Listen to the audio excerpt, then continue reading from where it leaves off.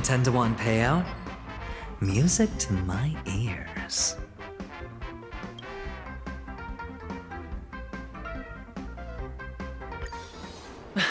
How's that? Not a bad score, eh?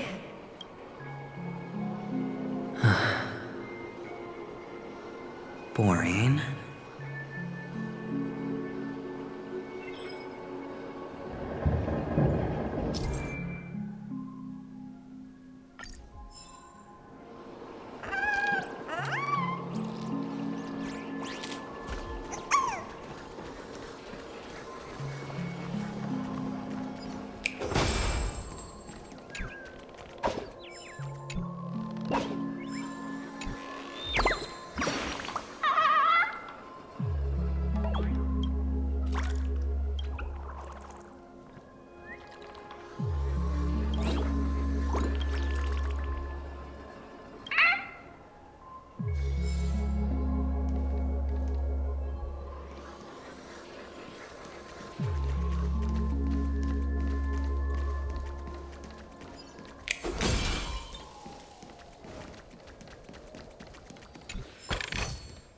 A reward with no risk?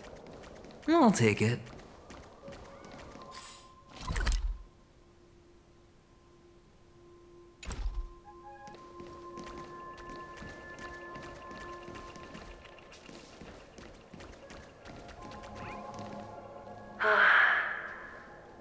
Why aren't you talking? You've piqued my interest. I'll admit that there are still aspects of you that I don't completely understand. Well, you sound sincere this time, at least. Well, sincerity is one of my traits that everybody likes. And I have precious few of those. Moving on. See that maze over there? I'll know everything about you before you reach the exit. Our quaint journey through this amusement park still isn't over. And I wouldn't mind stretching this out at all.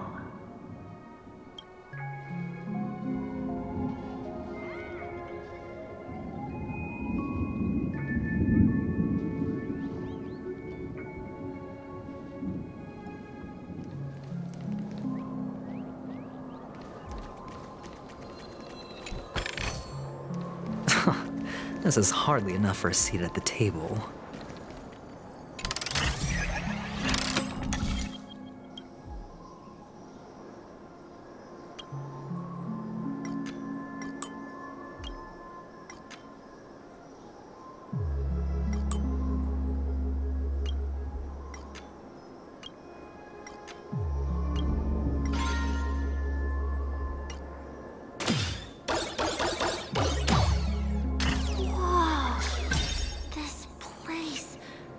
So tall! Even taller than the tallest rocks in the desert!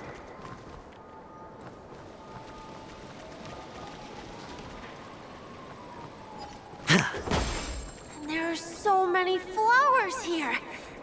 Vixis, this one's for you!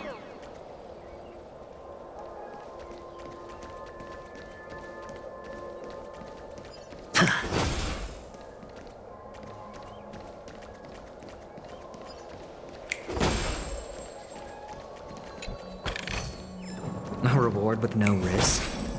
I'll take it.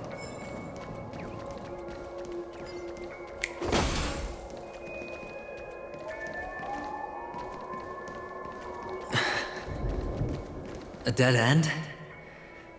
Oh, is this the wrong way?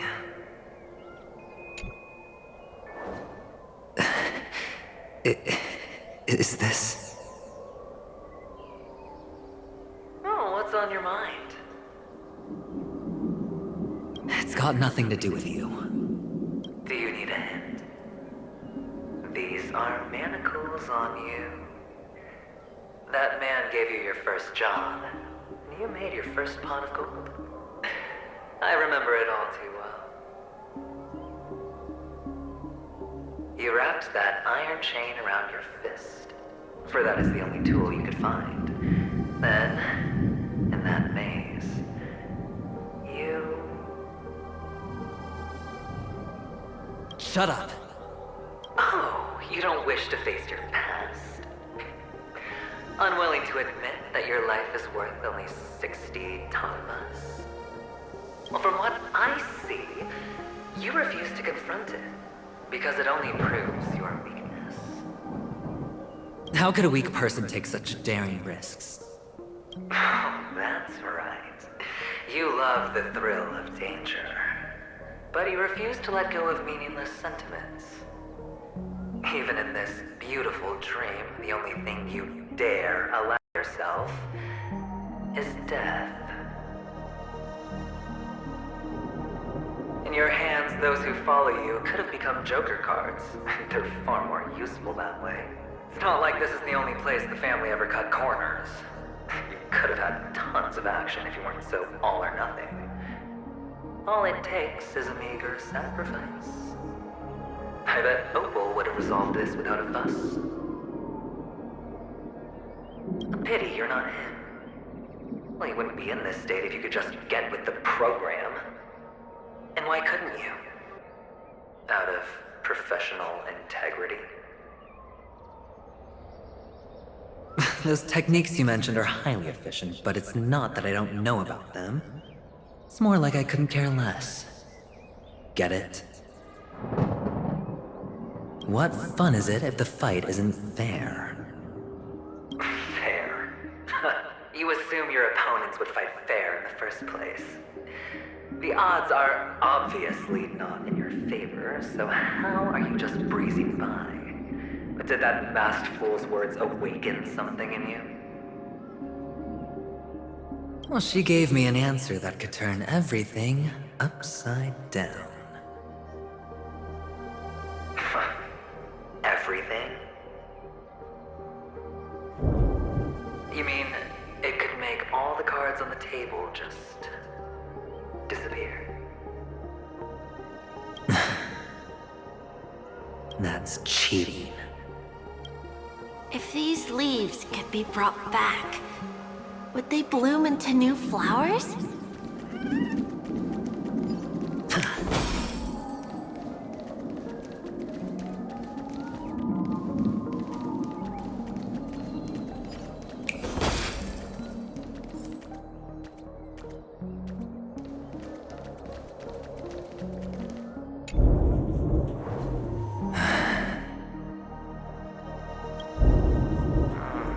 Expression right now is hard to put into words. The lucky charm Mama left you is made from gold. Why did you never consider selling it? You obviously could have lived a normal life like Big Sis that way. Looking back, that was the better choice. Mama only left us with 2 pieces of jewelry. A necklace and a lucky charm. There won't ever be a 3rd piece. That's what you always say, but you actually regret it, don't you? That you didn't sell them. You can zip it if there's nothing to talk about. I know. You must remember what Big Sis told you. You're a child blessed by Gaiathra Triclops, and can lead the clan to happiness. So always remember to protect yourself and never resent the pain and poverty you're going through. The words still ring in your ears, don't they? You're a good kid, so you definitely won't have forgotten. So, you surely won't forget how tragic her last moments of life were. How the piercing laughter behind you felt like it was drilling into your heart. You ran away without looking back, just as she told you to. Tisk, tisk. A lifelong regret indeed. Enough! Do you not have anything better to talk about? Oh, shut me down like a champ! Well, I guess when it comes to mind games, this isn't exactly your first rodeo. I think I finally get you. And woo! You are nuts! In the end, I'll ruin this beautiful dream and create the grandest death. Well, you stuck to that start to finish. Think about it. There's a Stellaron in play, the fabulous Robin loses her voice, 2 unsolved murders, cryptic messages from a masked fool, and a chance to go head-to-head with Sunday himself. The only thing to pique your interest is one word. The last word. A word that's right there at your fingertips. Death. But whose exactly? We'll know when the dice falls. All right then. Reserve a seat for me in the audience. I'm curious to see just how capable you are. Still, you never answered my question. If you could start over, would you still want to be the child who received Gayandra's blessing?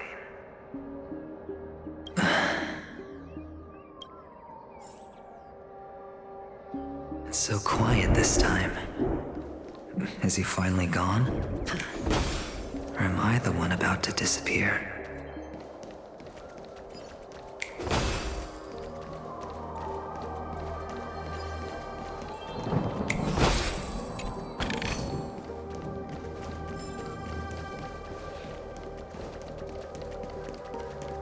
Finally, made it out of this place. We're going home? But I don't want to go back yet.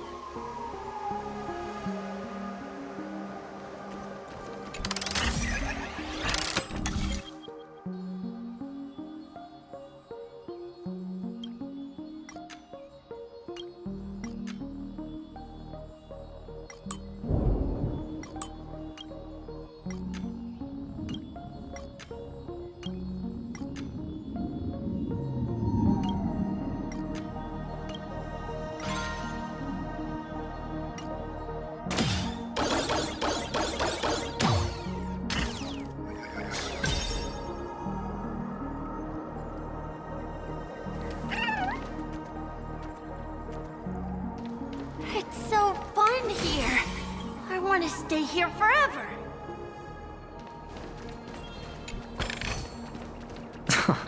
This is hardly enough for a seat at the table.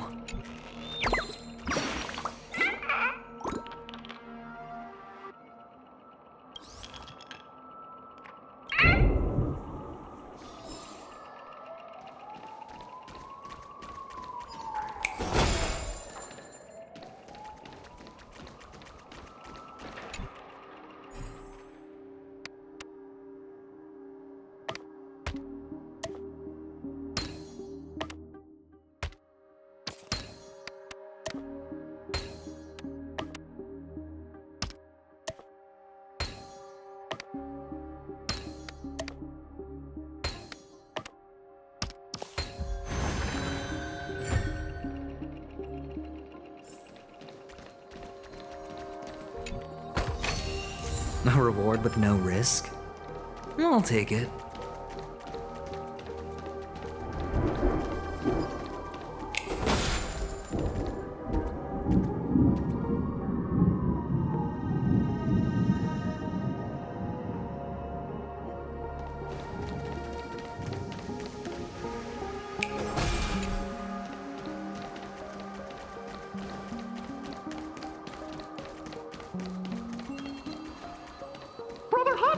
Where are you going?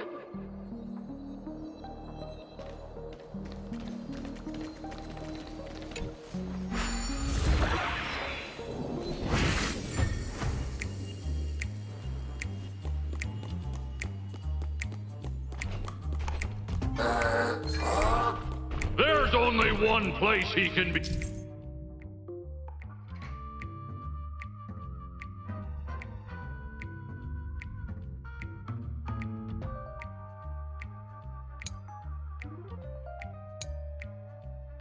Going, whether it's in the past, present, or future.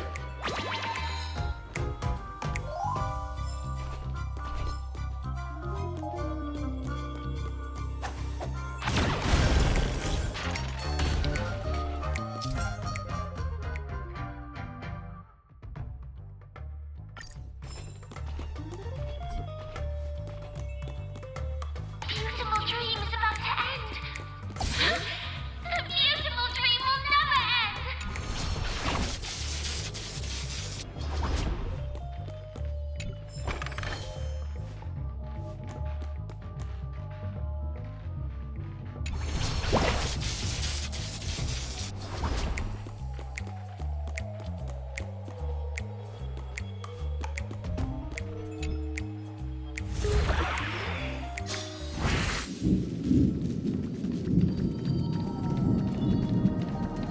Mister, is that you? I hear the sound of leather shoes.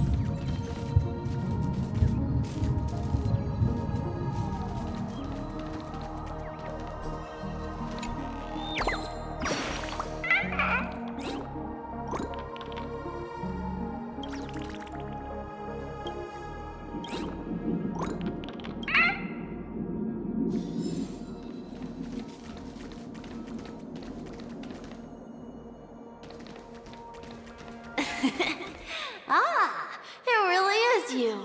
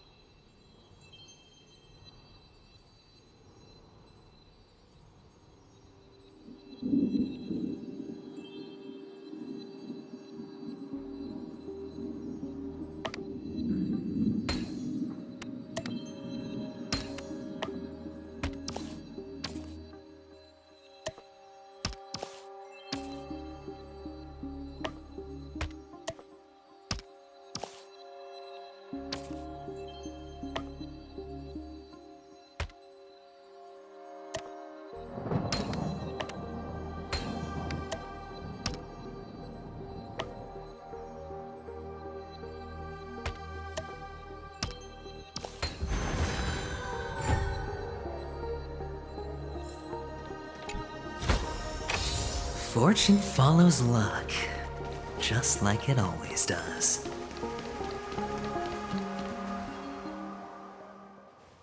I don't know why, mister, but you always give me a special feeling that makes me more curious about you. It's sad that I can't get to know you more. We have to say goodbye. Did you have fun?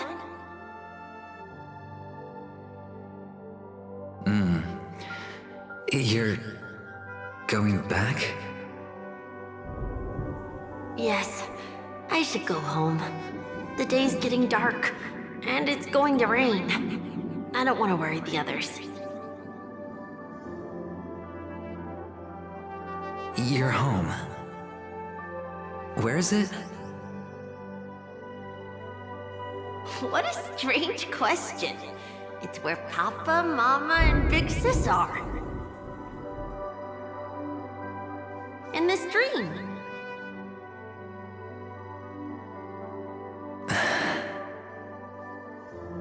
This amusement park. This beautiful dream. They really are peaceful. Everyone loves it. But, mister, why don't you like it? Because they're not here. Where are they then?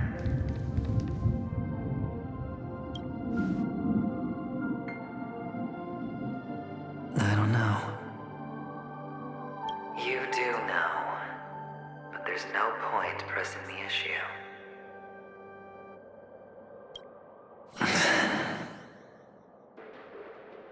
Admit it. You're tired.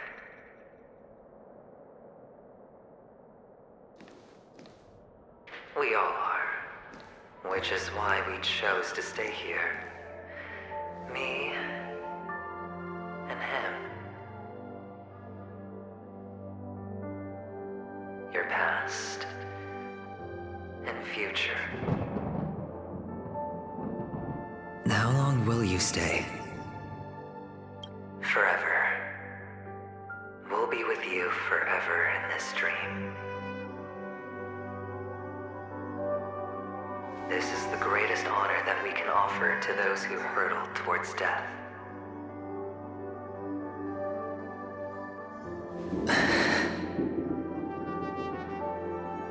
The road less traveled is less traveled for a reason.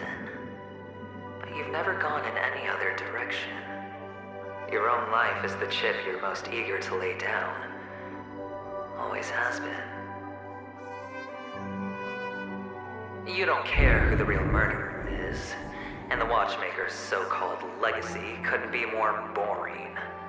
What you want, what you need, is to be the smooth operator, the solid gold deal maker who doesn't waste a drop of sweat, even when he's up to his neck in danger, deep inside family territory. You want to be polished up, cuffed with red-hot chains, and spotlit center stage. You'll be the closing act, the final sacrifice. I can do it. And it will be flawless. Of course you can. Your luck will help you at the right time. A Stellaron and an Emanator. It's that simple now. That way, the IBC will earn a place at the table. And as for you, you'll just happen to slip the leash, leave the rat race, extract yourself from this endless debacle. You'll have the freedom you've always dreamed of.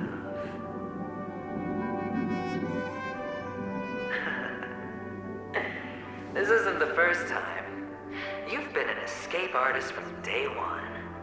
This fiasco started with a death, and its curtains will fall on another death. Oh, so that's why Diamond chose you. He's just after Penacony. No matter the means, no matter the price. It's not personal.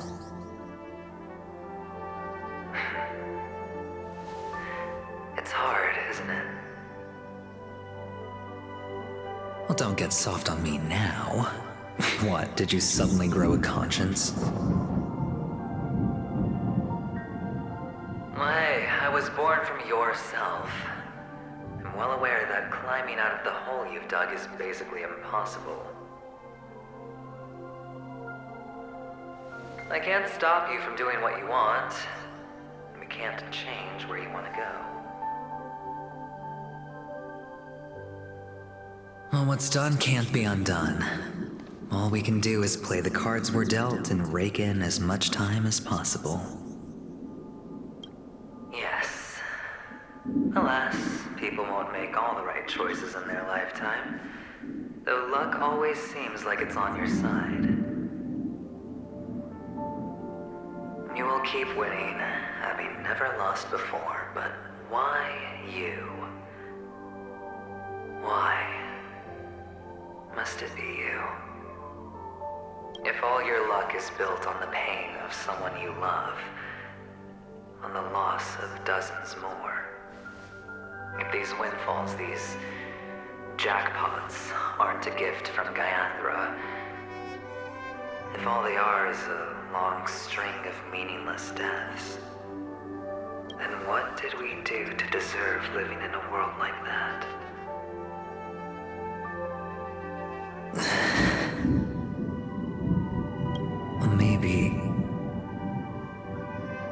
Maybe when I get to where I'm going and look back, I'll know what the trip was all about.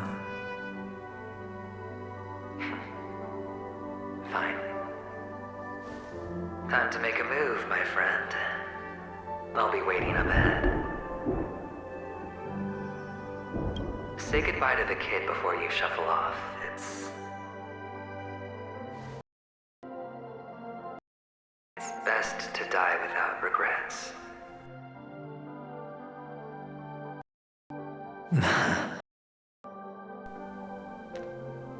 And now we are left. Can you for me? I want a memento. Sure. Come on.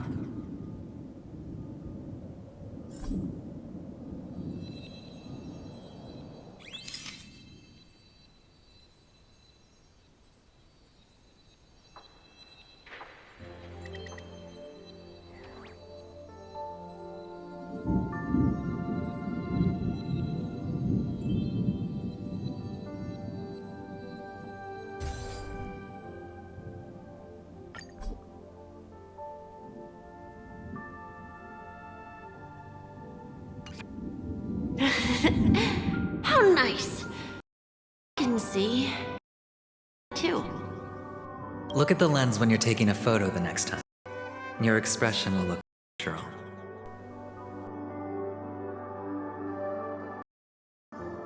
Sure. Then, mister, are you going back too? I can't leave yet. I still have a show to do. You're about to go on stage, aren't you? Let's go then. I'll take you to the... Sure. So you're an actor? No wonder your clothes are so stylish. I'm actually a merchant. But I do have a show to do. Are you the same as those men in black in the sky? But you're not wearing black. Only ordinary employees have to wear that. My position is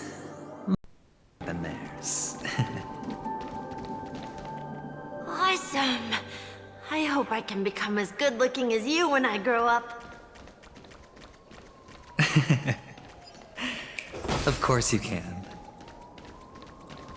You'll be better and stronger than me.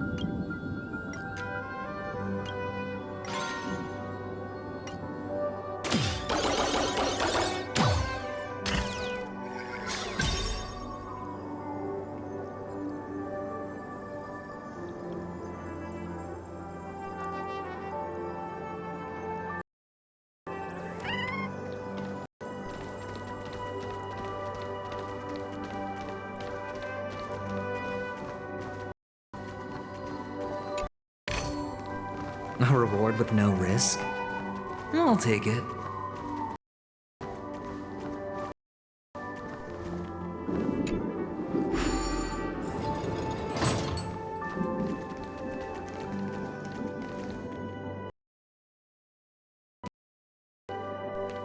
Behind this curtain is the grand stage.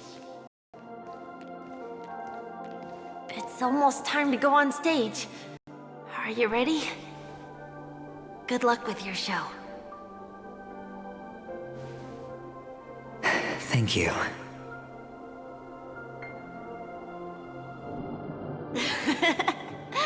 You still seem pretty nervous. Let's put our palms together. If you receive Gaiathra's blessing, you'll feel more relaxed. Putting our palms together is a simple ritual. By putting our palms together and reciting the prayer to Mama Funga, she will bless us. If you're not familiar, I can guide you. It's all right. I know how to do it. Of course I know.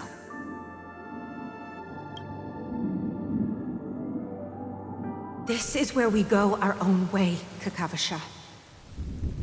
The catechins are coming. Why?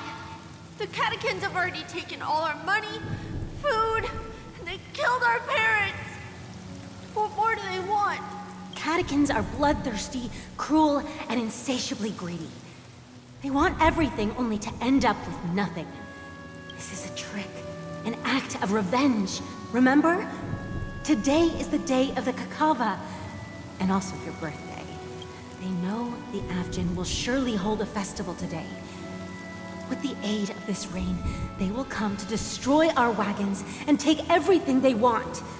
Little do the catechins know, this time we will fight back. The men in black that descend from the skies are on our side. The catechins stand no chance against them, and will surely pay for their arrogance. Without this rain, the catechins would never take action, and we would not have the chance to turn the tide.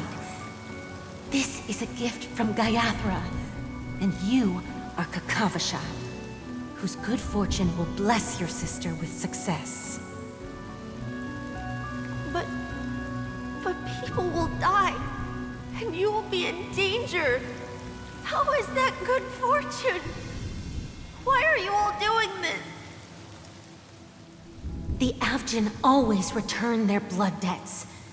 Gaiathra calls for me, while Papa and Mama are waiting for me. I must answer the call. But she will bless you with good fortune and help you survive. As long as you are alive, the blood of the Avgin will never run dry. So run, Kakavasha. Do not be afraid, and do not look back. Go to the other side of the mountain. The rain will accompany you, and the rain will bless you. As for us, we will reunite in Kakava's next aurora. May the goddess Gayathra close her eyes 3 times. Keep your blood eternally pulsing. Let your journey be forever peaceful. And your schemes forever concealed. Farewell, Kakavasha.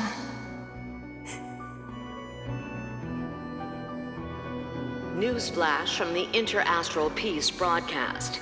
The IPC Marketing Development Department spokesperson confirms that a small-scale rebellion has broken out in the unclaimed region of Sigonia. The situation is now under control. The insurgents are from a local clan known as Kataka, which has a long history of disdain towards the IPC. This has caused a serious negative impact to the work of the IPC's Marketing Development Department. The clan launched a massive attack on the Abjin, who were under the protection of the IPC, resulting in 6,728 deaths and 3,452 missing. The casualties are currently under the care of the frontline trauma team. The spokesperson expresses his deepest condolences for this devastating humanitarian disaster, at the same time delivering an important message on this matter to all interplanetary citizens. Finally, he proclaims, the hammer of preservation will fall for all beings, regardless of life or death, regardless of race, regardless of ideology, to uphold the basic rights we inherently possess.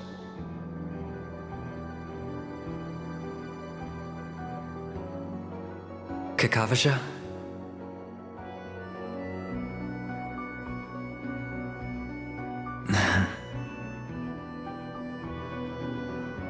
Bye.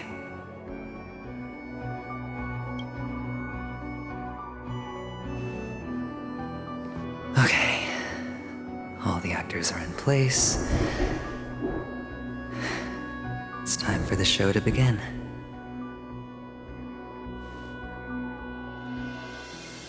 This act is dedicated to you. I hope it'll be an unforgettable memory for you.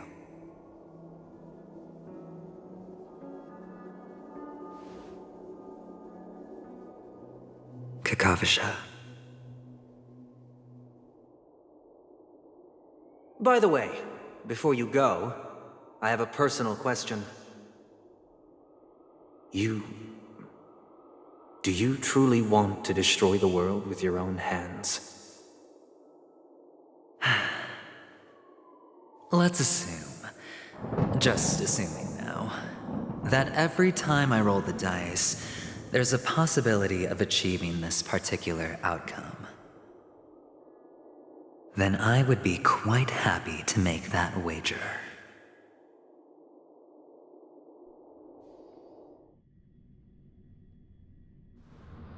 Is this Miss Acheron? Hello, I'm Himiko, the Astral Express's navigator. Hello, I'm March 7th. I'm sure she needs no introduction, as you definitely know her.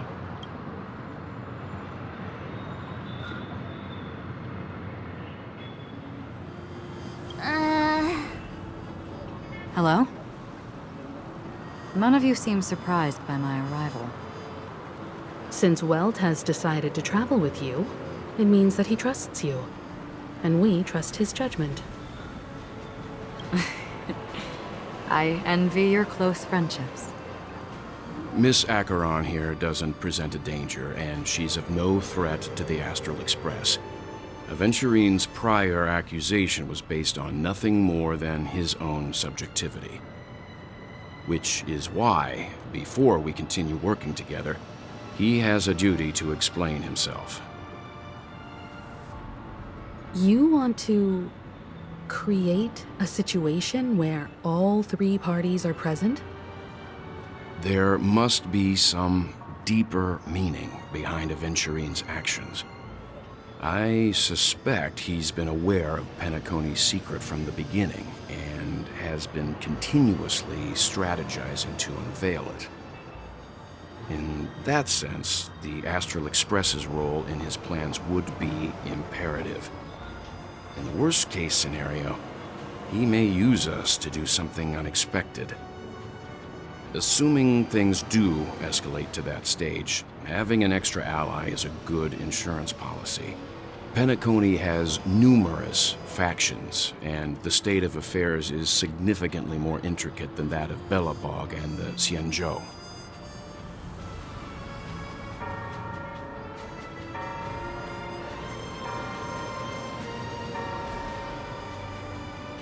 She also makes a good point. We're completely in the dark on what's going to happen next. But I think we can't just ignore the safety of Penacony. To solve the mystery of the Watchmaker, it is crucial to get the IPC's intel. The path ahead is fraught with danger. But what's trailblazing without a little danger? Sounds like we've reached a consensus. Now, Miss Acheron? I will accompany you, of course. Let's move out then! But where do we start looking for him? No need to rush. If he truly has laid a trap, he will definitely use every means to lure us in.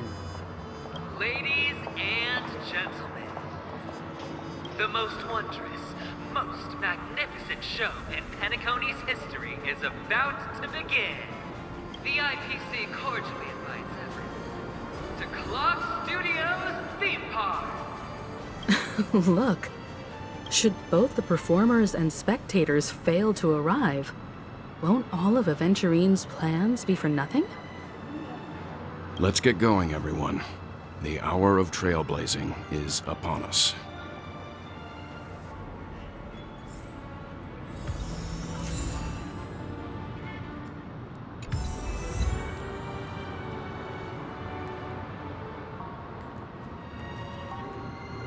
I have a bad feeling that something big's gonna go down. Are you ready? Let's waste no time and head to the theme park then.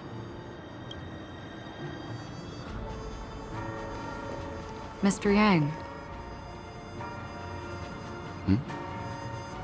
Why did you not tell your companions about my true identity?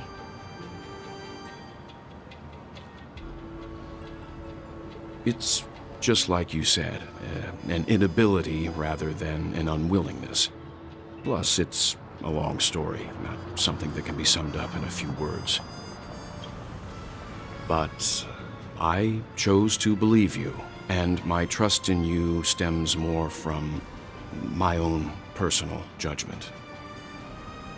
I also believe that if it were their choice to make, they would make the same one. Thank you. I'm grateful. To reciprocate, in the upcoming confrontation, if the odds aren't in the Astral Express's favor, I will stand with you, if my meager strength is required.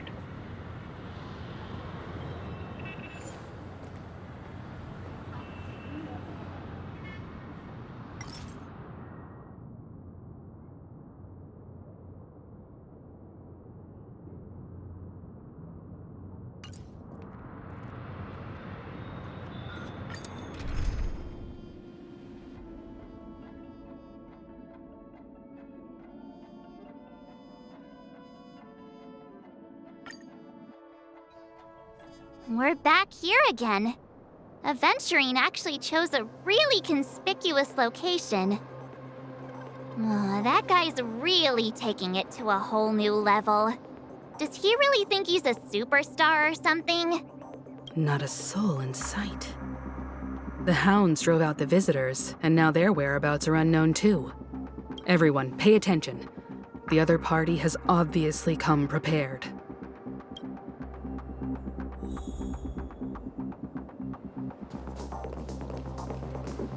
Ladies, gentlemen, dream seekers, tycoons, esteemed guests of the Watchmaker and the family. Also not forgetting the nameless of the renowned Astral Express. Welcome to the Interastral Peace Corporation live show!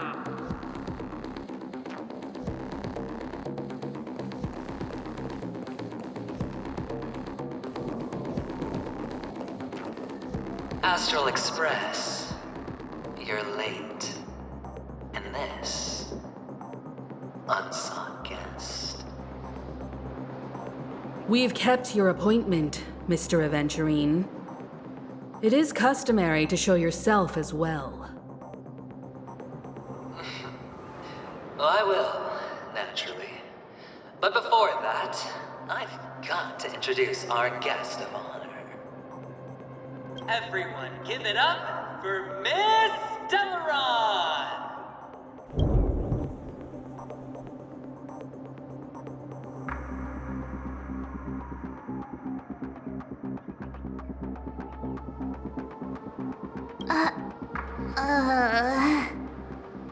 Let me remind you that in all likelihood, this stage and her identity have nothing to do with the wanted murderer.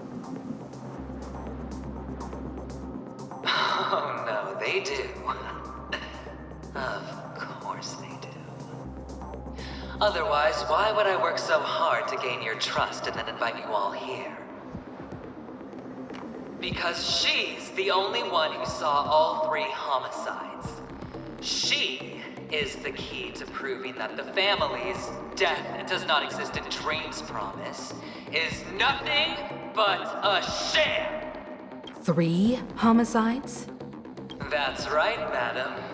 The 3rd one is about to happen right now, right here, in Clock Studios theme park.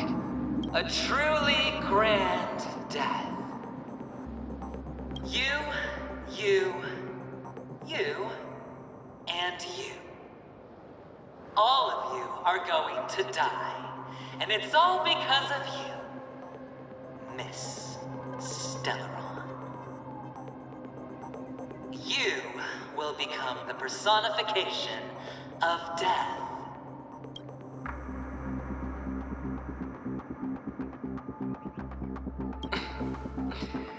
Never underestimate yourself. Like I said, you have the power to turn the tide on the entire game. Let me be a little clearer. I will detonate the Stellaron in you and cause a teeny, tiny accident on Penacony. BAM! The entire theme park will be reduced to a shattered dream. Then, before the family can even react, I'll become the IPC fleet's navigator. Your bluff isn't fooling anyone. If you could really do that, you would have done so earlier. You wanna bet? Sure. I'll bet with you. I'm betting that it'll be a sweeping victory for me. By detonating an unprecedented explosion to prove that the vow of harmony is a complete and utter joke. You won't do it. Of course I can. It's just another gamble. I came from the wastelands of Sigonia. For just 60 red copper coins, people paid to brand me. Put me in chains. Place me in the gallows and bury me in the golden sands. But the sun could not kill me, and the quicksand sent me back to the embrace of the guild and the IPC. Bear in mind, my victory wasn't just a stroke of luck. No. I've never been defeated. Have you ever heard the saying, sleep is the rehearsal of death? Why does life slumber? All because we are not ready for the final rest. Every night is practice for the end. You and I are escaping into our dreams for fear of death at this very moment. And death will surface in our our dreams. Friends, the game has commenced, and you cannot choose to decline. Nor do you have any reason or grounds to!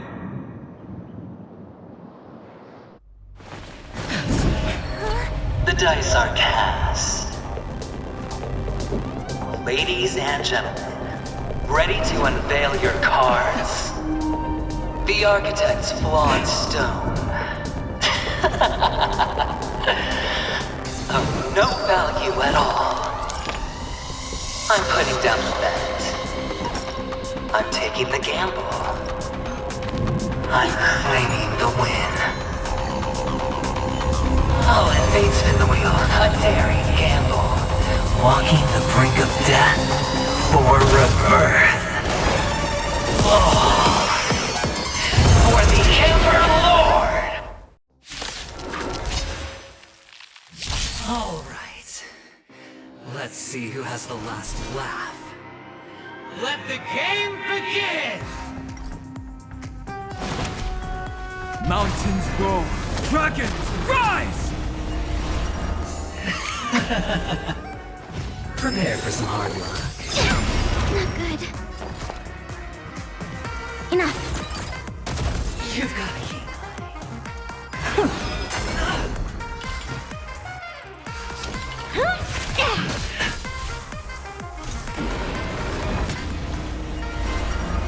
Time to double down. Take everything I've got. My strength is not what it was. Earth shatters, heaven trembles! You're up! Commencing support. Ready for another? Enemy data secured. Net markers activated. Time for good old counterattack!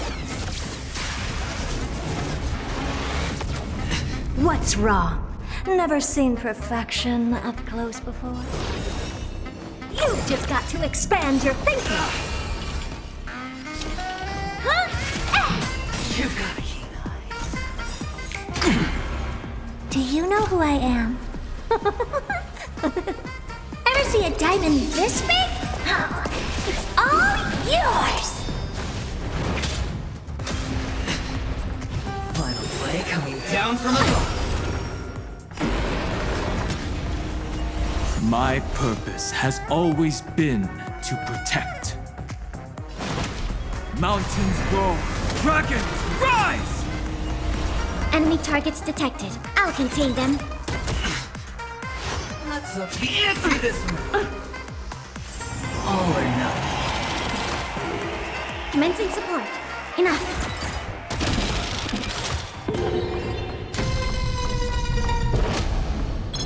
Time to bow out. All at once? I don't have time for games. Dragons, obey this calamity undone, soaring above the lands. This is permanence! Curiosity is a dangerous thing, you know. Endless riddles, but the answer is nothing but a void. You're riding a lucky streak. The door to a whole new world. Raise barriers of the unknown and watch them crumble.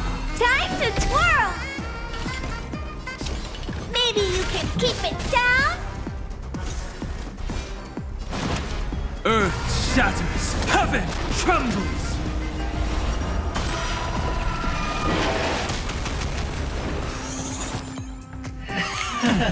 I'll endure. Prepare for some hard luck. Not good.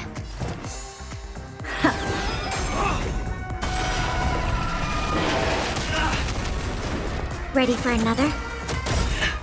Enemy data secured. Net markers activated. Time for good old counterattack!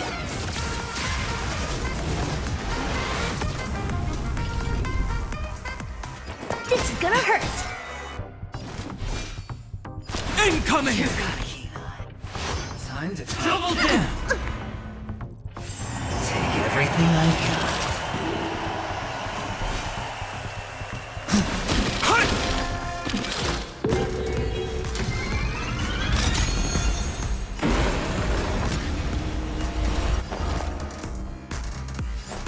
Inputting commands. Whoa! You've just got to expand your thinking. Huh?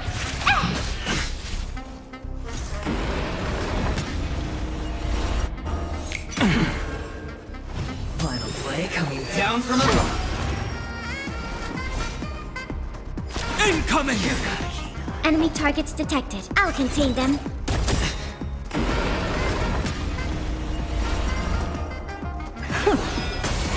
Right. Oh, poor you.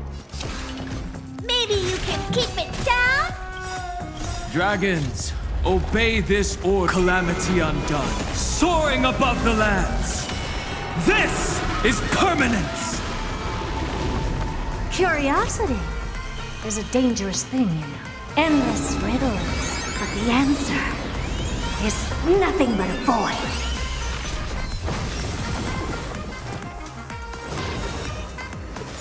Here I come! Ready or not.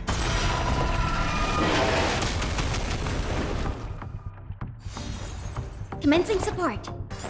This, that, and... Enemy data secured. Net markers activated. Time for good old counterattack!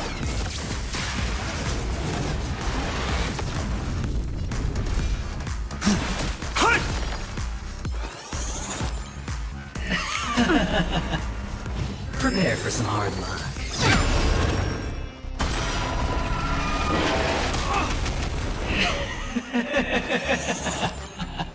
Even on a losing streak, as long as people still have hope, they'll keep throwing money on the table. The chance, how small. The potential is what you hang on to. That's what justifies the gamble. Ever see a diamond this big? Oh, it's all yours! Enemy targets detected. Inputting commands. Whoa! My strength is not what it was. Final play coming down from above. Scoundrels on board! Commencing support. Oh! What's wrong? Never seen perfection up close before? You've just got to expand your thinking. Maybe you can keep it down?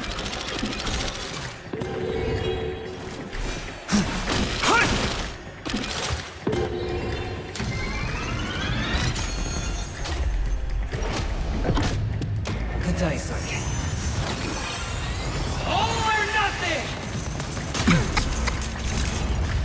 Time to double down!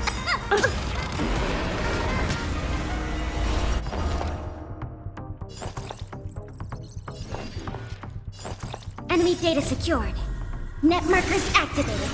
Time for good old counterattack!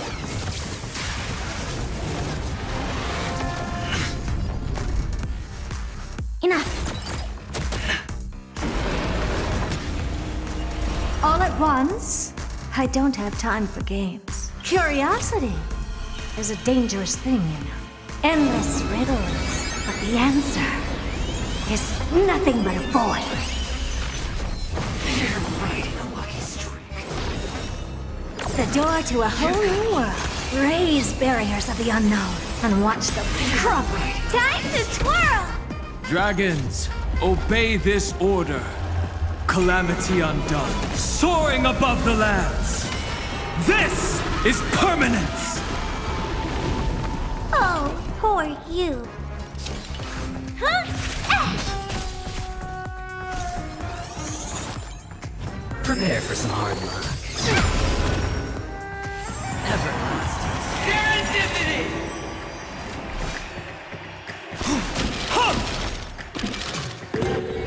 Enemy target ready for another? What's wrong? What are you looking at?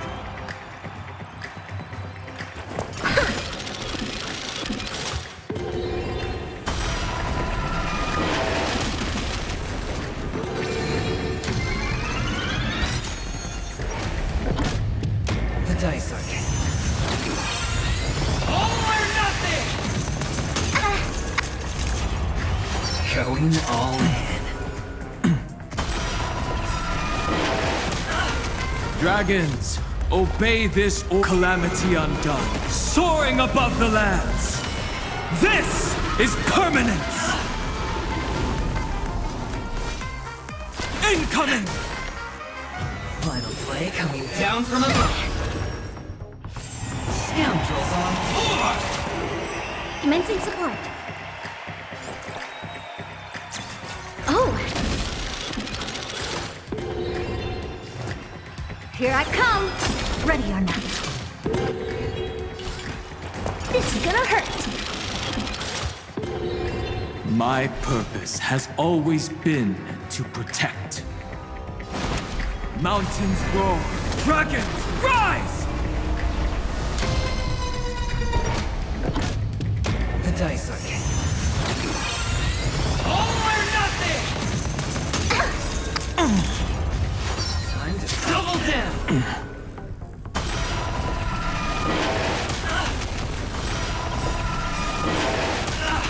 Enemy data secured. Net markers activated. Time for good old counterattack! Do you know who I am? Ever see a diamond this big? Oh, it's all yours! Curiosity is a dangerous thing, you know. Endless riddles, but the answer is nothing but a void. Still as hopeless as ever.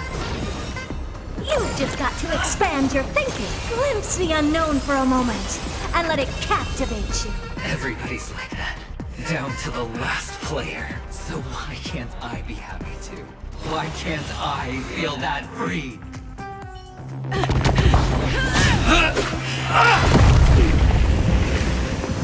Always hide your ace with a straight face. I'm starting to get a little impatient with you all.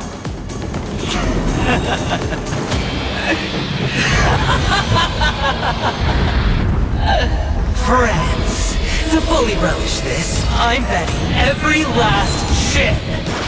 Only by casting aside reason does one truly gamble.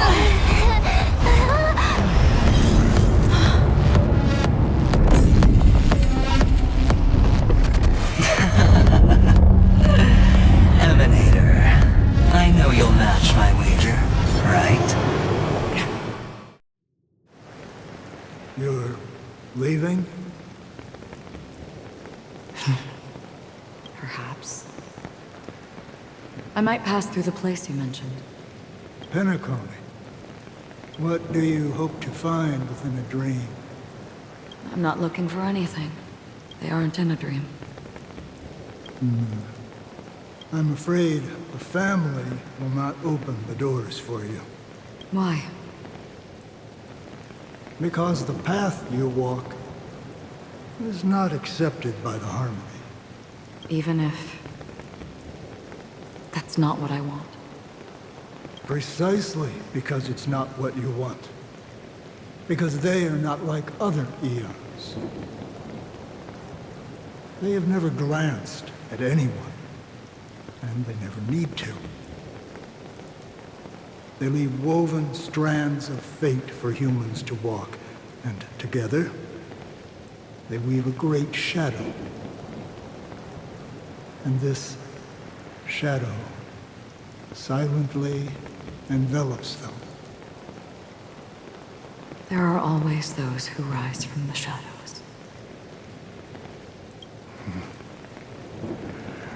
They mostly become a part of the shadow. In your eyes, am I the same? You still have a strand of color, but not much. That is enough. Before they vanish completely, I will reach the nihility's end.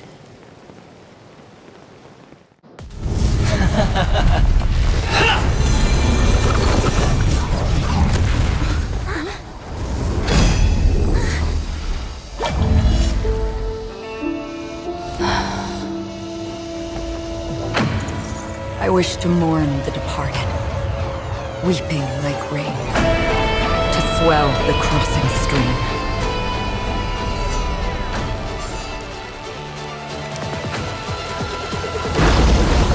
As the tide arrives, leading you back home.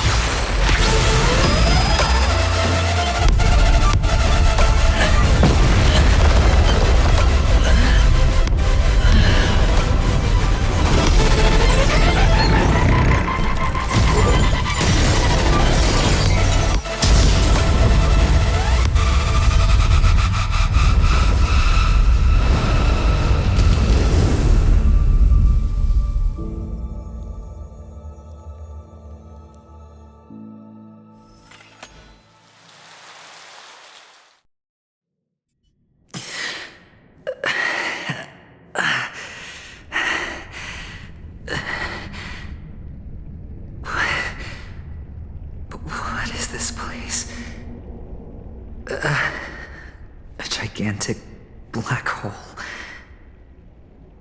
And see? Have I succeeded?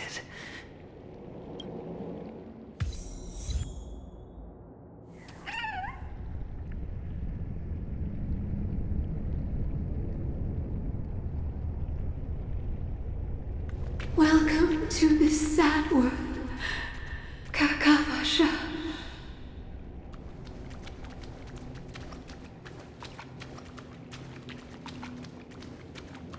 Your good luck is the most precious wealth we, all Avgin, have.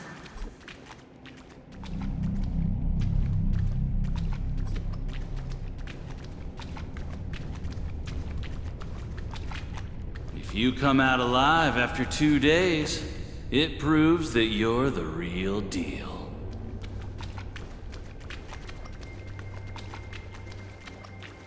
Wealth, status, power.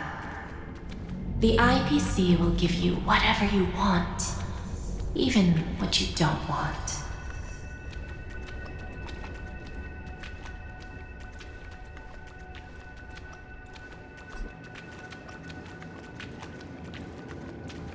As for us, we will reunite in Kakava's next Aurora.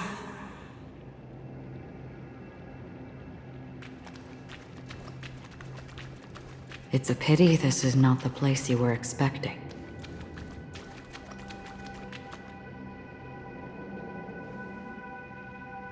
Melody, is it? Perhaps to you, I am just an emanator who's hiding her identity. But the sleeping and shapeless never glance at anyone. They have no face, no form, and even less of a will to speak. The nihility envelops everyone equally. Only some who have gone under their shadow can go farther, tainting themselves with more nihility. That's all. That's all. My friend, you really leave me at a loss for words. So, is this my final destination? The land of the dead? This is all but a fleeting dream. One of the thousands of manifestations of IX. Under the watchful eye of nihility, we momentarily linger here before moving on to our own paths. It seems that my death has already been determined. Even if you wish for it, I can't promise you anything. Now that you've accomplished your goal, I think you can be a little more forthcoming. What do you mean? Your performance at the theme park was wonderful and grandiose. A simple yet practical technique that fooled almost everyone. No one would have ever thought that you would have gone to such lengths, even staking your life just to prove a fact that had seemingly been disproved long ago. Real death does not exist in Penacony's dreamscape. Why would I do this? Because this is the only way you can uncover a secret that is even more unspeakable than the serial murders. To use this dream death to get there. To that promised land people constantly seek in this grand gathering. Penacony. The legacy of the Watchmaker. The true land of exile. How did you find out? I never imagined that something I learned about unexpectedly would become the key to connecting everything. It's that person's identity, isn't it? I see you're in the know. Let's just say I'd put money on the possibility. The murder isn't nearly enough to disrupt business as usual. Even if there were 1 or 2 murders on Penacony, most people wouldn't be personally affected. And that won't create any waves. This dream of theirs isn't a boundless sea. It's a lonely island. The family used the Harmony to build a high wall and isolate them from the vast and treacherous ocean of the outside world. That barrier they built keeps death out, but it also keeps the secrets that are lost in that watery abyss from floating to the surface. In a beautiful dream, free of suffering, who would want to go fishing for those secrets? No one. Unless someone goes to the other side of the barrier and lives to tell the tale. Someone already has. I got the idea early on, chewing on that masked fool's little hint. If a mute isn't someone who cannot make a sound, then it has to be someone who cannot speak. Someone who survived the treacherous depths, but is unable to take the stage and speak the truth. Well, I'm happy to know she's safe and sound, and still on Penacony. Hint? Is that not proof? Well, proof is the one thing I don't have. The only thing that can prove these conjectures is for the family to come clean. And with the way they buttered up these outsiders, it seems pretty clear they're intent on covering their tracks. But you don't need proof to have a suspicion. And for me, suspicion is enough. I didn't need to find the memory zone meme. I just needed for someone to kill me like it killed that silver-haired girl. You don't sound very confident to me. Going out of your way to make citywide broadcasts in an attempt to involve more people. You are simply betting on the possibility of someone being able to break down the barrier. You're very lucky that fate has decided to let us cross paths. I happen to be equipped with a very sharp blade, sharp enough to slice through the veil of dreams. I can also carve the Harmony's brand off of you. You possess great cunning, deliberately setting us up to be on opposing sides, constantly repeating the words of the Emanator in front of others, leaving me no choice but to draw my blade against you. And that's how you win. Opportunity and strategy, both are essential. And in your plans, the IPC always wins. Even if you lose the bet. To the family, the life of an ambassador is still invaluable. Well, it's a huge gamble, isn't it? But allow me to point out a mistake. The IPC's success is not guaranteed. I, unfortunately, have no contingencies for such an important matter. Detonating a Stellaron. I can't do it. The Aventurine Stone is too broken to even safeguard my escape from the stage. If, at the end of the day, you did not unsheath your blade, I would have lost the bet.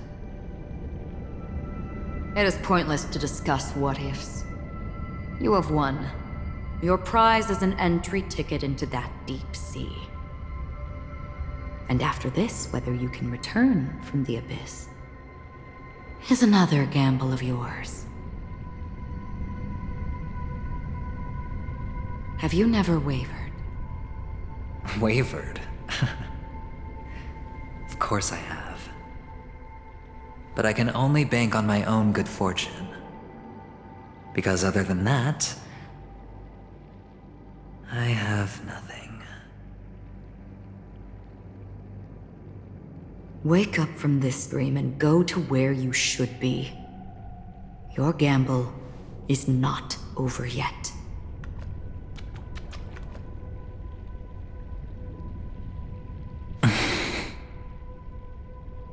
Before we part, can you answer one more question? As someone who has traveled on that road, can you tell me, why are we born into this world? If it's just to die. I don't think this and never have. Nor do you. But the nihility envelops you and I. And everyone. And because of that, it's pointless.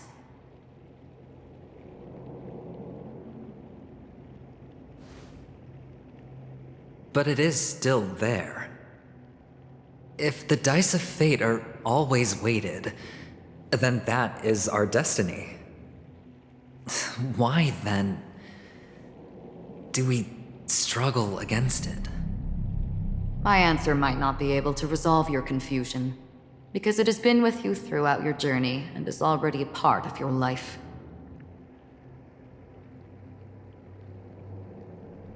But you said, sleep is the rehearsal of death. So why does life slumber? Because we are not ready for the final rest. So you can definitely understand why we want to be prepared. Even if the ending has been predetermined, that's fine. There are countless things that humans cannot change. But before the end, there are many things that humans can do while on their journey. And because of this, the end will thus reveal a completely different meaning. Take a good look at your pocket. Your friend has already given you the answer. Good luck.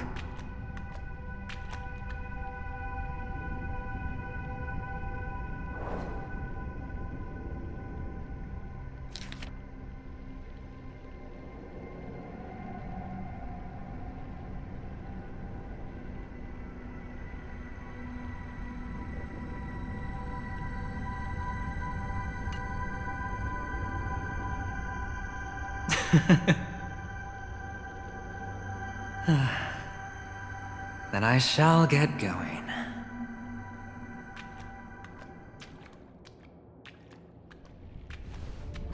Mister? You're leaving? You ultimately chose to leave this dreamscape? Yes. Because they are not here. My papa, mama, and big sis. Then where are they? They are in a place where everyone will go.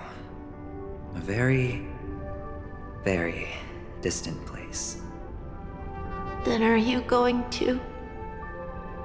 I'll get there one day. But not now. There will come a day when the sky will drizzle, and I will hear the call of Gaiathra Triclops, and know that it is time for me to go, and be reunited with my family. So, until that time comes, I should be preparing. Preparing for what? Well, preparing to face them, Kakavasha, and to make them proud.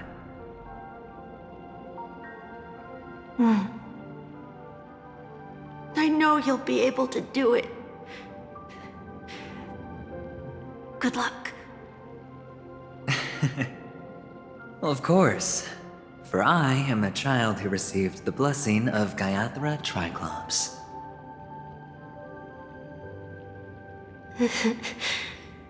But you still seem nervous.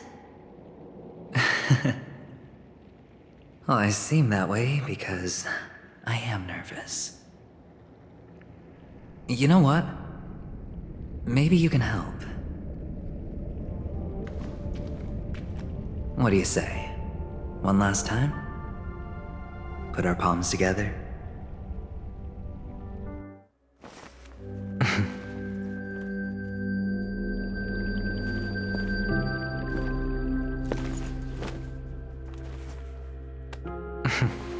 Are you going now?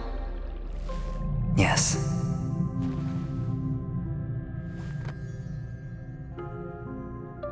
May the Mother Goddess thrice close her eyes for you, keeping your blood eternally pulsing.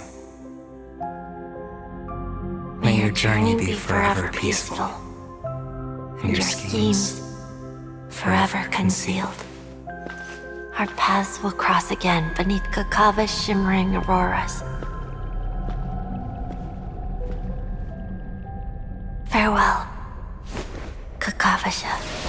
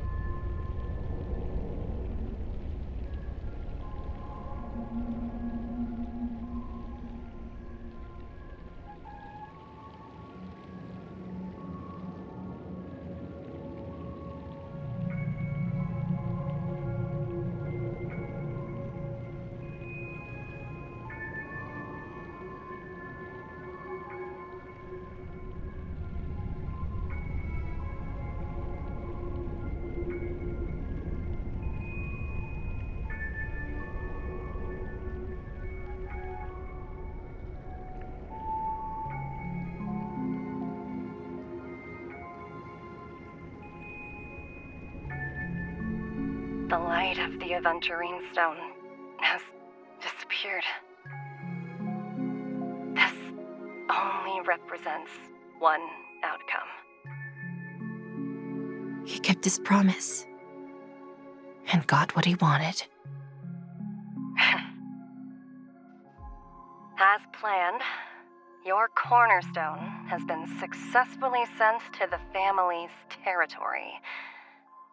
Then... Let's fulfill our duty and start harvesting.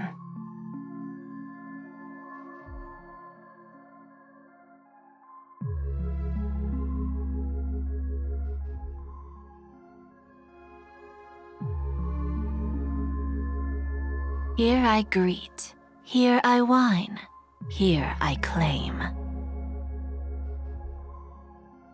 I grant poison for nectar, sow in spring to reap in fall, await wizened fruit to fill livened bows. All for the Amber Lord.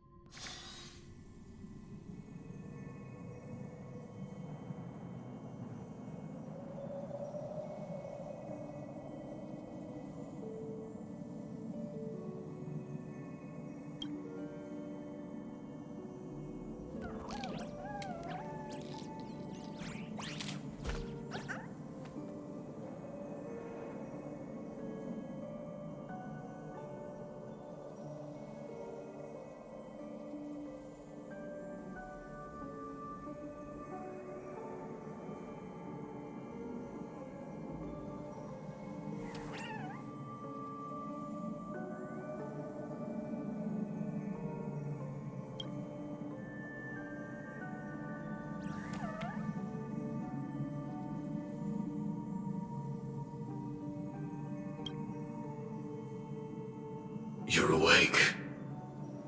I've been waiting on you for quite a while.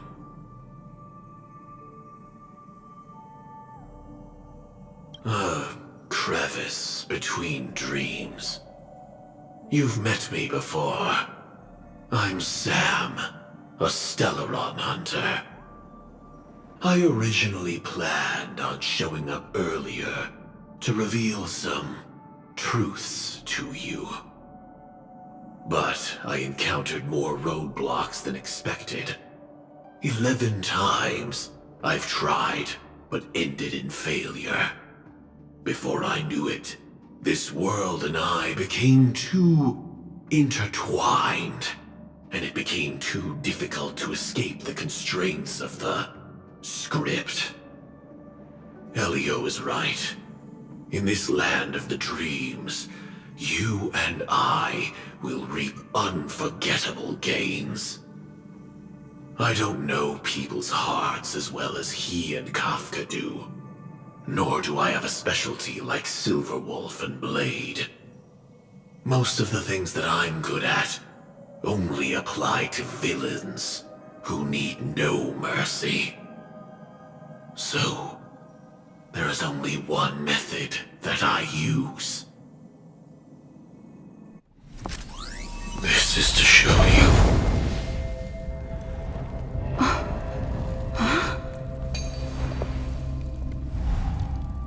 All that I am.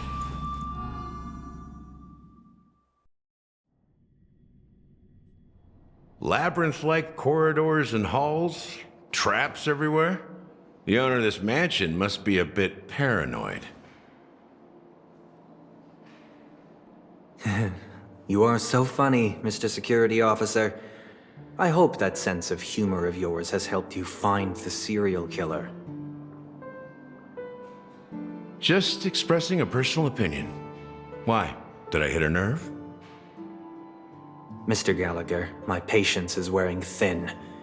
Neglecting duties will only make me more suspicious that you and the real serial killer are connected.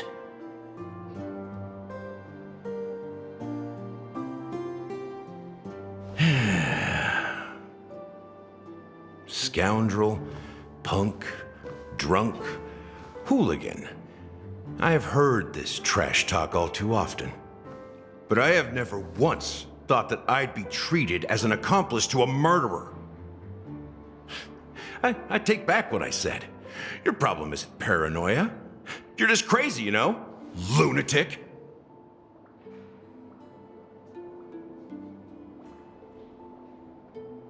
You, the family, you broke my spine and pulled out my fangs, and now you want to accuse me of murder? Ridiculous. Only idiots who've drunk too much Soul Glad will berate a stray dog in the streets. What exactly is making you say all this nonsense? You should be more concerned about the Outworld visitors who are making a scene in the theme park than me. I don't need you to remind me.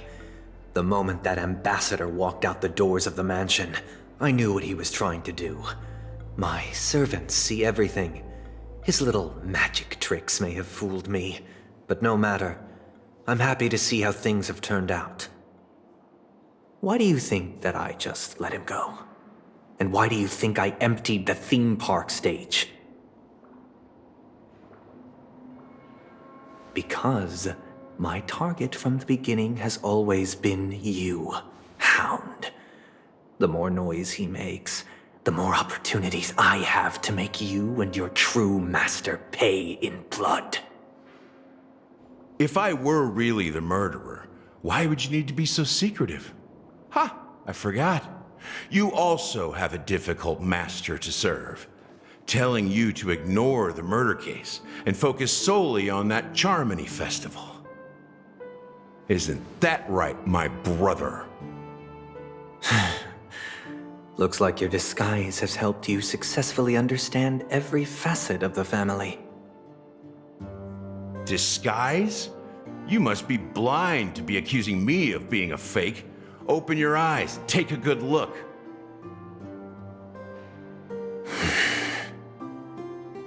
Indeed, every part of you is real. The brown hair, soft and curly like Benny's. The orange eyes. which make me miss the gaze of Sir Whitaker. That odd scar, the mark of Wolsey. And the gray vest, tie, hound emblem, bottle, the bartending, and your role as a security officer. These are all true traits. From all 52 loyal family members. When they are gathered, countless tiny truths are woven together into a lie. You collected a small piece of each of them and claimed them for yourself. Then you invented this facade, a complete Gallagher. Tell me I'm wrong, minion of the Enigmata.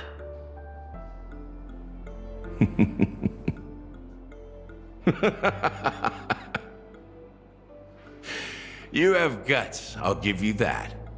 Not bad. I severely underestimated you. Admirable. But so what? Can this prove that I murdered your sister and that stowaway? This proves that you and the Memory Zone meme death are linked, and that's enough.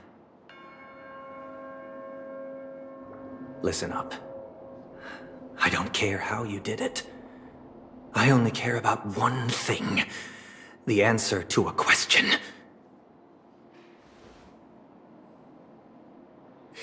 You devil. You wretched, despicable dog.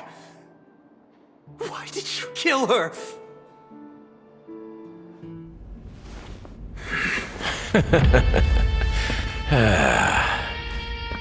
You know, in the thick of things, people are blind to the grit in their eyes. Yet they can always feel it scratch. Want the answer? I'll give it to you.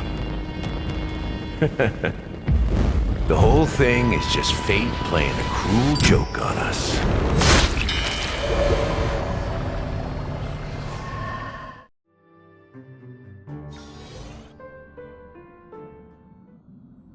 Newsflash! Penacony's Charmony Festival has entered its countdown phase. Accompanied by Clocky's TikToks, after 12 system hours, this grand celebration will commence with much fanfare. I already told you! We can talk things out! I'm sorry, Fluffy. I really have something urgent to attend to, so I had no choice but to resort to asking this favor of you all. Since you already know what you're doing, I'll also have to remind you of its risks. Hey, partner, what's with the hostility? I thought pulling this thing out was just a way of saying hello. For the last time, state your identity and purpose. My name's Boot Hill, and I'm a Galaxy Ranger. A Galaxy Ranger? You look like you seen a ghost. Did you think we all went extinct? Well, that's the price you pay for being off-grid for too long. The righteous heroes of the hunt would never hijack the Astral Express.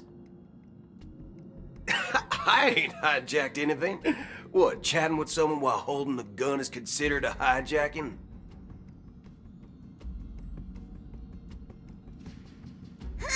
It probably is. Pardon my frankness, but there are plenty of rumors in the cosmos regarding the Galaxy Ranger's current status, and none of them are pretty stories. I have a hard time believing you. Oh, this is hilarious. The tale that this bunch of fools spin is getting out of hand. There's even a bit about the Galaxy Rangers being turned into gibbons by Dr. Primitive, and they're in some valley screwing around on swings. Of course, I know you won't believe me, which is also why, similarly, I have a hard time believing that you're the real Nameless. See the bullets in this gun? 9mm, an eternal classic. I may need the Astral Express's help right now, but if you're an imposter just like that one, And this bullet might just end up in my head. I can't allow myself to be exposed to danger. That's just the way it goes, so... You all have to first prove yourselves, eh? Huh? Where are you going?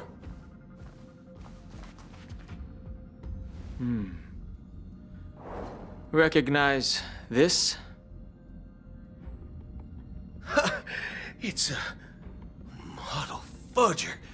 The Jade Abacus of Ally and Oath. The Xianzhou really gave this to you guys? Model fudger? This is the Jade Abacus gifted to the Express by the Xianzhou Luofu's general, Jing Yuan. Its presence on board serves as the Xianzhou Alliance's official recognition of the Express. Is that enough? Not bad, kiddo. And across these sprawling stars, a gentle squeeze is all it takes to rustle up a whole legion of Cloud Knights. Now, I reckon that'd be one fudging sight to behold. Now it's your turn. Been ages since the Galaxy Rangers had the spotlight shown on them. We ain't equipped with such fancy gadgets. But I've been around the block enough to know the way to handle these types of situations is easy as pie. Alright then.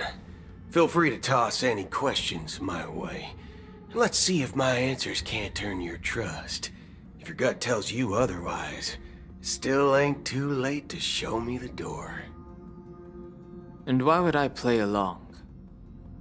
If I truly am a real Galaxy Ranger, you stand to lose nothing.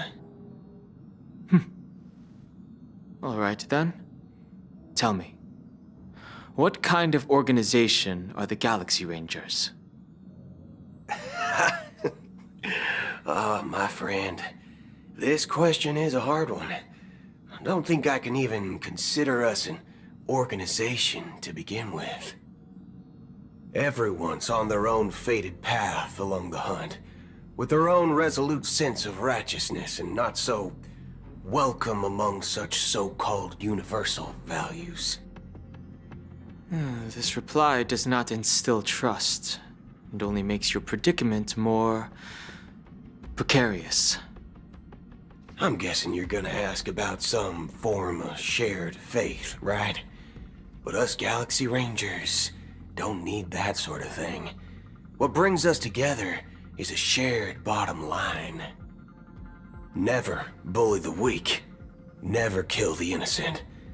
These oaths aren't some lofty beliefs, but the fundamental bottom line that one must never cross as a person.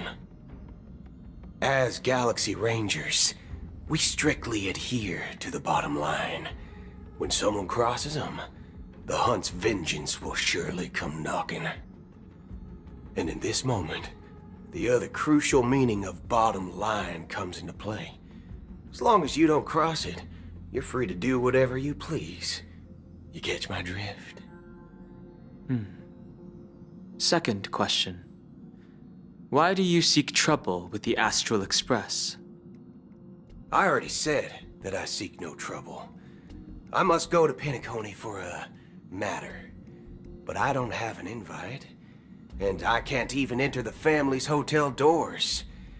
If only I could borrow the Nameless's identity. The entire cosmos knows your guest of the family. Aren't the Galaxy Rangers also esteemed guests? Oh, you've hit the nail on the head. This is why I'm here. It's fine if I tell you. The Rangers are pursuing an imposter. A son of a nice lady posing as one of us. She's on Penacony right now. My informant is a memo keeper. She's the same as all mimetic organisms, appearing one moment and gone the next. She scares the fudge out of me. Still, she gave me some vital info. That Galaxy Ranger imposter. Who is it? Is that the third question? Is it a hard question? It isn't. Just that you might not believe me. That person calls herself Acheron. And according to our informant, she could be an emanator of nihility. That's impossible. That's what I said. Don't worry. When I first received the news, I had the exact same reaction as you. IX never gives anyone so much as a first glance, and that's perfectly normal. What reason would they have to bequeath strength unto mortals? Then you must know that emanators can also conceal their own identities, which, for many people, it's better that way. Otherwise, there'd be wanton bloodshed across the cosmos, or even, perhaps, turning their back on the path they're supposed to follow. I had the good fortune of running into an elation emanator. Its appearance was no different than that of those clowns. If it weren't through sheer luck that I got it drunk, I would have never known of its eminent status. Even in the purest hunt, you'll find the Xianzhou Alliance under the spotlight and Galaxy Rangers lurking in the shadows. Paths are inevitably concepts created by people and exist in planes beyond our understanding. To reckon that nihility emanators don't exist, well, maybe we just ain't nihilistic enough. So, do you understand now? Your companions are in danger, and it's pretty harrowing. If you don't want to believe me, you'd best send a message to them, but I'd advise you to move fast. We don't know what's happening in the dreamscape or how much of what the memo keeper said is true. And that Acheron, who knows what she intends to do?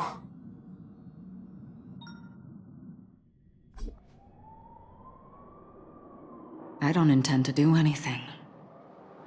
That's not up to you. Did you know? People who come to the land of dreams for the first time, they'll subconsciously stop to reaffirm that they're still walking on solid ground. And then they will unanimously raise their heads to gaze at the sky. Be it reality or dream, staring at the sky is instinctual for humanity. Since the day that the golden hour was completed, it's always been there, watching over every single night of decadence.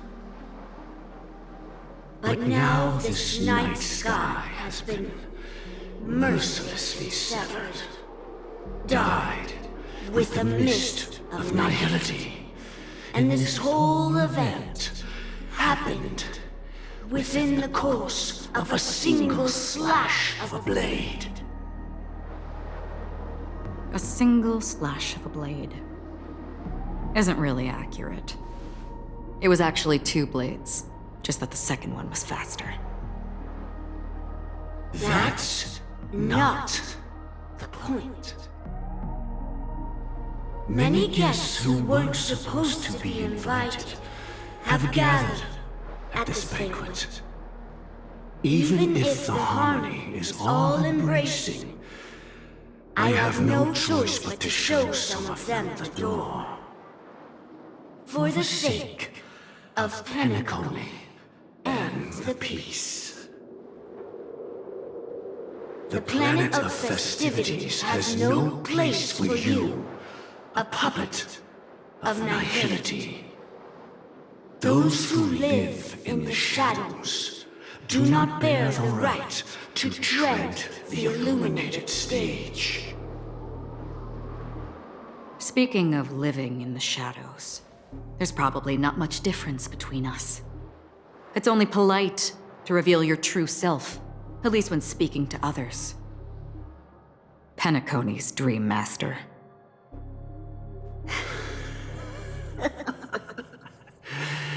That's just another reason that you can't stay. Whether you believe it or not, this is the real me.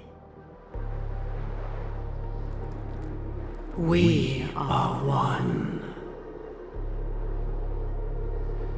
Is this the united as one that the family espouses? My mortal shell has long since dissipated. The Oak family's 107,336 offspring are now my eyes, ears, and mouths, spreading joy across dreams when required, and in times of essential need, exiling evil from this haven in my stead. From the sound of it, it seems like you're asking me to leave Penacony. I am glad that you're an understanding one. Alas, I'm not asking. If you think you can. Are you threatening me? I ended it with a period. It was a statement, not a threat. Knowing who I am and still showing such malice. You're not the first, nor will you be the last. This scene played out many times before. And usually, when faced with my questions, most people retort, "Why can't I?"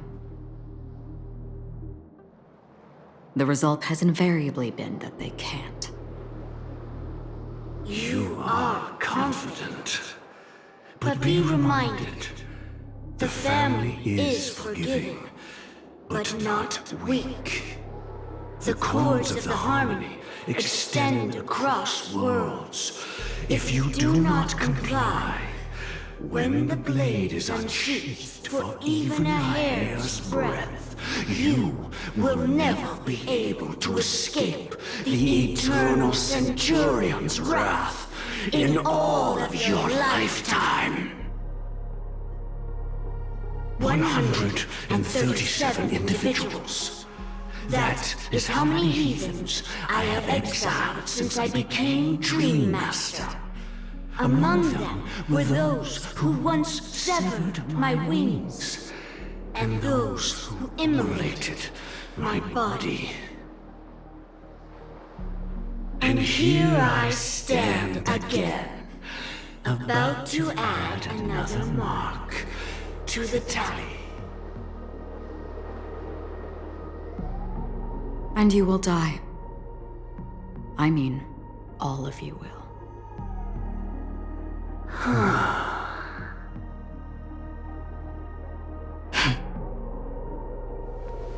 But that won't come to pass. I'll do as you ask. I'll leave. A wise choice. I wasn't aware there was a choice. To you, that surely is the only option. Please bear in mind, you and Penacony are of different worlds. Those born on the far bank cannot seek solace across the river. Leave and never return. The radiance of the planet of festivities is overwhelmingly bright, luring in tricksters, wrongdoers, and criminals. But even the harmony itself will never welcome the self-annihilator of nihility. And even more so, when this self-annihilator heralds the destruction of everything. Your strength is obviously a gift of the sleeping and shapeless, immeasurable and fathomless, like a tributary spawned from the abyss that brings death and sing to all. Acheron, a befitting name. Take it from someone on the other side of your so-called river. You know better than I do that Penacony has already deviated from the harmony. Whatever your intentions may be, I foresee only one outcome. Its future holds nothing but nihility, just like all the worlds that have drowned in their shadow.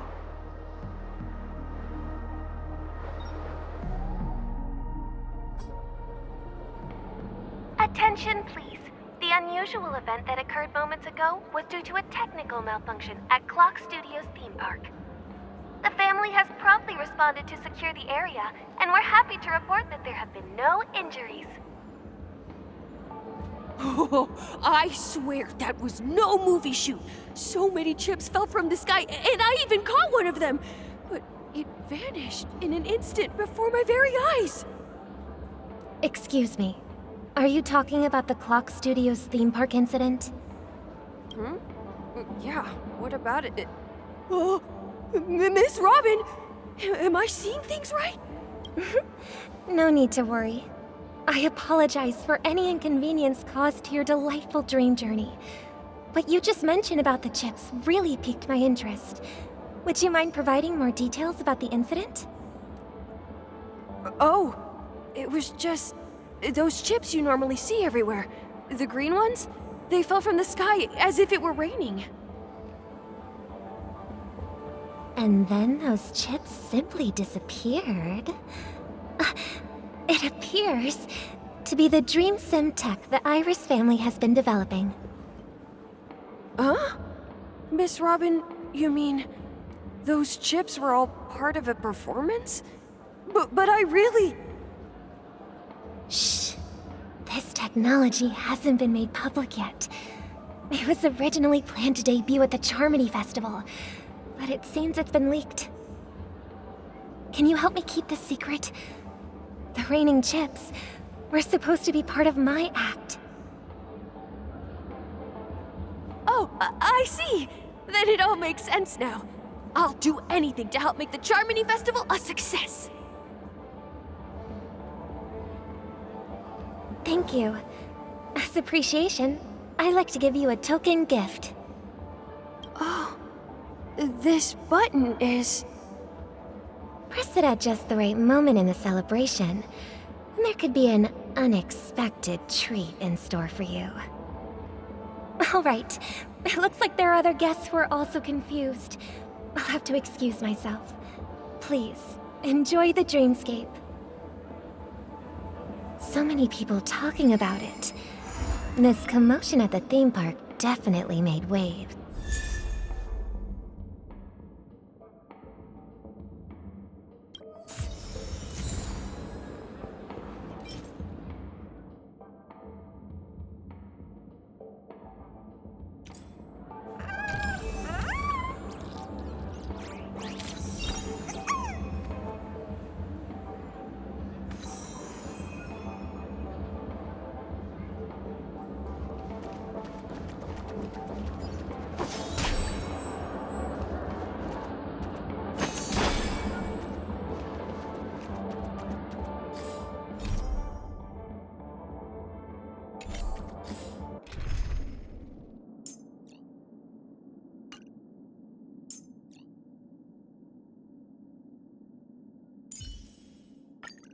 Ta-da!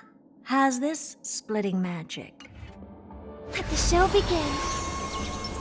Upgrade configured. Take a look. This is your... A will of metal and stone.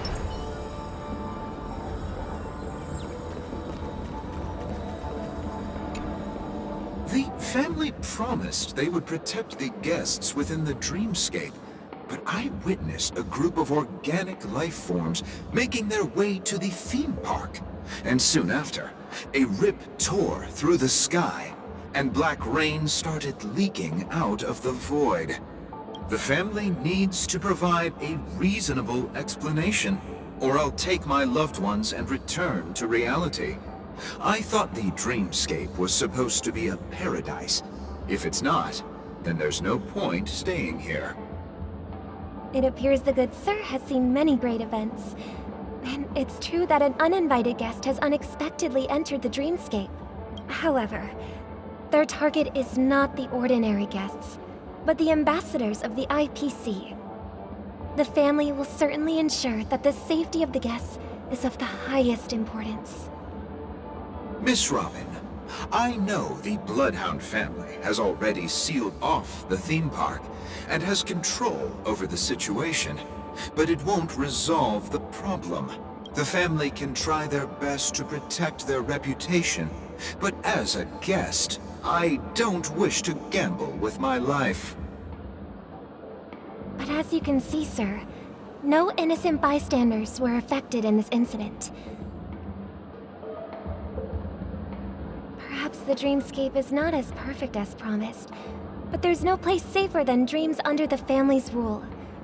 I believe you know this better than I do. If this incident happened in real life, how many people would be able to walk away from it?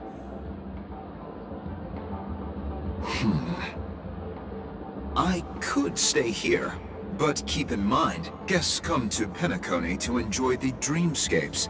They do not wish to be entangled in a conflict between the family and the IPC, so let's not have any more unnecessary incidents. Of course. With the Charmony Festival about to commence, we will spare no effort in our preparations. Rest assured. To express our apologies, the family has arranged this gift for the guests. Thank you for understanding.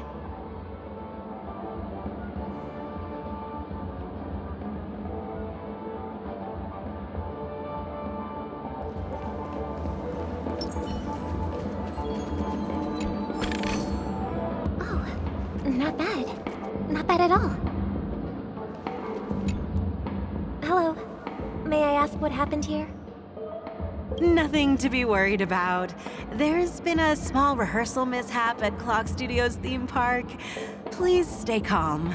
Hey, are you a fool? You don't even recognize Miss Robin? Who do you think you're talking to? I'm sorry. I've just been transferred to the Bloodhound family, and I'm still not too used to working on the streets. I didn't realize it was you. I'm so sorry. Hey, don't sweat it. You guys have a tough job. I know how it is. How's the situation looking? Oh, we've sealed off the theme park. Most guests are used to bizarre phenomena in the dreamscape, and so far, no threats have been detected. We can expect order to be restored soon. Rest assured, Miss Robin will intensify our patrols to ensure that no incidents occur. I trust you guys. But regarding what happened in the theme park, what do you hounds think about it? It's okay. Feel free to speak your mind. Well... Actually, I was there shortly after it happened. Is it true that the IPC's ambassadors came with ill intent? And that Galaxy Ranger who easily cut through the sky? Miss Robin, tell you the truth, everyone's been talking about it. The myriad factions on Penacony have already been causing unease for everyone. Thank you all for your loyalty towards the family. The planet of festivities has indeed run into some trouble. The representative from the IPC, he's trying to regain ownership of Penacony and is prepared for a hostile takeover. Of course, the family did not agree. The result of the failed negotiations is as you see it now. No wonder. So this is the main reason why the IPC staff are banned from entering the dreamscape. Did they apprehend the troublemaker in the end? Don't worry. Mr. Sunday is currently tracking his whereabouts, and he'll have something to show for it soon. However, given the situation, the IPC surely won't let this go easily. Therefore, we are relying on you hounds to maintain the order and stability of the dreamscape. Please be assured, Miss Robin, we take our orders seriously. We won't let those IPC cronies get away with this. Thank you for your hard work. If there are any other members who still feel uneasy, please tell them on my behalf that protecting the dreamscape requires everyone's help. This is a small gift prepared by the Iris family for the guests. There's one for you too. Please, open it at the Charmony Festival for an unexpected surprise. I can't believe I received a gift from Miss Robin. It feels like I'm dreaming. Wait, I am in a dream. If trouble comes knocking on our door, we're not afraid to go to war. Rest assured, the Dreamscape's peace will be protected by the Bloodhound family.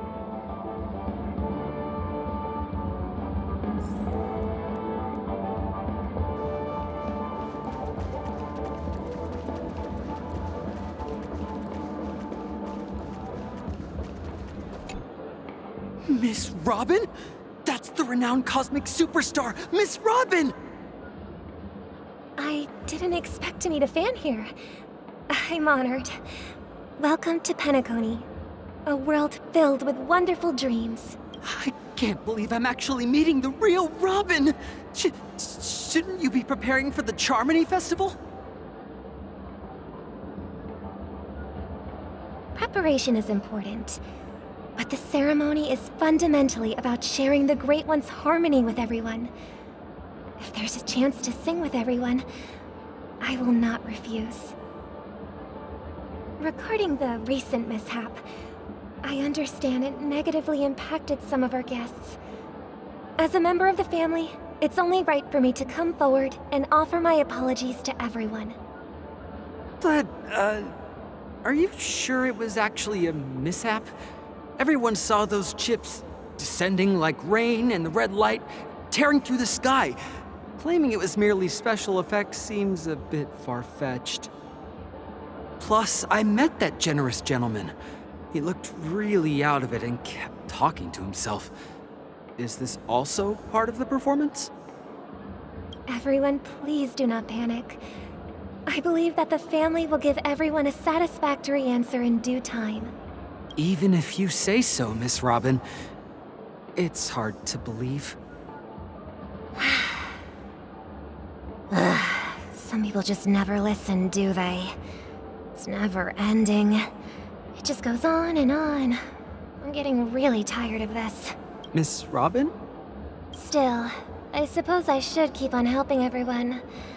I am the epitome of joy, kindness, and goodness, after all. Huh? What was I just doing? And, who might you be, miss? Here, take this, little guest. This gift has been specially prepared for you by the family. Make sure to take good care of it until the opening of the Charmony Festival. Then, when the show reaches its climax, press the button together with the others around you. You never know. Something very exciting might happen.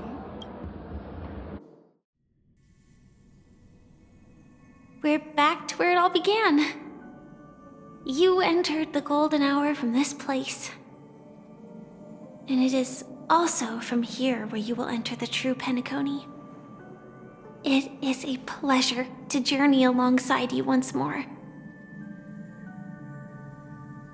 But it's time I laid bare the entire truth before you. As you might have heard, I also go by another name. Stellaron Hunter Sam.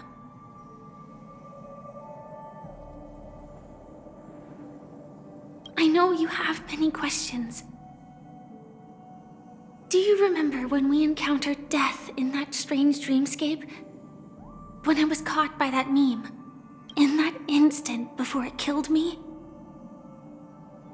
I saw the reflection of another dreamscape in its ghastly pupils. So, following the clues in the script, I came up with some theories about the meme.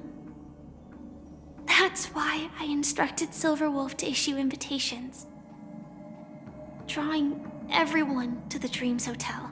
I intended to call upon death before you arrived, to solve the riddle using more direct means, and then invite you to join. However, contrary to my wishes, I couldn't defy the script. And I didn't get a chance to explain it to you. It is how you see now. I was impaled by the bladed wings of death. The heavy pressure of concentrated memoria miasma exploded in my mind as if it was actually reality.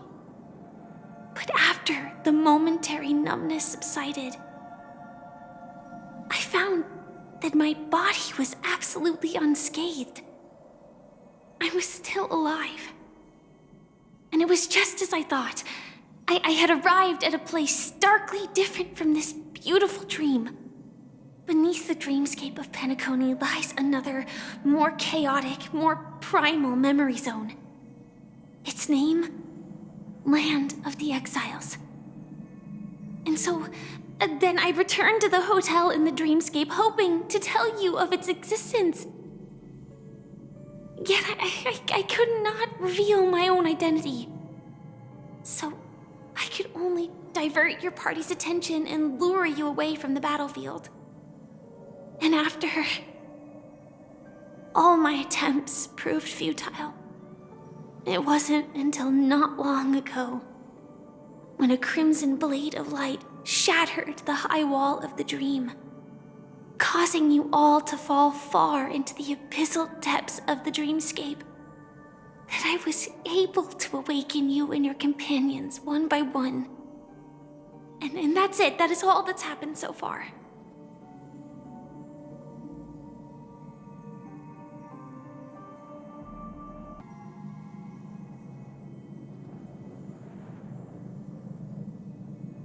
I know it's tough to believe all this without reservations.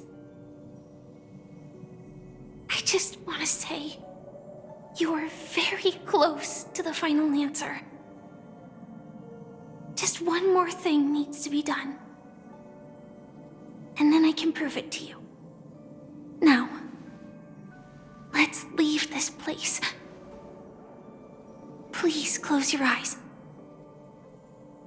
Take a deep breath and visualize the dreamscape's outline in your heart. And remember, you must not open your eyes at all times. 3, 2, 1. Don't be afraid. The one who has come to greet us has arrived.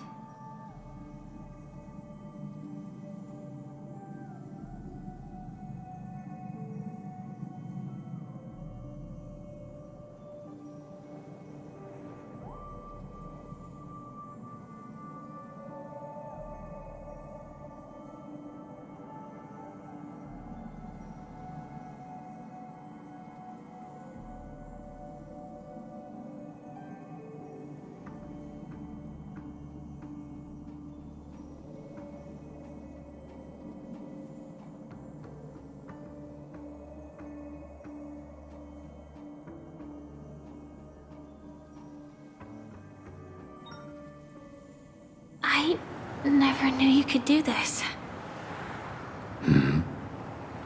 Do you have a driver's license? I do. That is surprising. Why? Because this is Japella, the city of sins? No, it's nothing. I'm just thinking that you haven't slept in 20 system hours. Are you sure you're okay? I'm fine. I'll survive. Same goes for you. I'm not so sure about that. Slow down a bit. Infiltration is over. Feel free to activate Sam anytime you like. There's still some time before the next part of the script unfolds. Let me stay a little longer in this body.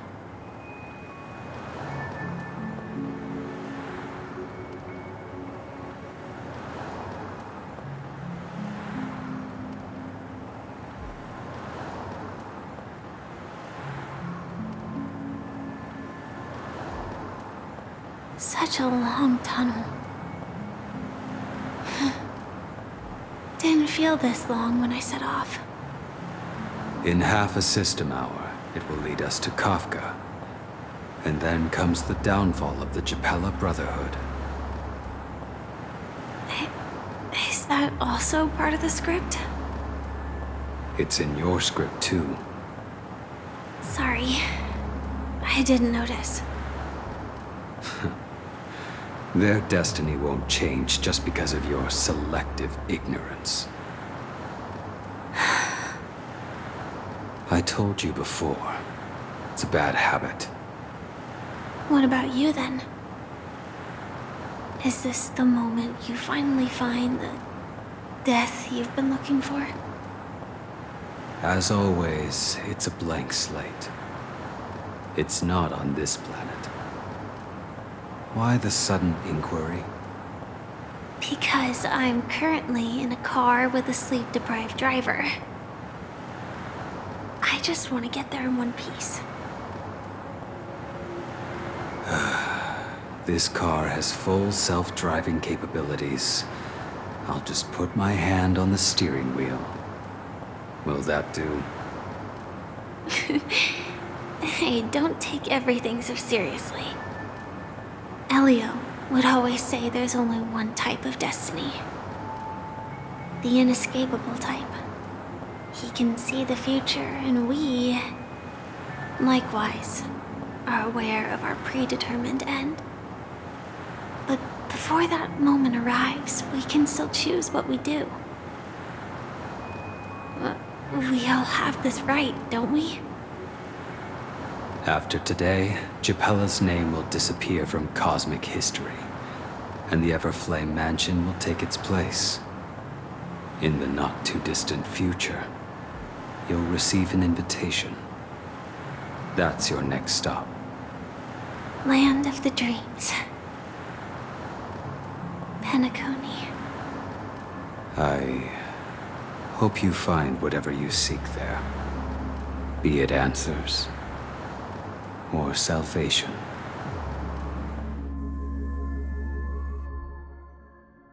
Yeah. Glad to see you're safe and sound.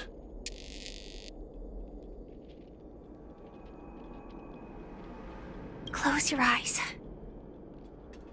This is the answer. Isn't it incredible? The monster that we have always known as Death is actually the guardian of the land of the exiles. It abides by a certain rule: abducting people from their dreams and bringing them here. The question that has been perplexing us, does death really exist in the dreamscape, appears to be a cognitive trap. It was laid by those orchestrating events from the shadows to cover up the truth behind the disappearances and the existence of this fortress known as Dreamflux Reef. Every emergence of that meme is related to the Watchmaker. Since Dreamflux Reef is where it brings its captives, it's likely that many of our long-standing questions will be answered in this place. The atmosphere here is starkly different from the beautiful dream. There are no regulators here like the family. And they all look like they're mildly dazed. But from the whispers of the residents, I've heard a familiar name. Gallagher. It's that man again. Always in the right place at the right time. Though that does save us the trouble of looking for him. Himiko and March have already made a move. Get ready. We're about to set off. The real dreamscape. The land of the exiles. Before we go, should we speak to everyone first?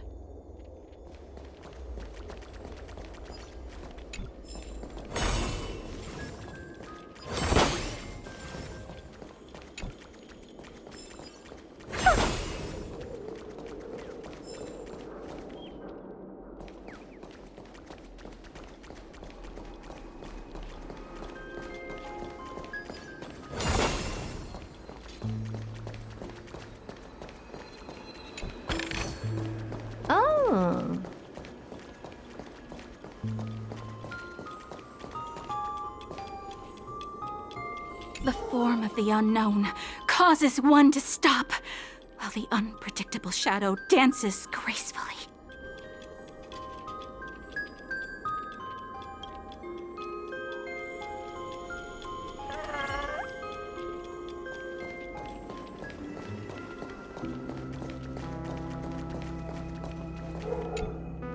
I'm really sorry for waiting until now to tell you everything. 2 reasons. Firstly, the script. In the future that Elio saw, Sam and the Astral Express's confrontation was inevitable. I tried to break the shackles of the prophecy, but this is as far as I could go. That aside, there were also my personal motives. I wished to travel with you as Firefly, and not Sam. Thank you. Elio only gave me one instruction. Allow the Astral Express to pursue the Grand Legacy. It means that the Watchmaker's legacy holds great significance to trailblazing. And to you. Elio's scripts used to revolve and expand around certain specific Stellarons. But with your appearance, this condition has apparently ceased to be appropriate. Perhaps he also saw the impossible in the future. Do you still remember the medical cabin I told you about? Well, that's Sam. It belongs to the Iron Cavalry of Glamoth's Firmament Frontline, a Firefly Type 4 strategic assault mech. It is the cradle of my vitality, and the meaning of my birth. And for the longest time it was how I should have looked to the rest of the world. The timescale of Dreamflux Reef differs from reality, so we mustn't lower our guard. You're sensitive to Memoria. A slight misstep, and you could get lost in this memory zone.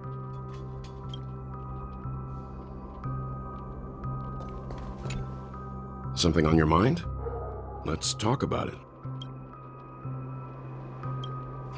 No wonder Miss Acheron is so averse to drawing her blade. It's hard to imagine such terrifying power could reside in an ordinary sheath. If it weren't for the fact that Aventurine's power originated from the preservation, the entire dreamscape would have been affected. Don't feel burdened by this. Even without that Stellaron inside you, Aventurine would still have found other methods to accomplish his goal. Let's just believe in Miss Acheron, and given her prowess, I don't think we've got anything to worry about. During your investigation, he shared a vital piece of information. Mikhail, the former watchmaker who collaborated with the family to construct the Penacony we're familiar with today, had a falling out with the family for specific reasons. But this is precisely where the problem lies. You were clearly investigating a murder, so then why, as a security officer, is he changing the subject to talk about his past with the watchmaker? And now, with Firefly mentioning his name again, it's hard not to be suspicious.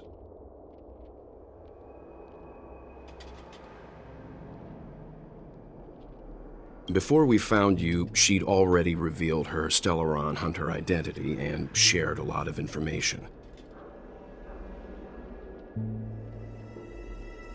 Who would have thought that the Molten Knight's true identity was actually a young girl? For her, this is a secret that she cannot allow others to know. That being the case, I think we can believe she's willing to cooperate. But she didn't reveal all her secrets.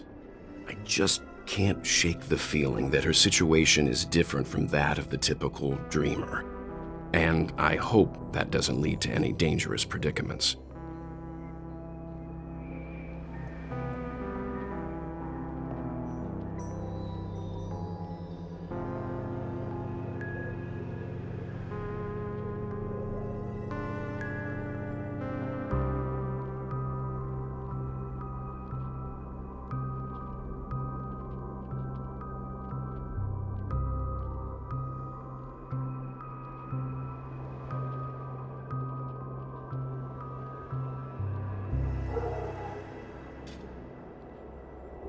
I hope you've regained a little composure. We'll move out when you're ready.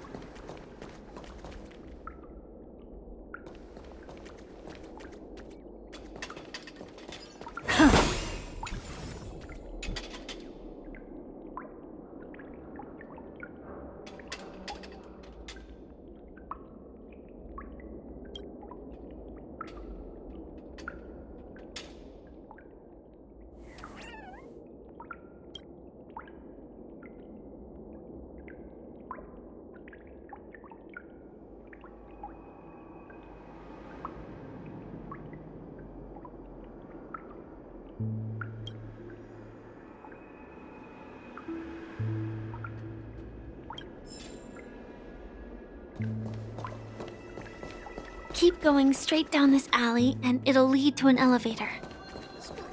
It'll take us to the center of the land of the exiles.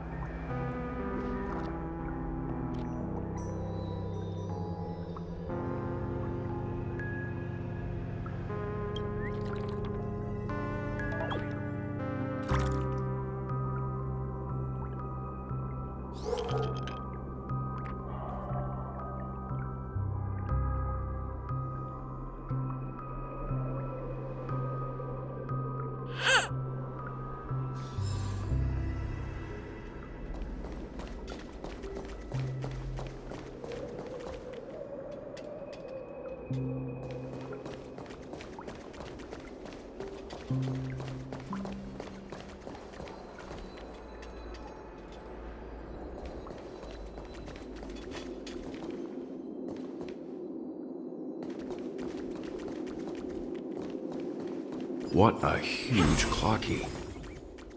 Looks like the watchmaker also left his mark on Dreamflux Reef.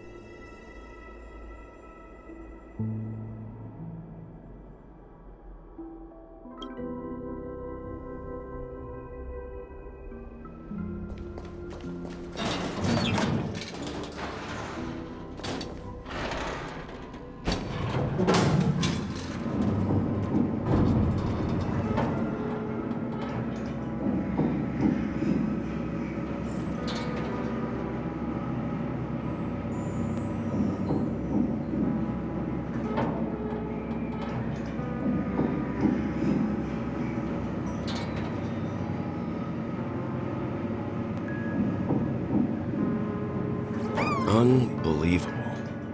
To think there's a settlement of this size within the dreamscape, and all beyond the family's reach.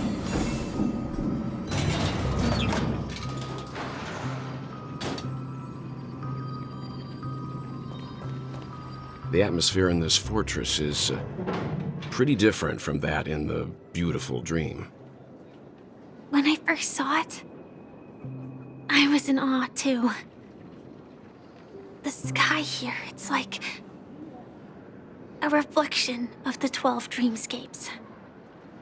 What's even more bizarre is that this place is also separated into trade and residential areas. The layout may be simple, but the facilities are very comprehensive. It seems that there are quite a number of people living here.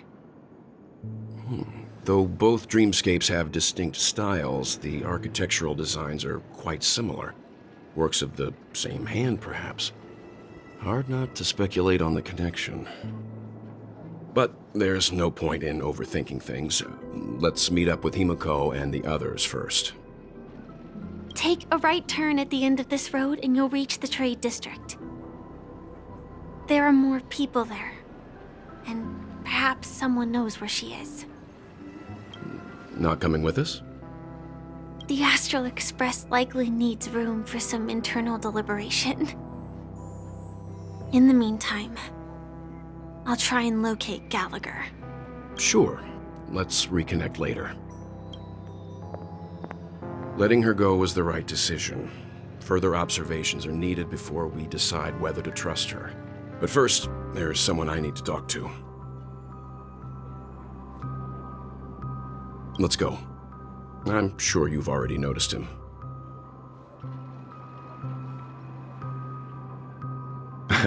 Not exactly. I've only met him once. Look, over there. The Reverie Hotel's bellboy. How did he end up here? And right after Miss Acheron severed the beautiful dream. We'd better check, just to be sure. Trash can is perfect for me, and perfectly legal for me to stay in. Huh? You're the guest from before. We meet again! And a new friend. Forgot to introduce myself.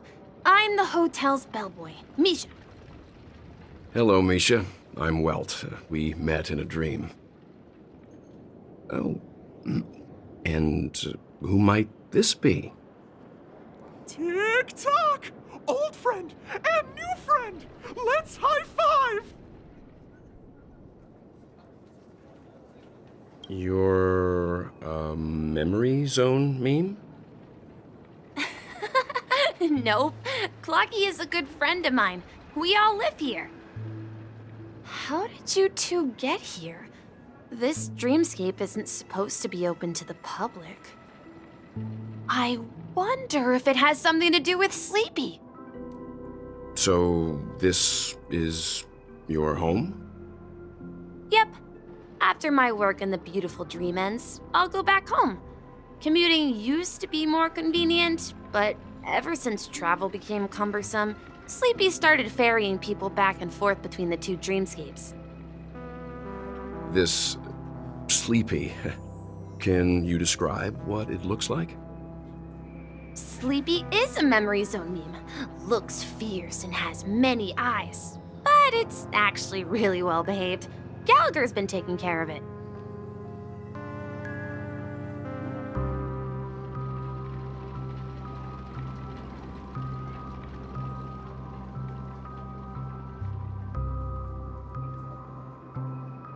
Based on the description, that meme is indisputably death. A nightmare for the family, but for the people who live here, well, that couldn't be further from the truth. Death? Not in a dream, surely. Sleepy's just a little aggressive, and sometimes messes up by fetching the wrong guess. But it would never hurt anyone. I see. Has it brought back any guests recently, say, in the last day or two? We're currently investigating a missing person case that occurred within the beautiful dream. I see. Then you'll have to speak with Gallagher. But he's currently busy hosting a visitor from the Oak family and specifically asked not to be disturbed.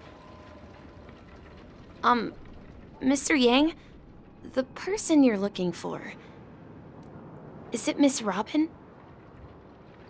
Just as I thought. Considering what happened with Miss Firefly, this doesn't come as a surprise. If you're looking for Miss Robin, I can lead the way. She told me that she'd be willing to meet with outside guests.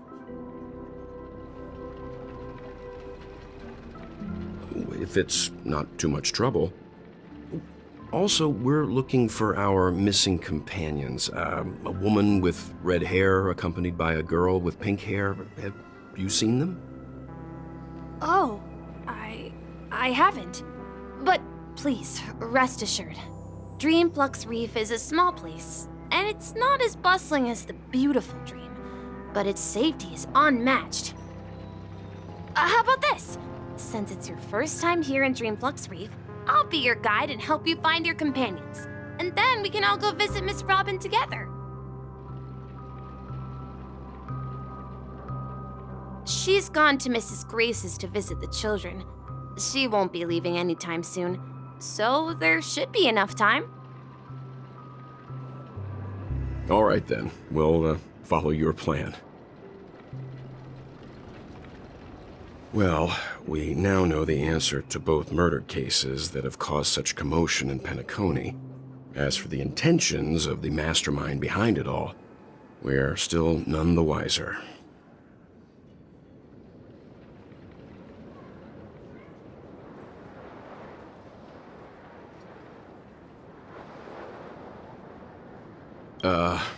No idea. But its connection to Gallagher is worth digging into. Regardless, we have to find him. Say, you mentioned before that you saw a clocky that only you could see, right? I can't shake off this strange feeling. Am I really still so young at heart? Forget it. It's not important. We'd better just follow Misha.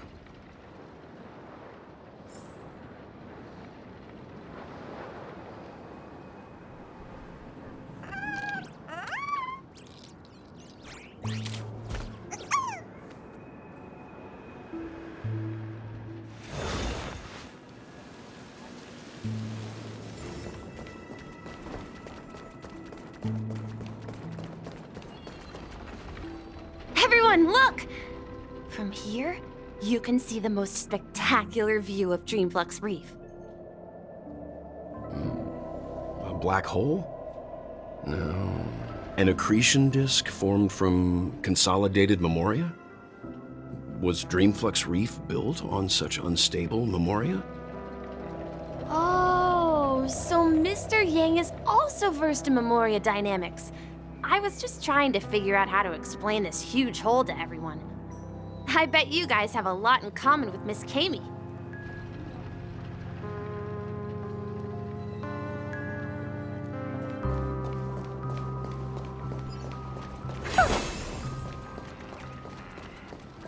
Look, there she is. My calculations are finally done. In another 10 system hours, the above dream will swallow the dream below. My hypothesis was correct. This place will cease to exist as the dream devours everything. Who are you all, and why haven't you left yet? This place is about to disappear.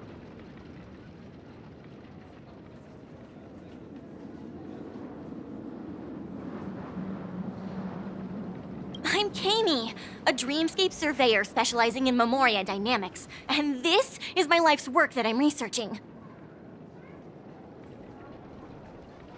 See that huge gaping hole?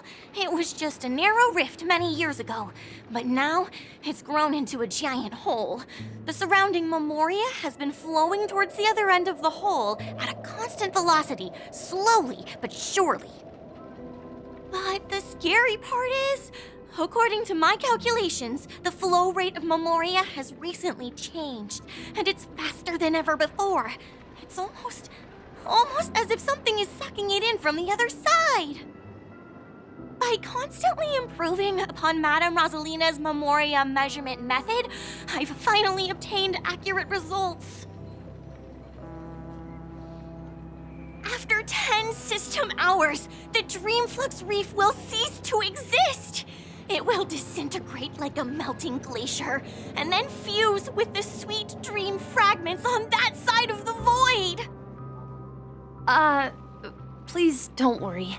This sort of thing has happened many times before. Miss Kami isn't a bad person. She's just a bit lost in her own world. She'll probably realize she's wrong soon enough. You don't say. There was something else that piqued my interest. Who is Madame Rosalina? Oh, do you know her too? Or are you also a fan of Memoria Dynamics? We're very interested in Madame Rosalina's achievements. Could you tell us a little more about them? Why, of course! She's an excellent scholar of Memoria Dynamics, and the first person to apply Memoria rate measurement methodology on interstellar travelers. Regrettably, due to the presence of the Garden of Recollection, ordinary people don't pay much attention to the nature of Memoria. She departed this world without much fame, leaving only a few thin journals behind. I came to Penacony to learn more about my idol, and went to great lengths to seek out Dreamflux Reef, all because this is her final resting place. Prodigies always meet their demise prematurely. If only Madame Rosalina had more time, she would have discovered a way to reverse the flow of Memoria. I felt it. The source is in the golden hour. There is a certain anomalous presence stirring the currents of the memory zone. I must uncover more concrete proof. I must convince everyone. Does the name Madame Rosalina sound familiar to you? That's right. It seems like she did a great deal of research and calculations in Dreamflux Reef before abruptly passing away. Miss Kami regularly mentions her. I hear Madame Rosalina passed away during the prison war. She could see the Penacony of today. Its people building homes in the memory zone. I bet she'd be really happy. Perhaps. Our destination is the commercial district. That's where the largest crowds gather in Dreamflux Reef. We might be able to find the others there.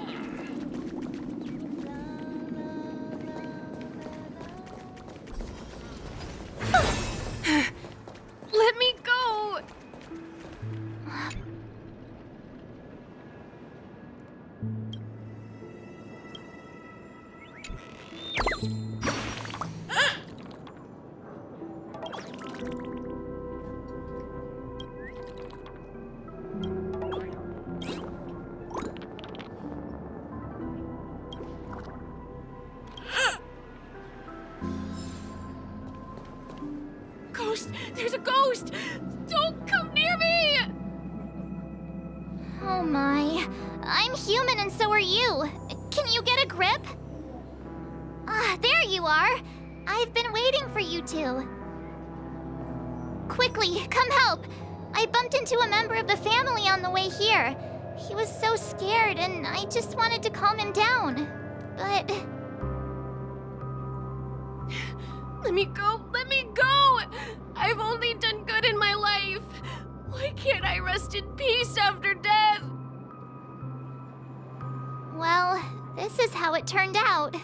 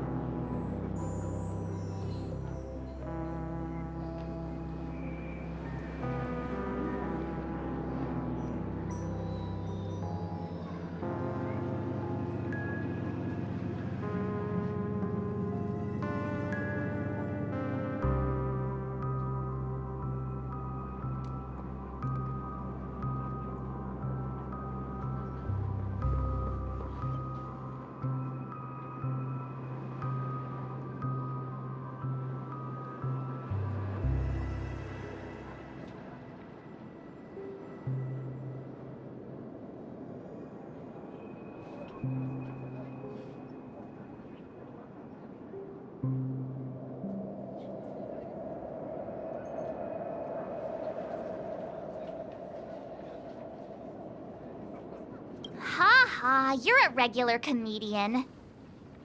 He thinks he's dead. Although, when I first fell in, I also thought the same. Dear guest, this is not the afterlife. This is Dreamflux Reef. That's right. Did you hear that? Repeat after me. Dreamflux Reef. You're talking to someone invisible. If I'm not dead, what am I? I shouldn't have pushed my luck and tried sleeping in my dream. Curiosity kills the Papeshi.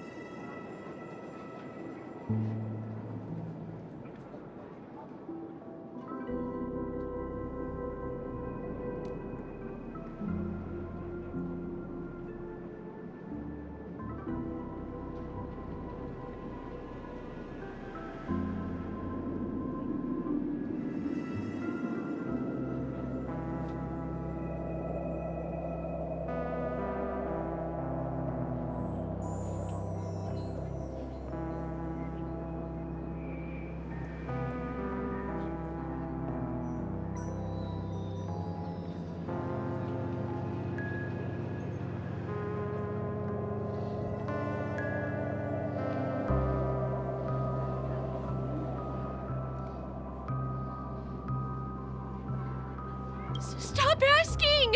You'll alert the monsters! All the dead are right here. All of them!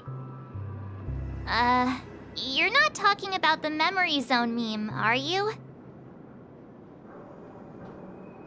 Don't say that name! It's all your fault. They're coming! Mountains roar, dragons rise!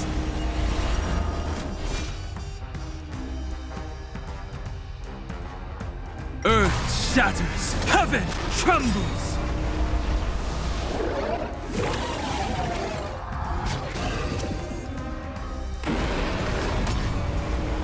Enough. I'm breaking! Expand your thinking. Time to twirl!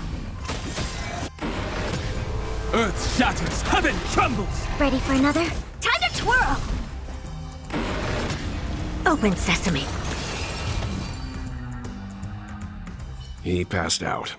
His intense negative emotions attracted the nearby memory zone memes. I see. But why aren't the other people around here scared? Unlike in the Sweet Dream, people here don't see memory zone memes as dangerous monsters. And even if they pose a threat, people can easily escape by forcing a wake-up call. But we can't just leave this man here. Can we take him somewhere safe? We can ask Jessie for help. I've gotten to know many locals while waiting for you guys. Everyone here is living a self-sufficient life. I don't know how to describe it, but this place feels like the real dreamscape.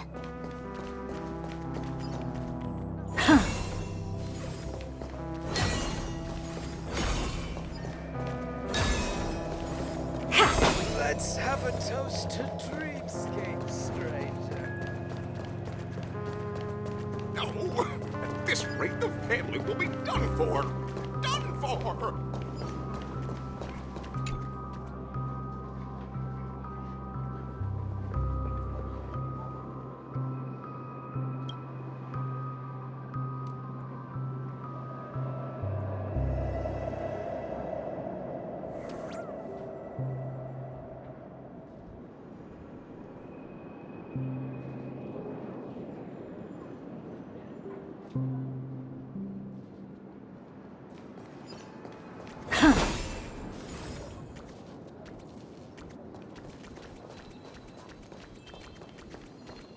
Let's see how you handle a stroke of genius like... Oh.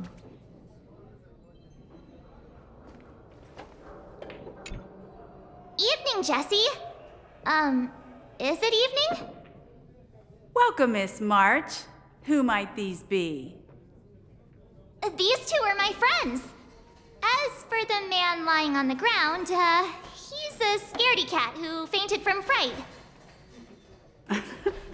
I see. Another poor guy who accidentally ended up here. I'll take care of him. There have been a lot of new faces lately. Things must be tough in the beautiful dream. The few remaining havens of freedom in Asdana will soon face trouble. Do such things often happen here? Not really, but they're becoming more frequent now. Guess it's one of the signs of the Sweet Dreams collapse. This man has had quite the shock. Could you help me find a Halovian lady, March? Her songs can heal mental wounds. A Halovian lady? That must be Robin. She's also here in Dreamflux Reef. Huh? Robin? But I thought she... Oh, right. If Firefly is here safe and sound, then it means Robin must be okay too. Misha's about to take us to her to find out what happened. But before that, let's meet up with Himiko. You were with her earlier, right? We met some stowaways in the residential area. Most of them came from neighboring star systems. I heard that places like Dreamflux Reef are scattered throughout the memory zone of Asdana, like islands in the ocean. They existed before the family arrived. I also heard that when Dreamflux Reef took shape, it was the center of all dreamscapes in Penacony.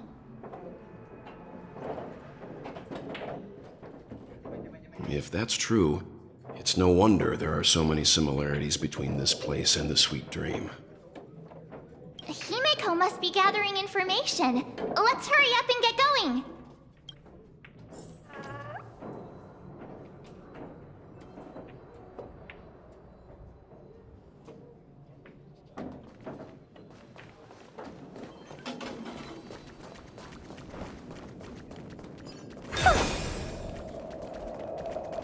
No!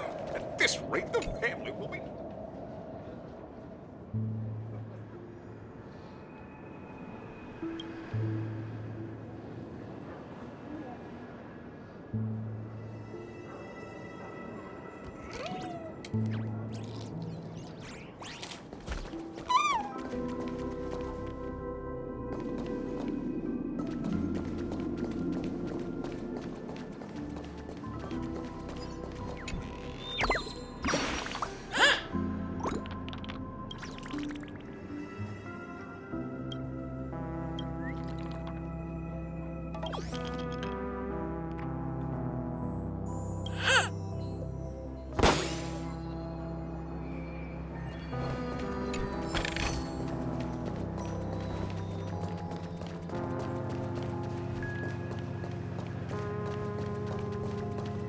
this is where we split up. She can't be too far. So that's how it is. I never imagined we'd gather the remaining details here. To borrow Gallagher's catchphrase, what an unpredictable twist of fate. Himeko, here they are. Ah, perfect timing. Now that everyone's here, I'd like to introduce everyone to Micah, who's partly in charge of the Land of the Exiles. Micah, these are my companions. It's a pleasure to meet the Nameless. You know us? I've been keeping an eye on you since the day you arrived in Penacony. We would have met under more appropriate circumstances if Dreamflux Reef hadn't been isolated from the 12 dreamscapes. Please, allow me to formally introduce myself. I'm Micah, the Gravekeeper of Dreamflux Reef. Gravekeeper? Life in Dreamflux Reef is pretty liberating. Everyone here mostly keeps to themselves, without meddling in others' affairs. My daily task involves cleaning a few tombstones. You're too modest, Micah. When lost dream chasers stumble upon this place, you're the one who takes care of them, guiding them back to the sweet dream, or showing them how to survive the wild dream chaos. So, a guardian of sorts. Were you talking to me, Mr. Yang?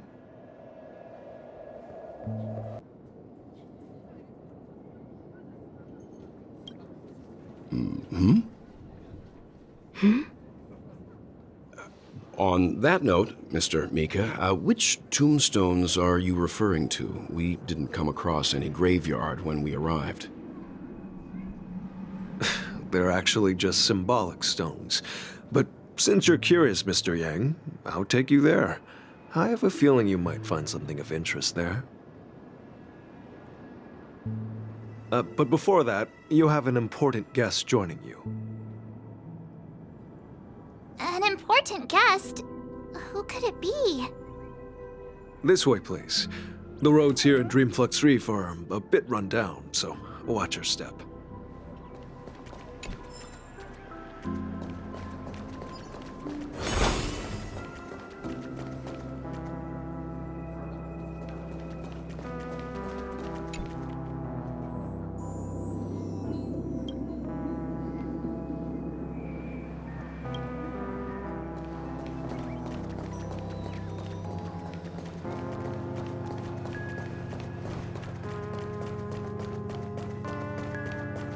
I remember when this place was...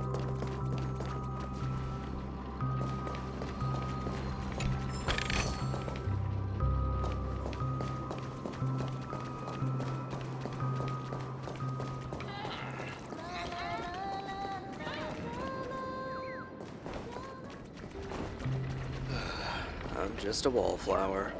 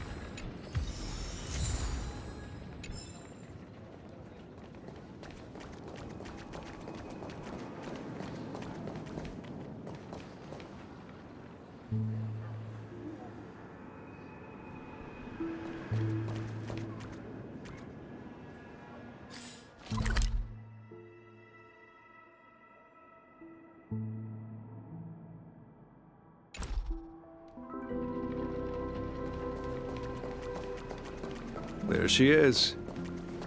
It really is her! Miss Robin! Nothing ever beats a good drink.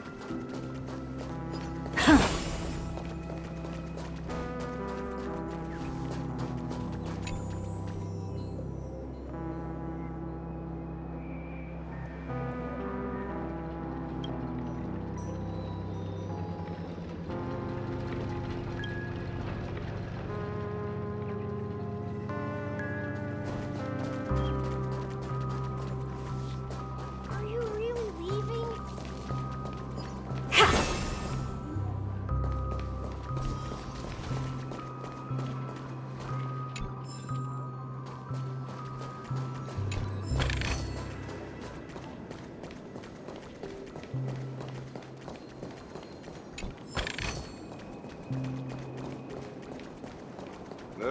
I'm about to leave.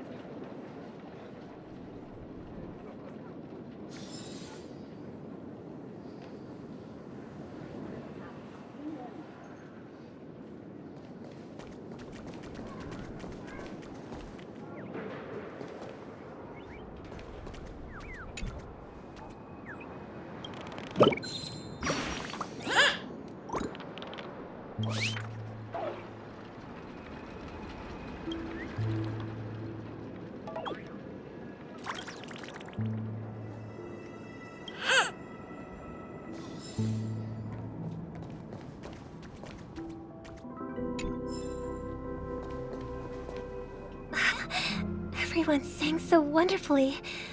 It's not often that I tried this music style, but I've gained some valuable insights from it. Oh, I can't thank you enough, Robin. Well, these kids have made incredible progress in only a few days. It was nothing, Grace. I merely taught them how to sing. It was you who brought hope into their lives. Life must be quite difficult for them in reality, I imagine. That's right. Whenever it's time to say goodbye to these kids, they're reluctant to leave. But I've explored every corner of Dreamflux Reef, talked to everyone I met, and they all told me the same thing. This shattered dream is not worth clinging to. It seems you truly are a child of the Harmony. Emma and Andy are orphans I took under my wing. Carol there, with her blind eyes, used to work at a nutrition center in the outer ring of Penacony. And as for Gary, he's been living with autism since he was a child. They're not old enough to enter the sweet dream managed by the family. If we compare people to birds, these kids are like fledglings with impaired wings. But in this dream, well, they can fly freely. Even if they stumble along the way, well, they're still relying on their own strength. And me, an old lady with no legs. Well, without this dream, I couldn't even walk toward them. I'm glad that you found a new life here in Penacony. It's just... Don't worry, Robin. Dreams have their significance, but they aren't everything. Both the children and I understand this.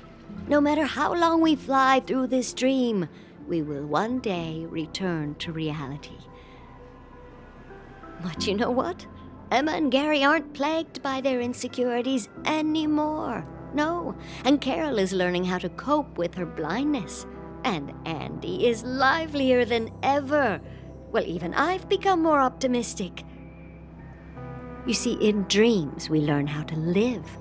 Once we return to reality, we learn how to survive. And should our feathers be damaged, then we share our wings with one another. There's no need to covet an illusory sky in dreams, because we have the right and the ability to fly towards a broader horizon. It's a relief to see you safe and sound, Miss Robin.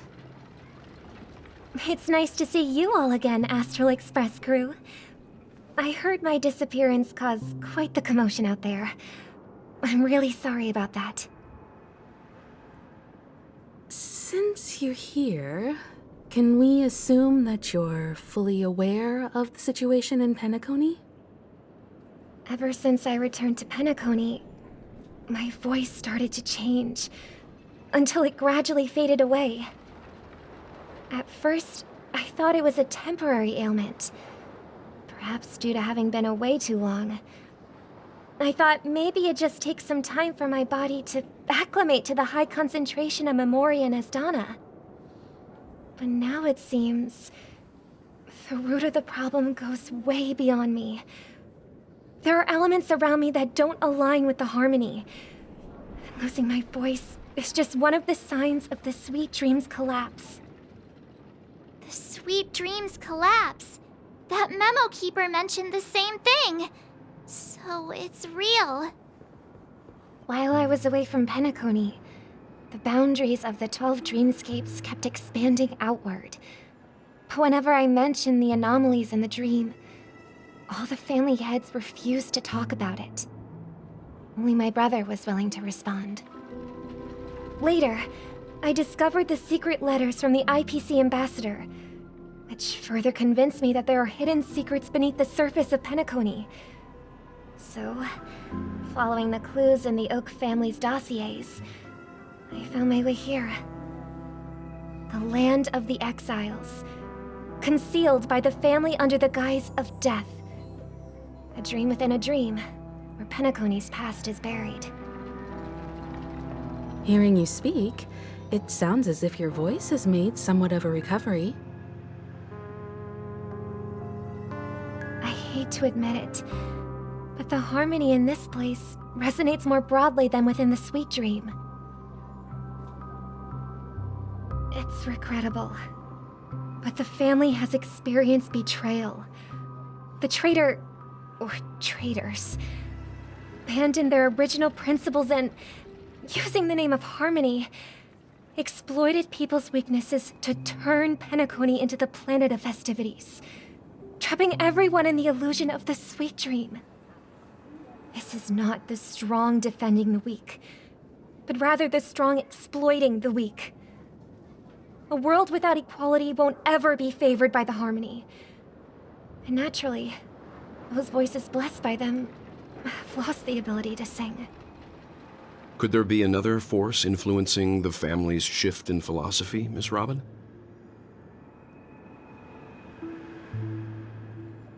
Considering what happened with Acheron, it's difficult to conceive of another entity within the realm of the Harmony capable of influencing everyone. Unless a power surpassing that of an emanator is involved. I'd heard about what happened to the Xianzhou Alliance. But as far as I'm aware, the family hasn't faced any such external interventions. Who knows? Perhaps I've just been away too long and missed something. Regardless, I cannot accept my home is moving towards the very opposite of what the Harmony represents, while still claiming to uphold it. I must uncover the reason why Mikhail cut ties with the family, and who exactly it was who betrayed us all. Do you remember our arrangement, Mr. Micah? Well, here's my answer. I've decided to forgo my role, and never step foot on the Charmony Festival stage again.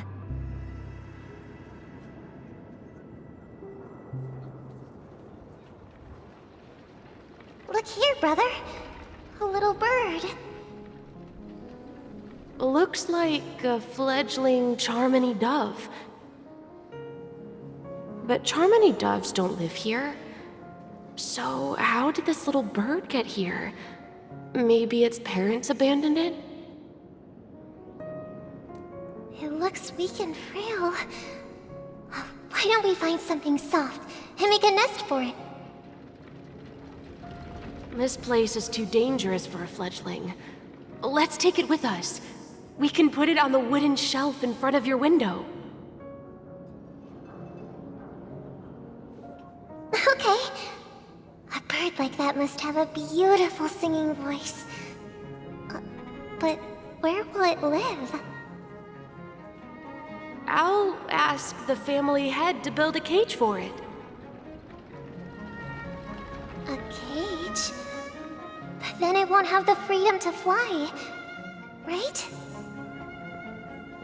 Let's see. What is it that has captured the attention of the two best interpreters of the Great One? To the point that they've forgotten how to enjoy their dessert. Oh, poor little thing. Doesn't look like it's doing well. Do you want to rescue it? I do. But I don't want to lock it up in a cage. Why? Even if it's small and not fully feathered, and can't sing, it didn't come into this world just to be locked up in a cage. Birds belong to the sky. That's quite the romantic idea. And what about you, a young scholar? Do you agree with your sister? I think she's right. But if we leave it out in the wild, it won't survive for more than a few days at best. Ah, I see. It seems our little scholar is still a bit unsure. Well, let me tell you youngsters a story. As you probably know, Charmony doves can fly through the air. When they fly really high, the friction caused by the flapping of their feathers against the atmosphere creates amazing lights, so that they look like shooting stars. We've seen this spectacle so many times that we think it's just something they can naturally do. But that's not the truth. Their radiant display is the result of countless struggles against nature over generations. Their ancestors were too weak to survive on the ground, so to escape predators, they started seeking new opportunities in the air. after countless attempts by many generations, one of them finally figured out how to fly. It soared into the sky and never looked back at the ground again. So, you mean birds aren't born to fly, but they find a way to do it through their determination, right? Well, that's an idealistic way of putting it. So, what are your thoughts, Sunday? I think people believe birds are meant to fly because they've never seen those birds crashing to their death. That's an interesting perspective. So, have you decided what to do with the bird now? For now, I'll keep it in a cage until it can take care of itself because I want it to live, no matter what. Well said, kids. It seems each of you has found your own answer. Your insights are truly remarkable. And I hope they come true in their own way. We will take good care of it, won't we, brother? Yeah, but Mr. Gopherwood, there's one thing I don't quite understand. And what might that be, my son? What if this little Charmony dove never learns to fly in the end? I mean, if there are fledglings in this world that can never fly throughout their lives, should we let them go back to the sky, only to see them crash to the ground and die? Talking in your sleep, Birdie? Time to wake up.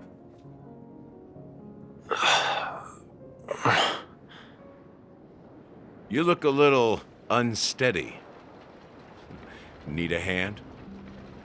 I'm still alive? Yeah. Happy about that.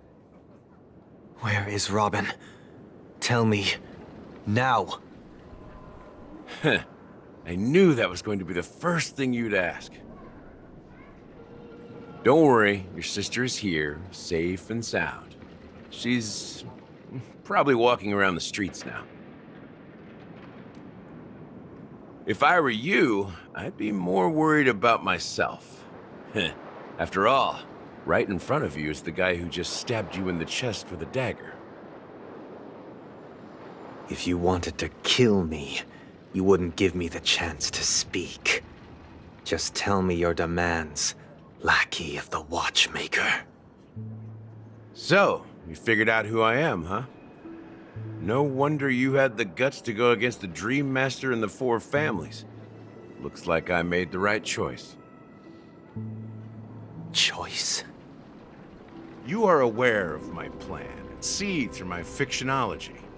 Time is running out, so let's drop the charades.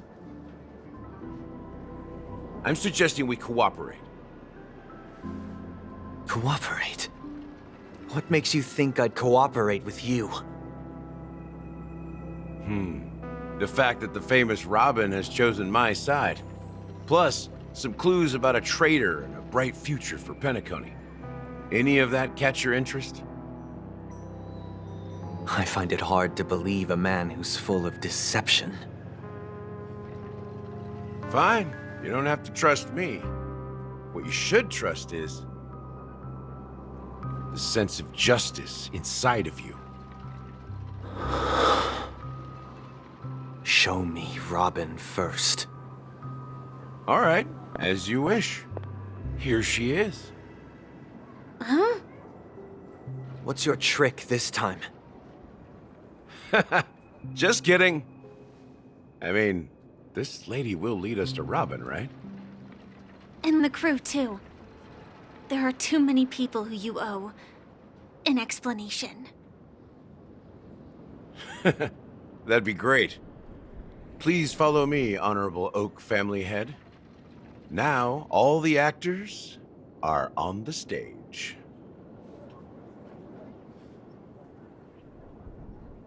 This is the monument I mentioned earlier.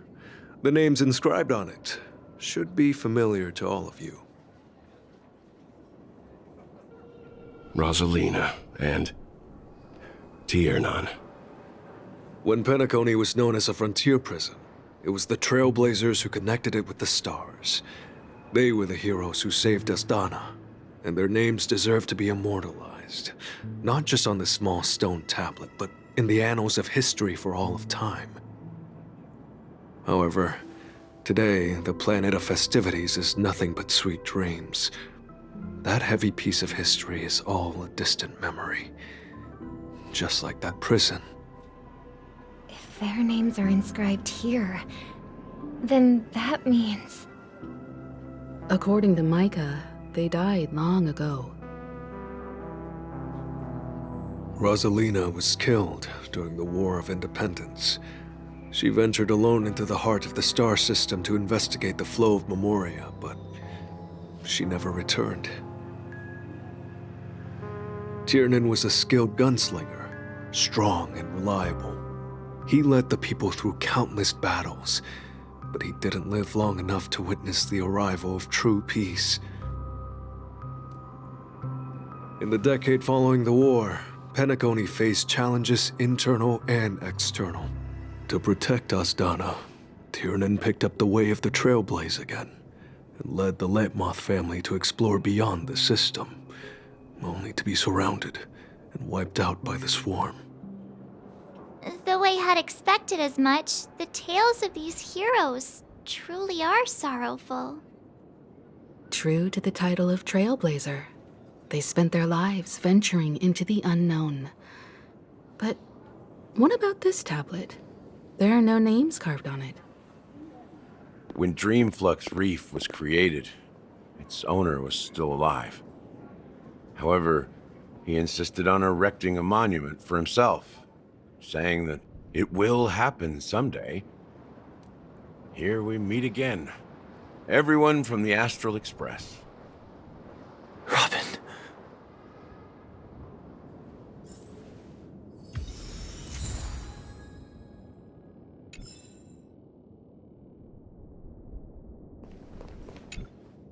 I promised to give the siblings some privacy, so let's talk about our business first. What do you say?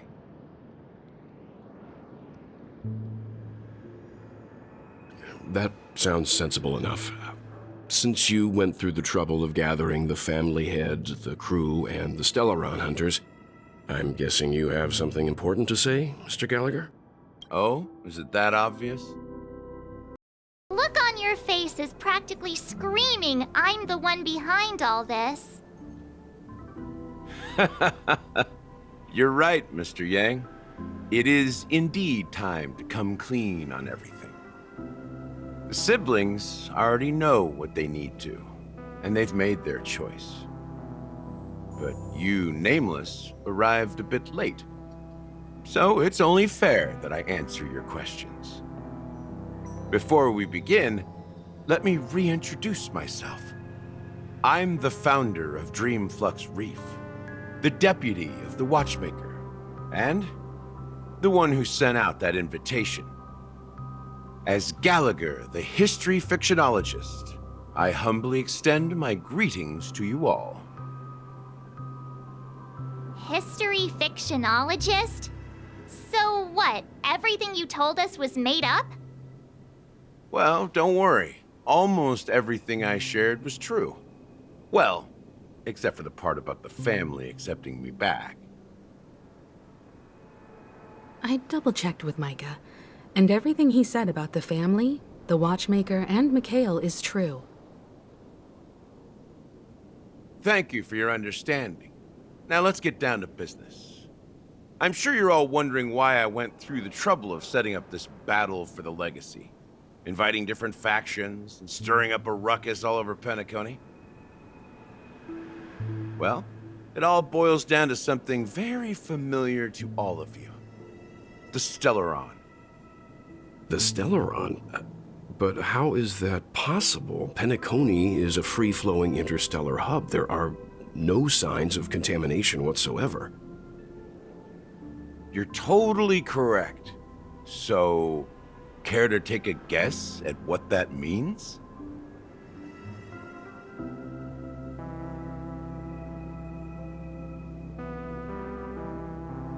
How keen. Well, what should I say? I expected nothing less from the person here who is the most familiar with Stellarons. The sweet dream doesn't come out of thin air. If you think of the memory zone as the sea, creating the land of the dreams is like filling that wild ocean with earth to make an island. To achieve this feat, without the help of an emanator of remembrance or enigmata, the only way is to use a Stellaron. And that's not something you can achieve with a simple wish. It requires vast quantities of knowledge, time, and manpower. I'm sure you get what I'm hinting at. In Azdana, the planet of festivities itself is a Stellaron disaster. The planet of festivities itself is a Stellaron disaster? It all started a long time ago, back when the Watchmaker and his crew liberated the frontier prison. They faced countless challenges as they began building Penacony from the ground up. That's when the idea of using the Stellaron came into play. The Stellaron first entered the Azdana system during the war. The Nameless warned everyone against the folly of attempting to tamper with such a power, and most heeded their words. But there are always people in the shadows with ulterior motives. The turning point came after Tiernan's death. With two of the Nameless gone, the Watchmaker had to go to the front lines. It was at that moment his rivals saw an opportunity. By the time a representative from the Montour Systems family arrived at the Watchmaker's call, the Stellaron had already been activated and was seeping into the primordial synesthesia dreamscape. And I suppose the family happened to possess the knowledge to seal the Stellaron? Not just that. They knew far more about the Stellaron than the average person. They helped Mikhail swiftly quell the civil unrest and played a part in building Penacony under the disguise of the Harmony. Those three eras were known as the Age of Dreaming. The Watchmaker, who had been left in the dark, sent out invitations across the universe, spreading the hype around the land of the dreams. Then, how did they turn against each other? Remember the island in the ocean metaphor? The truth is, the Stellaron was never truly sealed. It existed in a different form within the dreamscape. Think about this. What would it cost to create and maintain such a lavish dreamland? It's people's lives. The opulent dream is built upon the decay of spirits, with a toxic elixir called pleasure flowing through the dreamscape. It tempts people to indulge in the dreamscape, and gradually their minds succumb, becoming nourishment for the sweet dream. Confusion, laziness, and cowardice, weaknesses that plague humanity, were magnified and nourished by the family. Penacony became a new kind of prison, even more impenetrable than the previous one. Sadly, we realized this far too late. By then, the family had a firm grip on Penacony, swiftly quelling any opposition that arose. At my wit's end, I had to use the power of the Enigmata, and sought refuge in this chaotic memory zone. Over the years, I fabricated a meme within this dream for our use. Dormancy. That's its real name. We exploited a loophole. You see, regular people can't fall asleep again while they are inside the dreamscape. So this is the true meaning of the impossible.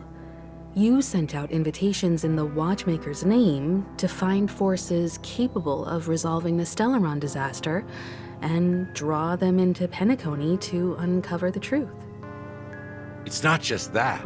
Above all, I wanted to see what happens when the major factions engage in a struggle for the legacy. Since this is the Watchmaker's first announcement in decades, the traitor within the family is bound to reveal themselves. So, the legacy is just a facade. If you want to consider the Stellaron as the legacy, I'm totally fine with that. If that's the case, where is the Stellaron now? That's a question for Mr. Wings. The Stellaron is still under the family's control, and as the head of the Oak family, I'm sure he holds all the answers.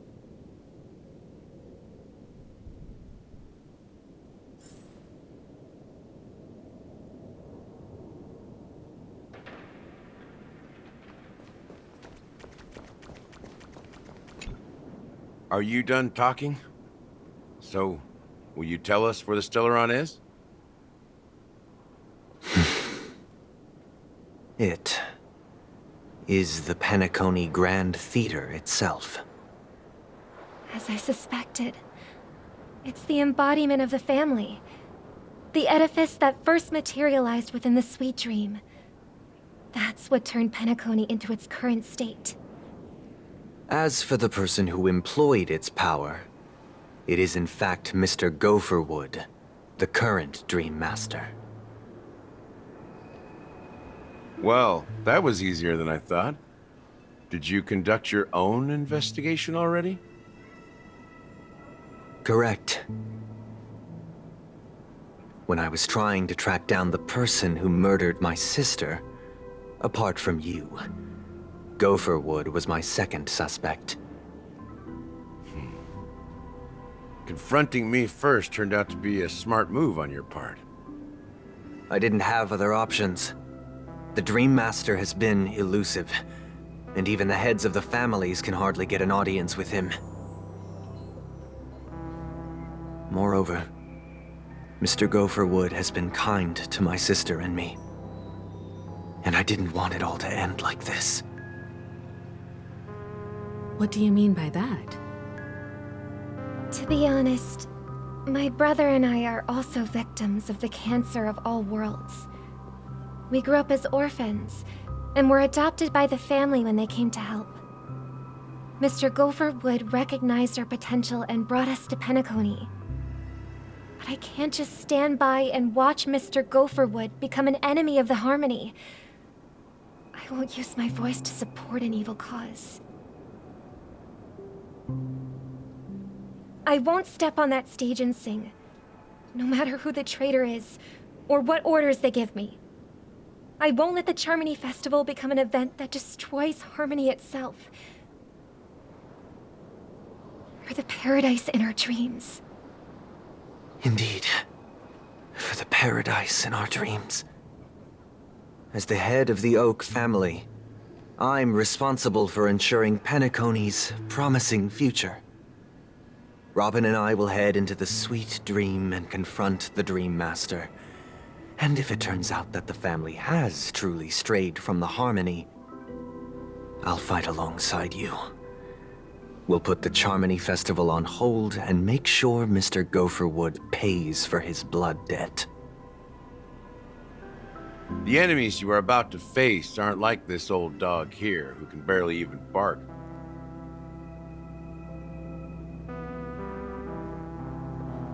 Since our interests are aligned, why don't we team up? Maybe, just maybe, we'll have a shot at success. We have always been following in the footsteps of our nameless predecessors, and there's no reason to stop now. Yeah, we Nameless won't back down from a challenge. Isn't that right, Miss Trailblazer?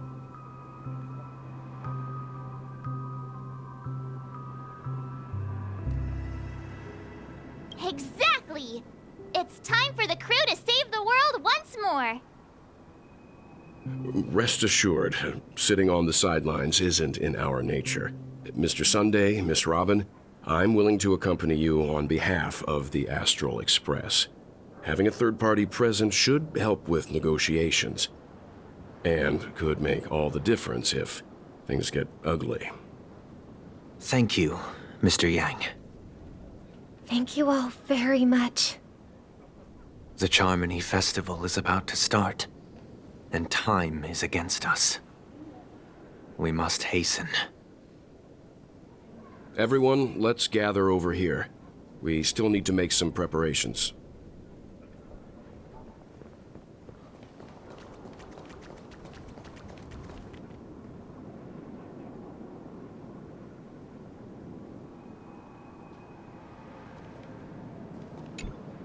I may have been quick to step up to the plate, but confronting the Dream Master could be a very dangerous affair. Huh? Even you're saying that, Mr. Yang? How powerful is that Dream Master? He's the leader of the families of Penacony, and he has the entire power of the Harmony behind him, not to mention the Stellaron in his possession. We must proceed with great caution. Maybe you can just stay behind this time, Mr. Yang? No, that won't do. Even if we count Robin as an ally, something felt off about Mr. Sunday just now. Although, I can't quite put my finger on it. I have to make sure he won't turn against us when things start to get dicey.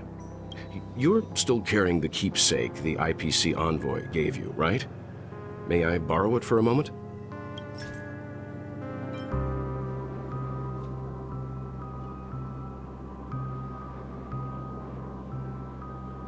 Huh. I knew it. As I suspected, this chip Aventurine gave to you is actually a miniature transmitter. If I'm right, he intends to use it to track your location or contact you when needed. As it so happens, this may actually be of some use in the current situation. Aventurine? Is he still alive? And what does he have to do with our mission to confront the Dream Master? Remember what I said earlier? Working with the IPC is a way to keep the family in check. If negotiations go south and the family show their true colors by going after the Stellaron, I'll use this transmitter to send a message to the IPC. It'll be just the opportunity the IPC ambassador was hoping for. The only question mark in all of this is Aventurine's current status. But the IPC is always listening, especially senior strategic investment department heads like him. Getting the message across shouldn't be a problem. Good luck to you, Welt. Well, you take care too. If anything goes wrong, don't worry about me. Just make sure to seal the Stellaron. Spoken like a true hero. Even if the Dream Master is innocent, the family's corruption runs deep. I won't make the same mistake Mikhail did. Let's wish him the best of luck. Don't you have something else to tell us, Gallagher? Why would you say so? Before we departed, the conductor asked us to inquire about the 3 nameless in Penacony. We've already collected intel about Rosalina and Tiernan, so the only one left is legwork. If I'm not mistaken, we've already met him somewhere, haven't we? It's not enough to say meet, but the answer is pretty obvious. After all, I've hinted at it in quite an evident way. I've been watching over you ever since I received the reply from the Astral Express. And I've seen the great effort you all put into linking different realms together across the cosmos. And now, after getting this far all in one piece, you have truly proven yourselves. Miss Himiko, were you the one who repaired the Express and got it sailing through the cosmos again? Yes. And you two, young Nameless, you have very interesting life stories and extraordinary skills.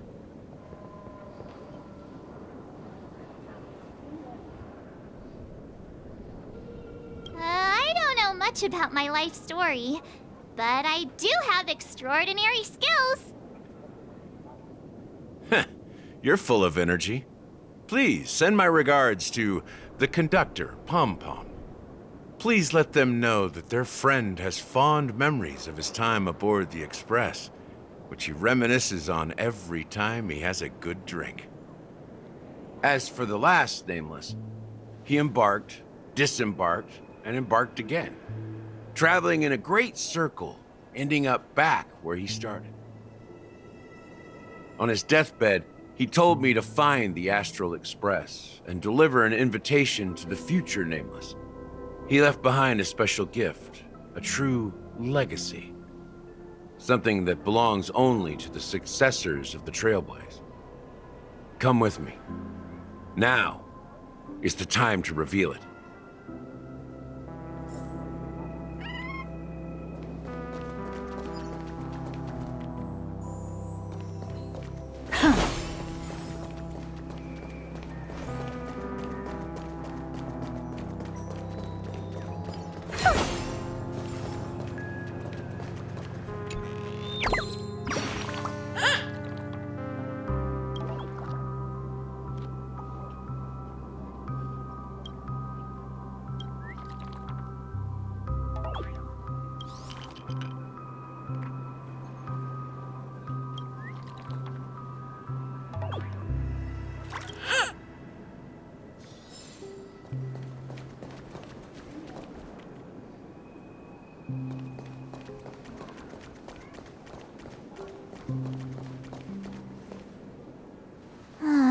Back here again. Sometimes I feel like you're still alive, old friend. Like you've still got so much to say and do. I've kept my promise, brought the future trailblazers you've waited so long for. I don't know why you were so obsessed with that train, but I remember your last words.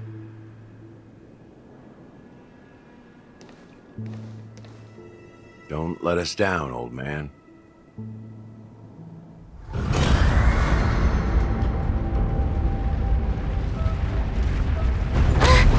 What's happening?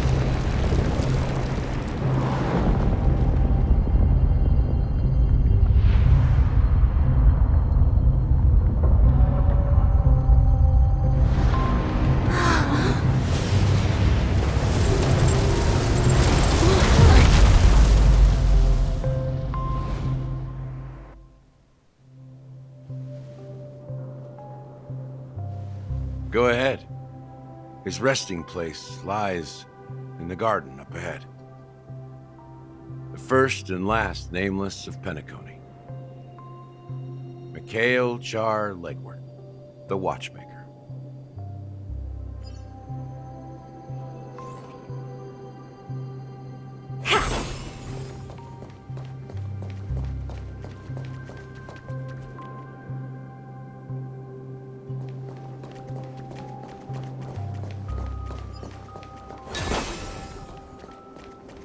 Take a look.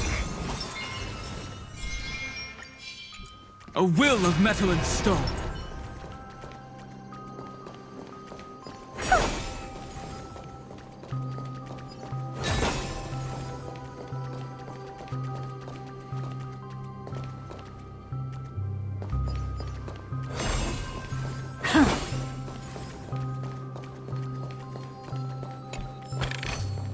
Ah, you want this? Fine. Take it and amuse yourself.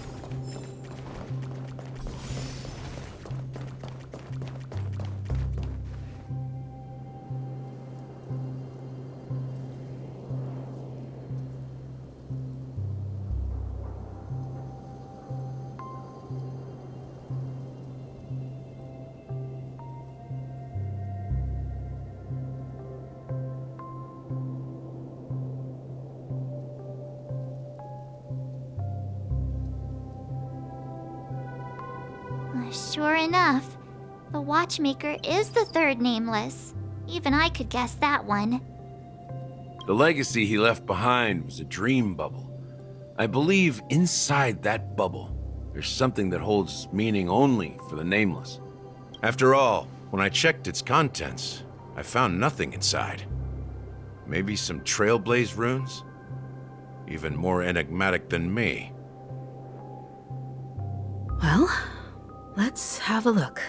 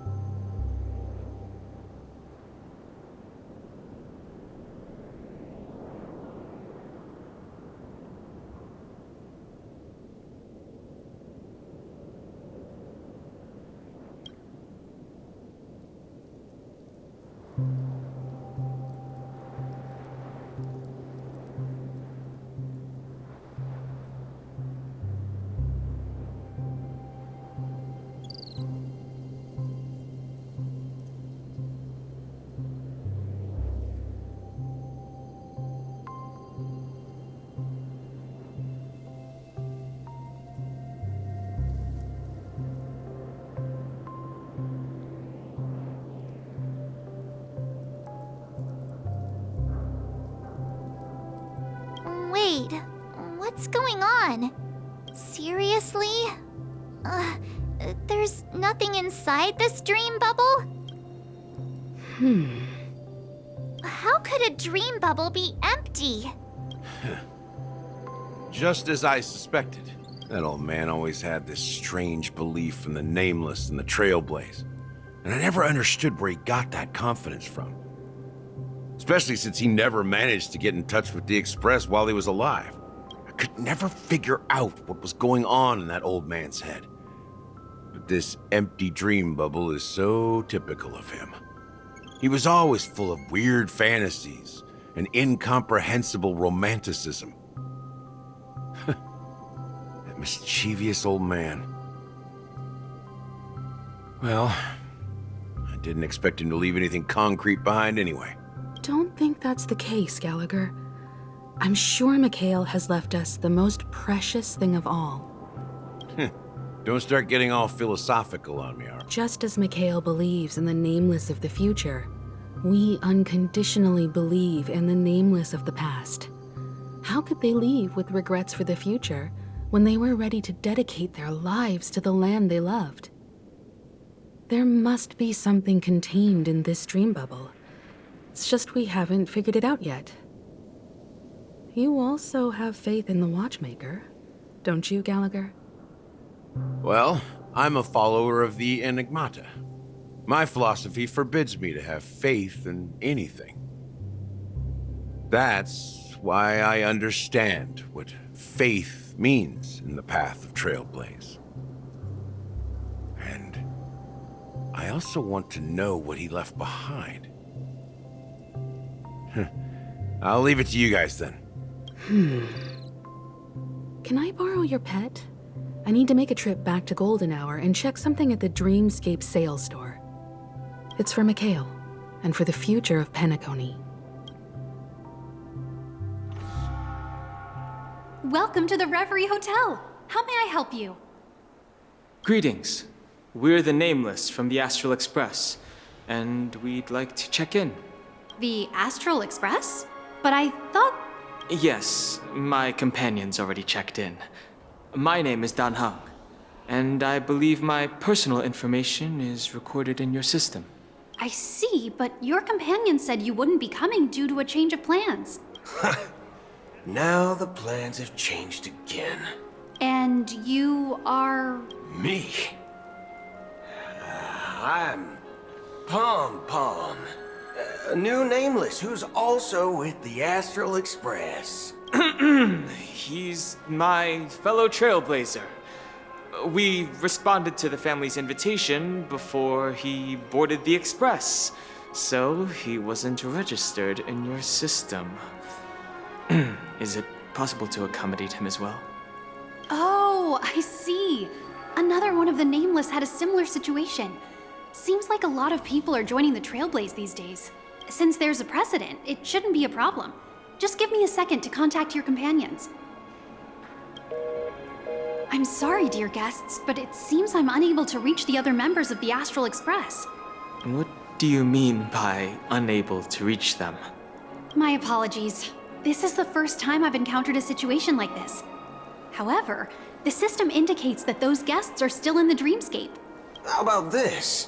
Give me their room number, and we'll go check on them ourselves. I'm afraid that's not possible. I need to verify both of your identities before I can share any guest information. How about you just wake up someone? Let's say, Welt? I'm sorry, but there are strict rules regarding forced awakening.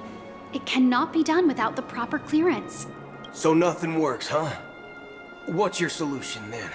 Are you saying we sleep here? At the reception? Please be patient. We need to contact your companions in order to confirm your identities. And now it seems you need to confirm our identities before you can contact our companions. It seems so. Oh, fudge!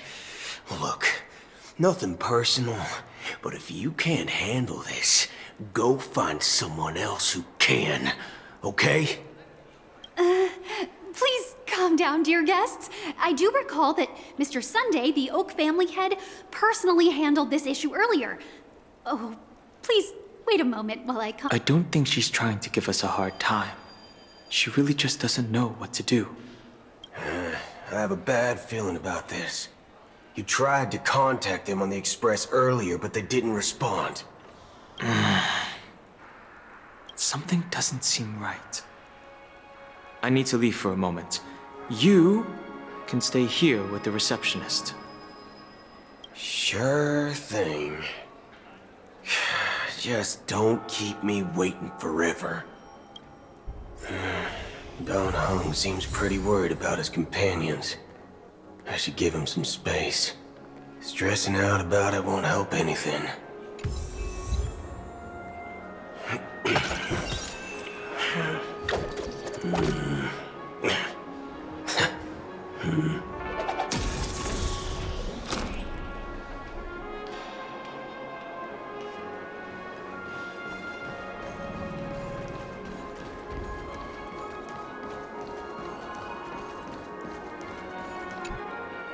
Greetings! I'm Cody of the Bloodhound family, head of security for the hotel. How may I assist you? Hello. So, there's something I wanted to ask about. I've been hearing some unsettling rumors about certain incidents that might affect the Charmony Festival. Do you think there's anything to be worried about? I've traveled all the way from the Hayaii Federation, and I don't want my trip to be ruined. What do you mean? Wait, you haven't heard? I'm not sure where you heard those rumors, but they're completely baseless. I can assure you, as a representative of the Bloodhound family, that everything is going smoothly for the Charmony Festival. At present, all of the families are focused on making sure the festival starts on time. Even the Dream Master himself has arrived. So don't worry, your trip won't be in vain. That's a relief to hear. She doesn't appear to be acting. So, it seems that even the hotel staff are out of the loop.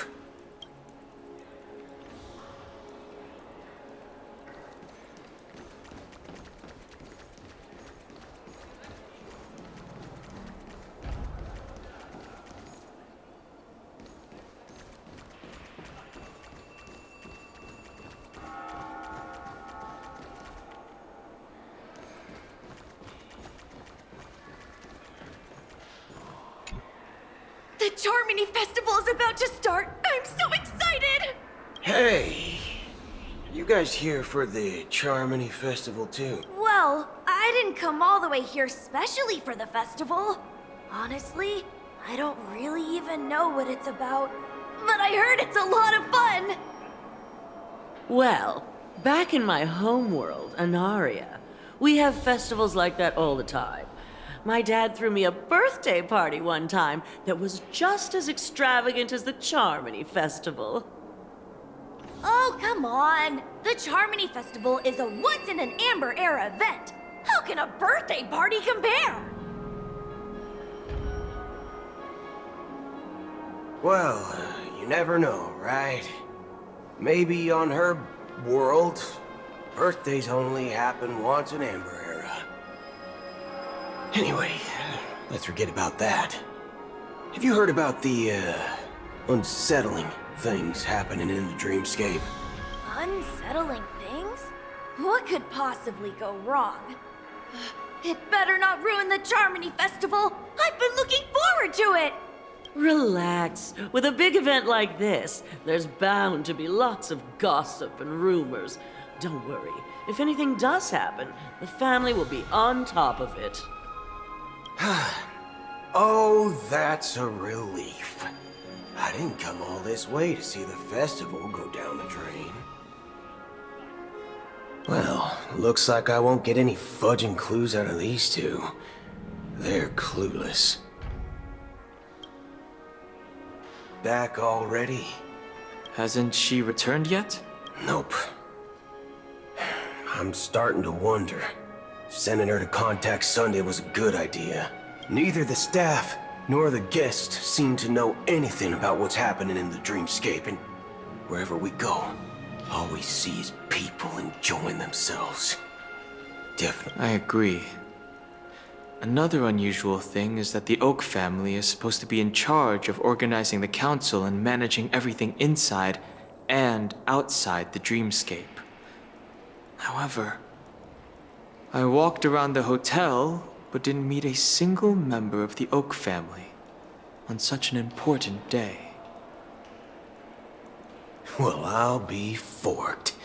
If I remember correctly, the head of the Oak family is that Sunday guy, right? We shouldn't linger here too long. Let's go back to the Express for now.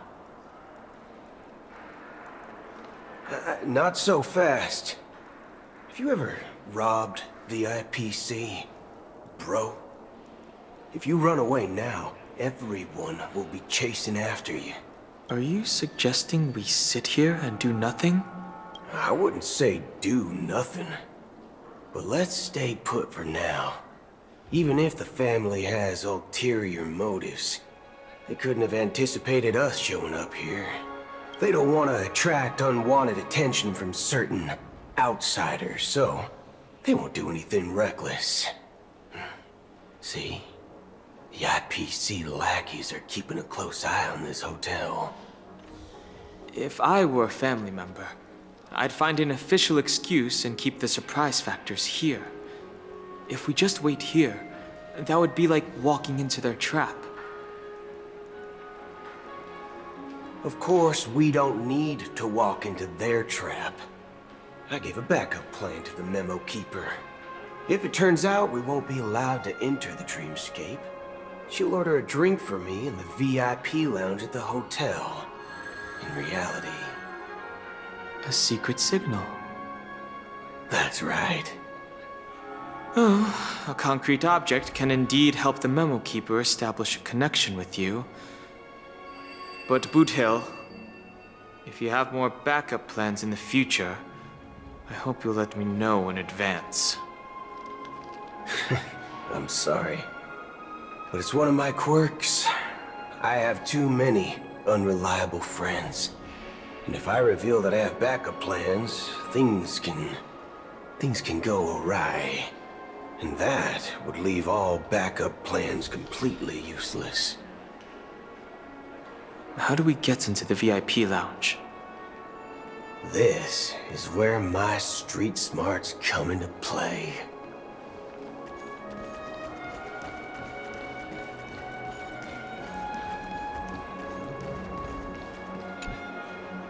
you're the lobby manager, right? Yes, I am. How may I assist you? We're the Nameless from the Astral Express. We wanted to check in, but there's something wrong with your system. The lady at the front desk said she would contact the manager, but now she's nowhere to be found. Now, we've been waiting here forever, without any food or water. What the fork, man? Is this how the family treats its guests? Is this your idea of street smarts? Starting an altercation? It's called standing up for your rights. I apologize for the inconvenience. Please wait while we try to contact Mr. Sunday. I'll arrange 2 premium seats in the VIP lounge so you can rest there while you wait. See? Just like that. Just don't call yourself Nameless next time. Wow, this bar's something else. Certainly worthy of the planet of festivities.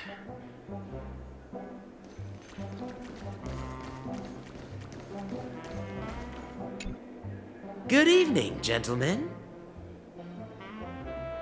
Hey, I have an order for a bottle of Hasdana's White Oak. Can you help us find it? Hasdana's White Oak? I think there might be a misunderstanding. We don't serve that here. Oh, no way. Are you sure you're not mistaken? If someone had reserved such a beverage, I would definitely remember it. It sells for hundreds of thousands of credits per bottle, after all. I couldn't afford to cover for such an item if it were broken or lost. That's strange. Well, could it be that the memo keeper couldn't afford it? Then what should we do now? Oh, no need to rush. Let's grab some drinks first. Maybe I arrived too early and he hasn't come yet. Now, let's see what kind of juice malts you all have here. Well, give me a glass of Hingham Valley, 40 years. I'll have it neat. No ice. Wow, that's the most expensive one on the list. You have a taste for the finer things. It's on the house. What can I get for you? Anything you recommend is fine. Then I would recommend today's special, Glass Village. It's classic Soul Glad mixed with Laboom juice. It's refreshing and suits your cool demeanor. Just 1 minute. Ah, this flavor. Dynamite barbecue with rocket fuel. Ooh, it really hits the spot. Truly the finest sherry cask-aged malt juice in the cosmos. Dynamite barbecue with rocket fuel. Is that really something that humans enjoy? Hey, this guy doesn't know anything at all. As long as you're satisfied, dear guests, please enjoy. Let's give the memo keeper another half system hour. If she doesn't show up, we'll need to come up with a new plan. In the meantime, let's take stock of the situation. What do you think? The situation is unclear. Something must have happened on the planet of festivities, but the public is unaware of it. Someone in a position of power within the family must be covering it up. It's unusual for the followers of the Harmony to invite other factions, let alone the IPC and the Masked Fools. If what you said about the Emanator of the Nihility is true, the situation in Penacony is a little complicated, to say the least. Actually, there's something else I'm concerned about. Regarding Acheron.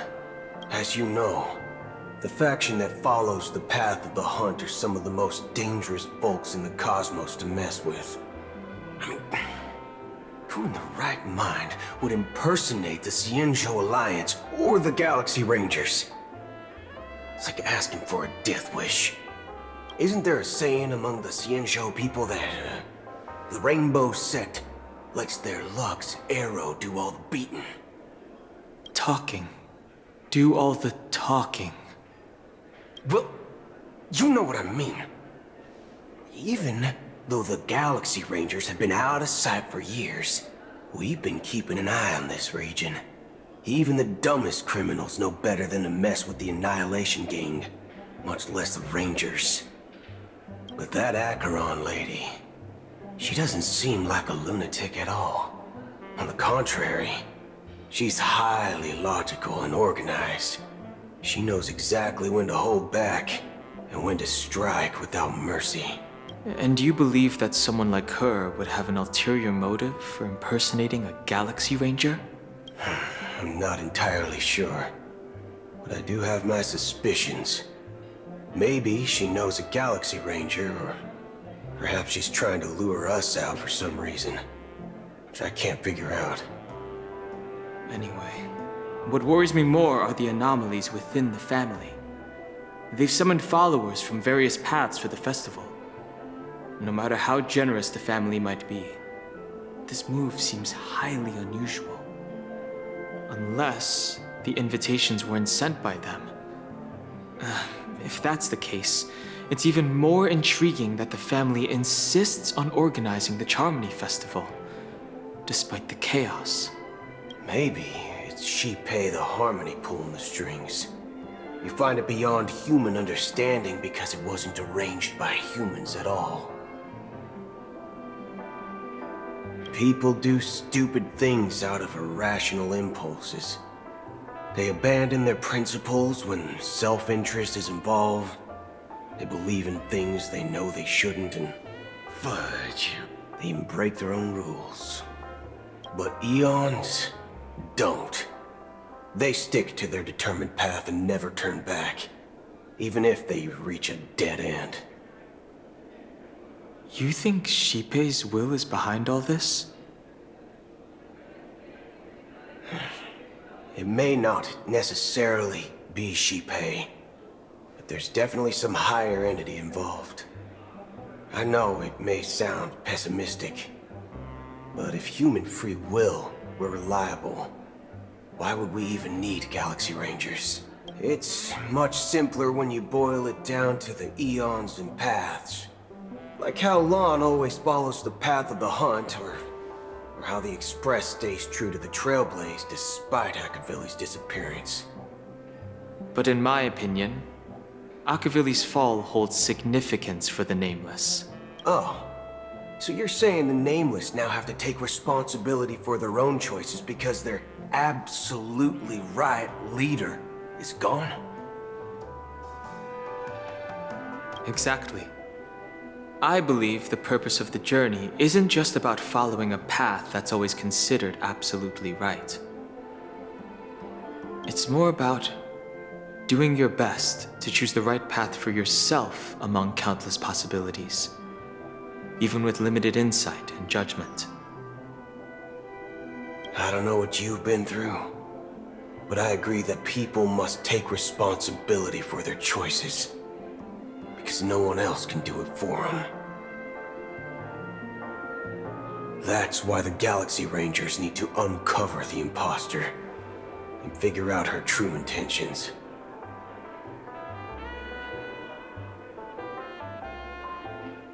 Just in case, I have a backup plan if the Memo Keeper doesn't show up. This is my final backup plan. I promise. You sure have a lot of cards up your sleeve. Well, going back to my old career would make things a lot easier. By the way, when you were walking around the hotel, did you happen to see any important-looking guests? What's your plan? It's simple. We just grab some hostages and use them as bargaining chips with the family. Or maybe we can even take their identities. No need for that. We'll return to the Express now. Wait. Are you getting scared? Draw your weapon. Let's make a big scene. Are you leaving, esteemed guests? Would you like to cancel that as Donna's White Oak you just ordered? Huh? Asdana's White Oak. But didn't you just say... Ha ha. Looks like you are a bit intoxicated, esteemed guests. You ordered a bottle of Asdana's White Oak just a moment ago. Looks like your memo keeper friend has finally arrived. Oh, right. Sorry, my memory's not the best. You know, too many modifications and all. Anyway, let me check. Well, fork me. It says Donna's White Oak, all right. And there's a note. I'll be waiting for you on the Astral Express. No mistake. That's her message to you. She knew the hotel wasn't safe, so she suggested we find another place. Well, looks like we took a detour, but now it's back to the Astral Express. So, what are we waiting for? Let's go.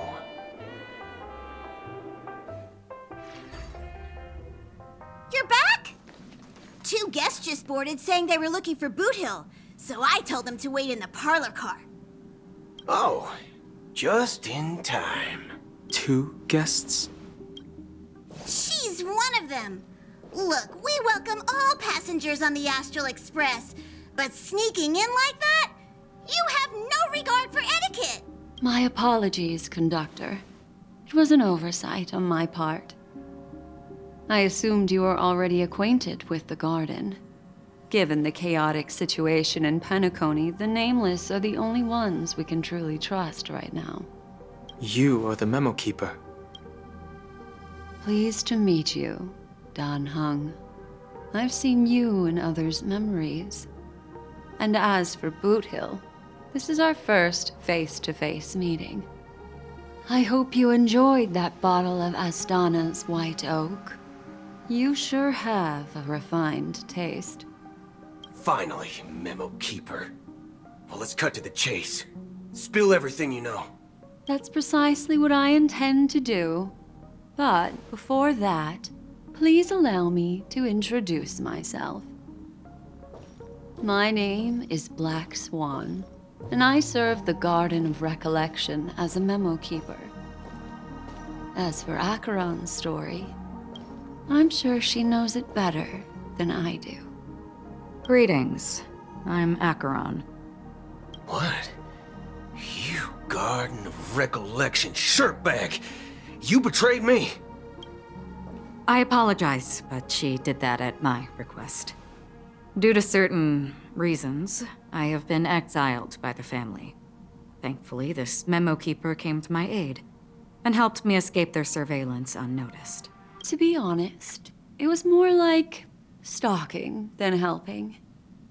And the process was far from unnoticed. But we did escape.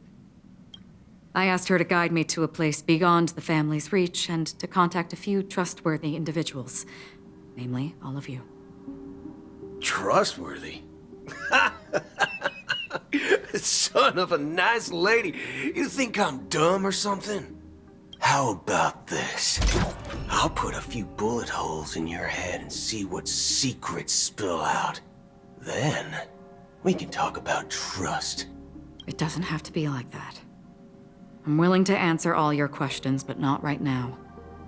If my cover hadn't been blown, we might have had more time, but at the moment, we don't have any other options.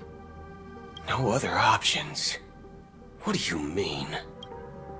This is the only way I can ensure everyone's safety.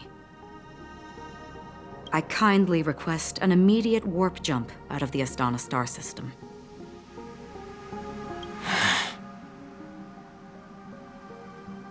This passenger is requesting... As far as I can tell, she's not a threat and seems to be telling the truth. I've briefly traveled with your companions and know their whereabouts, Dan Hung. Please rest assured, your nameless companions are safe, but they need our help. As for Boot Hill, you may have guessed. I've been waiting for you. Galaxy Rangers are known for their elusive nature and limited contact with each other. So this was the only way I could reach out to you. Only by doing this can I find a true Galaxy Ranger and fulfill a long-standing promise. To return his relics to their rightful owner. Someone once told me that every rainfall is like a gift from the heavens, a sign of their mercy upon the world. Raindrops are said to be the tears of the gods, shed in response to the sorrows of the world. Their constant pouring is a reminder that the gods haven't abandoned us yet. So, how long has this rain been going on for? I used to believe, just like you, that it would eventually stop. Years and decades passed. And in the end, such hope faded away before the rain did. Looks like the god you mentioned doesn't exist after all.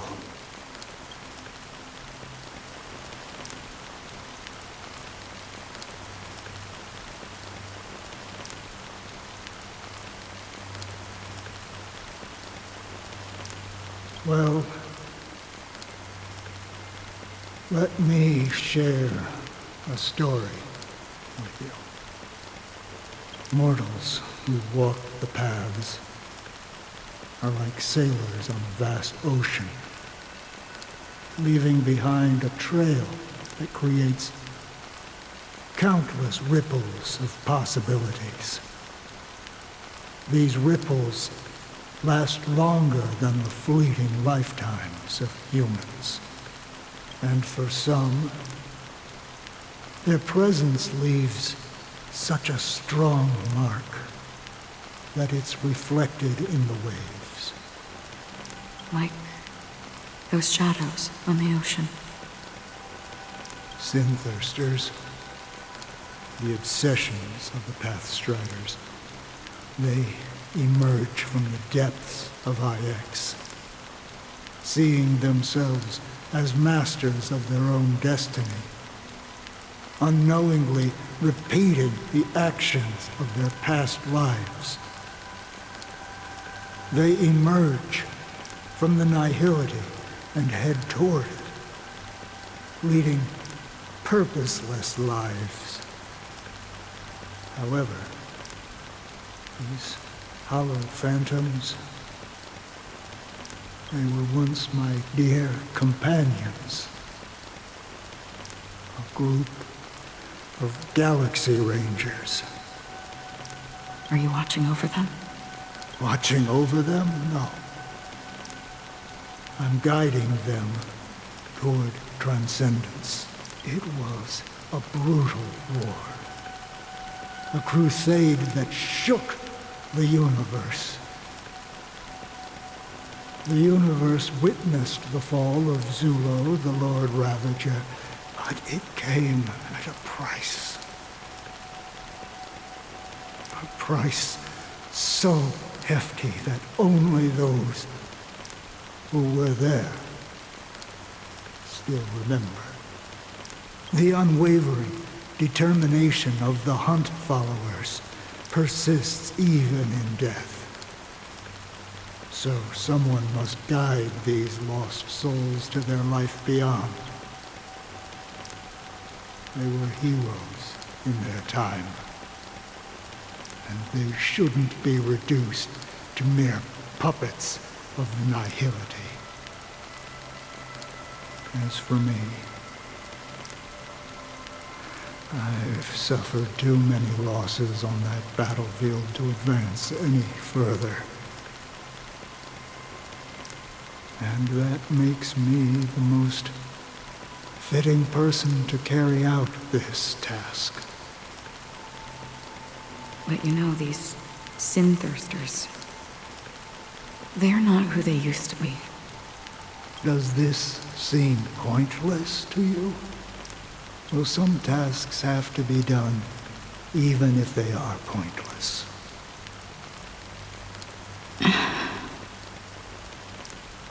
I can help you. For what? For the meaning of the nihility. That's what I've been seeking. I see. After all, this realm is off limits to ordinary souls, right? Thank you, stranger. I wish that you find what you seek. Before we part ways, I have one more question. It is true that their actions and even their entire lives may seem pointless from our perspective. But if, and it's just an if this is what the departed ones expected, should we try to change it? A good question. And a profound one. What I do know is that one day I too will pass away. I hope that when that day comes, someone will stand at my grave and place a bouquet of flowers.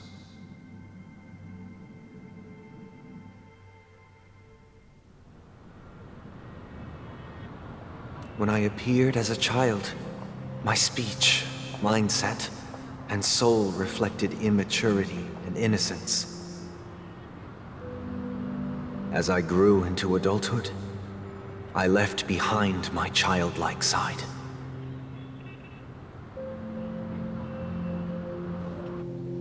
I humbly request your blessings, esteemed advocate of Shipe. Come to me, my kinship. I have sought their presence with us. As you wish.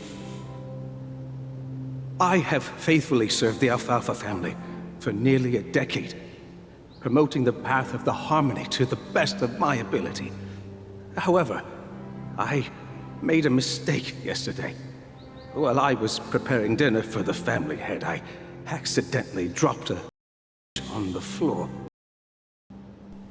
Out of laziness, I lied and claimed that everything was ready.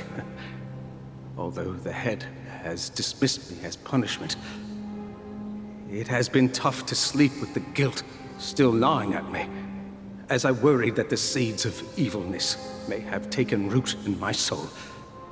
So, I confess to you now to seek atonement for my sins. Do you sincerely repent and vow to change your ways?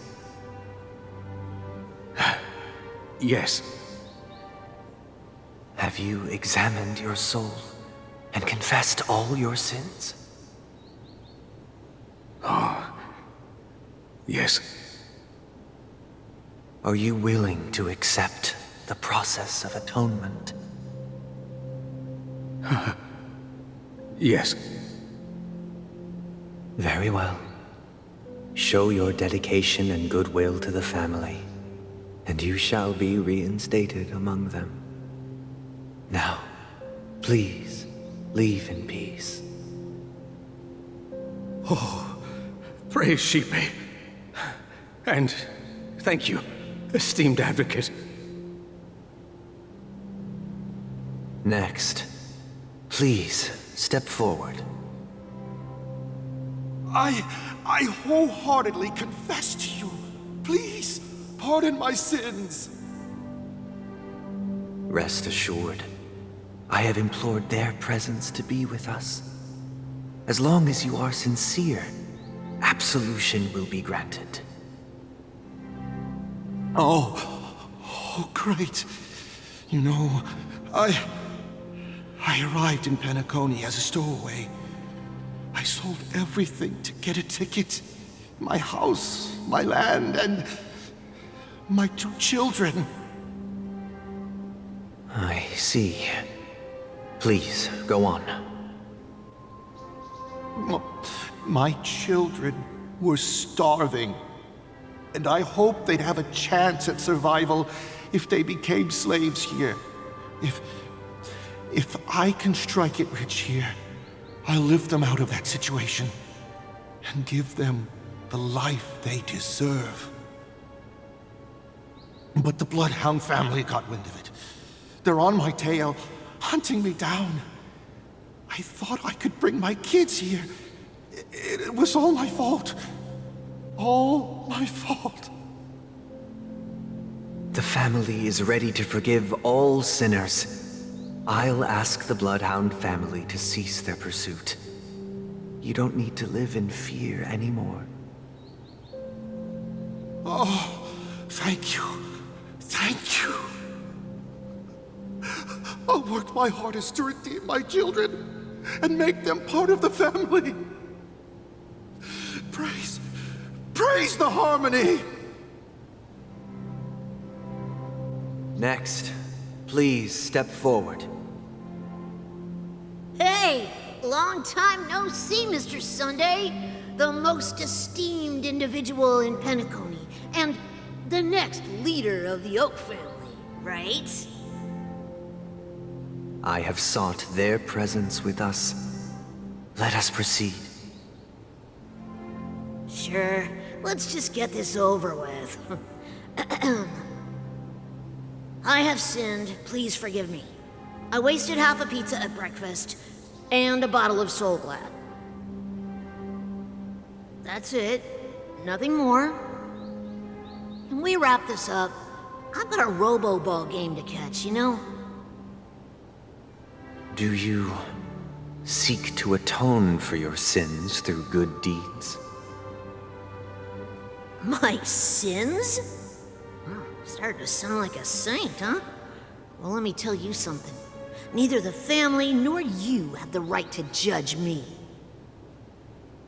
You think nobody knows what your precious family has done? About the watchmaker? Huh? Don't kid yourself, Featherbrain.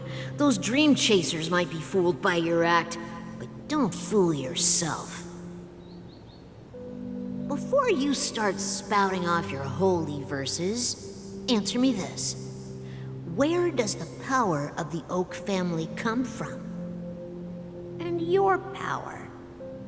What makes you think you can sit there all high and mighty, looking down on everyone else? Well, I've spent enough time in confession today to enter the Harmony's paradise, right? Then I'll take my leave. Good luck with your election, and, don't make me regret my investments in you.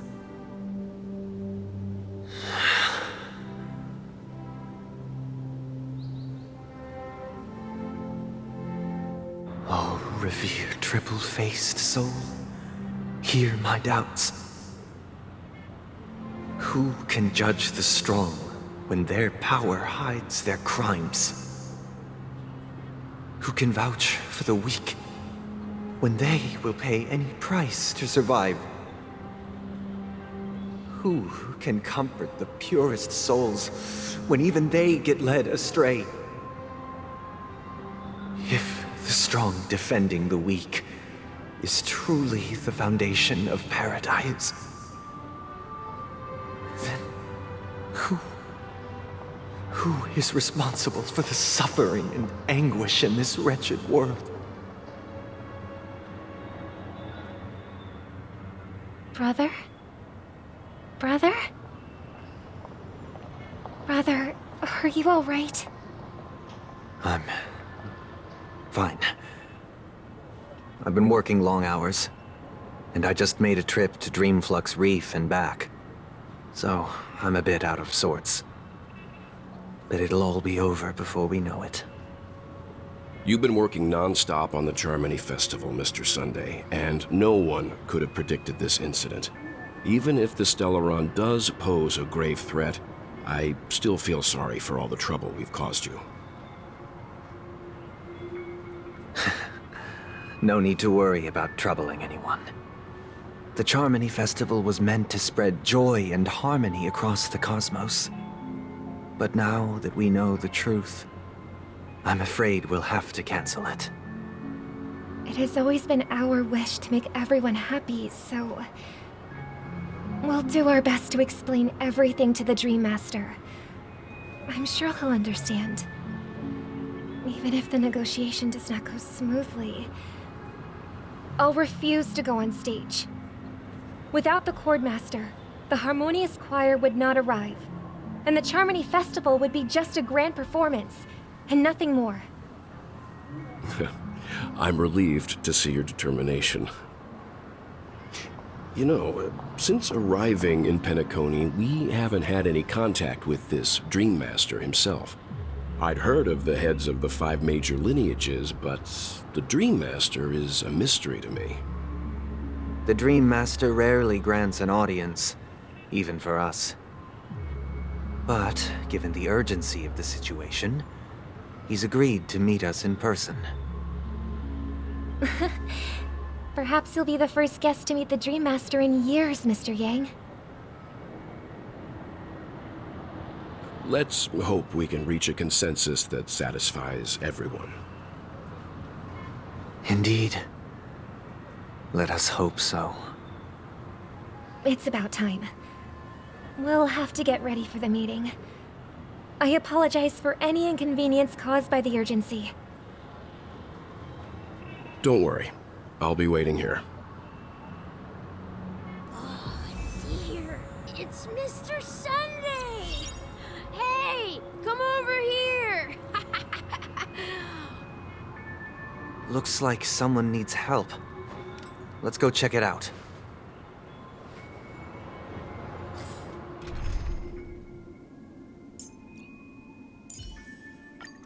Ta-da! How's this?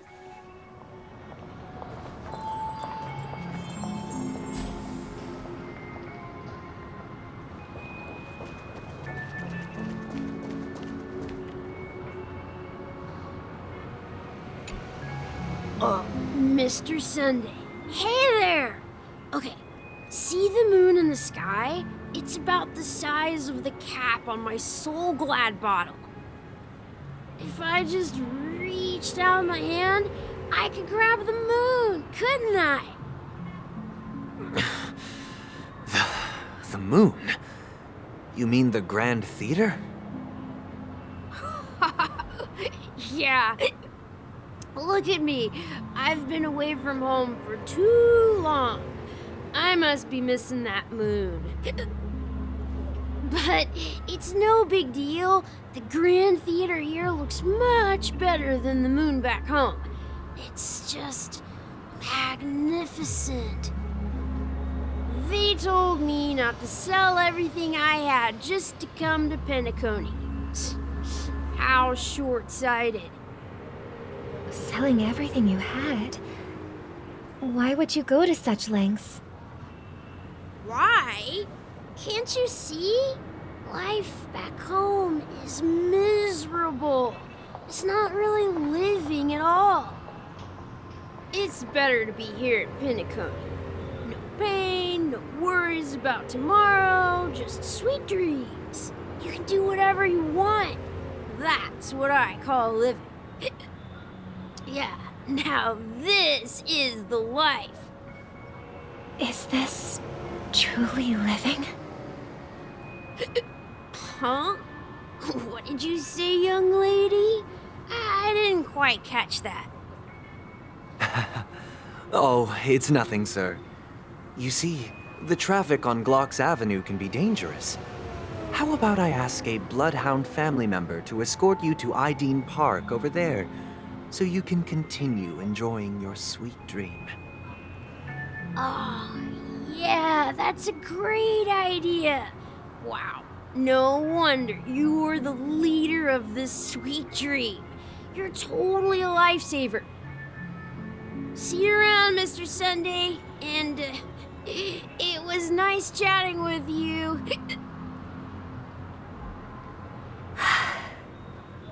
What's up, sister? This is the land of the dreams. But why do they live like this? The man we ran into, he doesn't seem happy at all. Even though sweet dreams are nice, they're just illusions. But for him, they're the only way to survive, even if it means giving up on reality. That's not really living at all. I suppose you have a point. But, in my opinion, that's how most people live their lives. Why do you say that?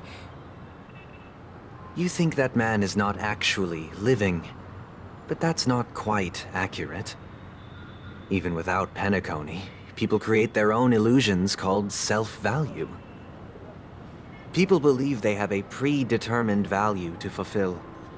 Gaining value means gaining power, and those deemed worthless are seen as the weak.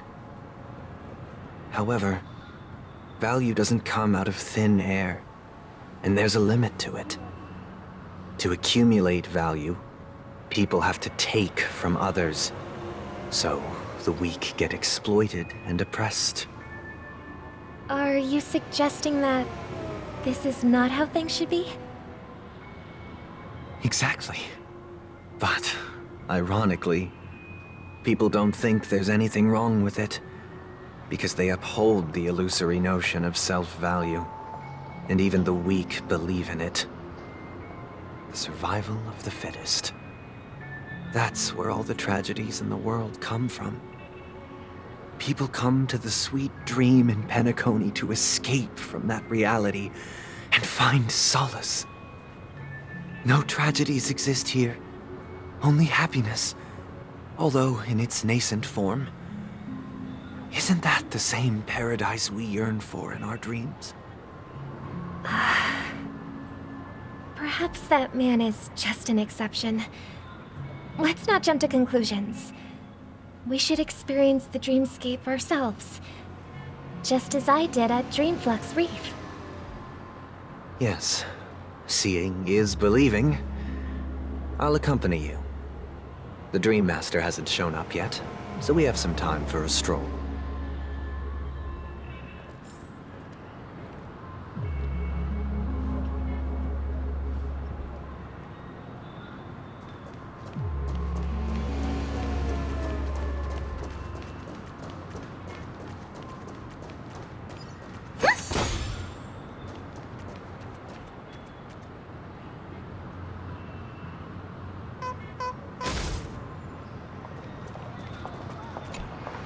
Glad to meet you again, Robin. How are the preparations for the Charmony Festival coming along? We're all so excited about it. It's going smoothly. Thanks for making the trip to join the festival. You're too kind, Robin. It's a pleasure to have guests from all over the universe celebrating day and night. I can't stand being lonely or bored, so this jubilant dreamscape is perfect for me. But if this went on forever, would it get boring too? Nah, not at all. Who would get tired of having so much fun? Every day, you get to wear fancy clothes, explore all sorts of dream bubbles, indulge in delicious food without gaining weight, and you never get old or sick. As long as you can afford a room, this place is the ultimate paradise. But you know that only a few things can be brought back from the dreamscape to reality, right? That's exactly why I don't plan on bringing anything back.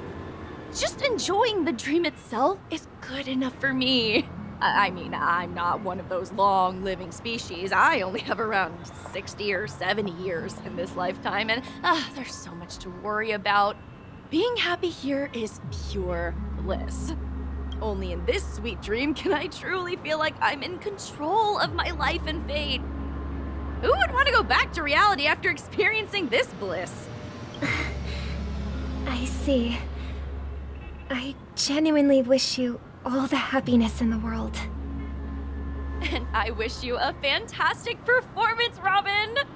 I'm off to the Blue Hour for the ball. See you later.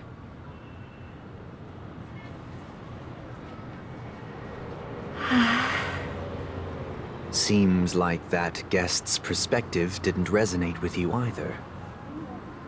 She had a valid point. I could sense her genuine happiness. It's just that... What you're trying to say is, she thinks she's in control of her life. But in reality, she's just escaping from reality and seeking solace in this sweet dream. Once she steps out of this sanctuary, everything will be lost.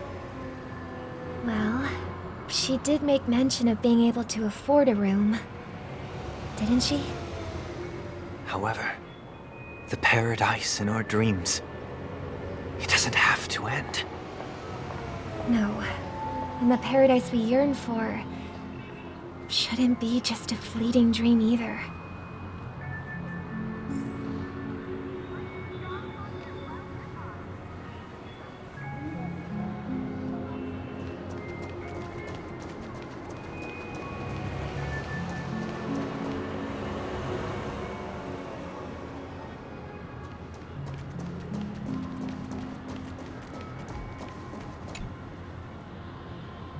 The scenery in this dreamscape is truly breathtaking, isn't it? Oh, Robin. Can't believe I'm meeting you in person here. What an honor. You're right. Even though time stands still in this dreamscape, it always feels fresh. I find something new every time. A philosophical mind. I hope I'm not intruding. Oh, not at all. No. With little time left, I yearn for meaningful conversations, especially with someone as esteemed as you. Do you mind if we chat? It's my pleasure. No need to be formal. Just speak your mind. You said, with little time left. Please, forgive me for being blunt. But is that why you came to Penacony? Yeah. I was part of a war, and while escaping from the Sarkosian mothership, I got exposed to some radioactive materials. And then, all my comrades died, and my hometown was wiped out by neutron bombardments. I couldn't bear to live with everything I knew gone. That's when I heard about a possible solution here, so I came. How heart-wrenching. I hope the family has been able to help you. They have, and I'm truly grateful for that. They provided me with a comfortable room, the most advanced life support devices in the cosmos, and a stellar team of caregivers. My physical body is now in the dream pool, sustained by life support. The me you see here is whole, rational, and no different from any other person. But I can't say the same for the me in the hotel room. My true appearance. Well, I hope you never have to witness it, Robin. So, you'll be living forever in this dreamscape, right? Just being able to live at all is good enough for me. Whether it's in this dreamscape or not, well, I don't really have much say in the matter. My world has been torn apart, and my life could end any second. So, even if this whole place is an illusion, it's still my paradise, and I'll treasure every moment I spend here. How I envy those everlasting things. That old man's story. It's so tragic. Fortunately, this sweet dream gives him joyful memories to hold on to for the rest of his life. That's precisely why this sweet dream in Penacony exists. However, even the sweet dream has its limitations. While it provides solace to the disillusioned, it can't completely eliminate pain in reality. There will be a way out. Penacony is already on the right track.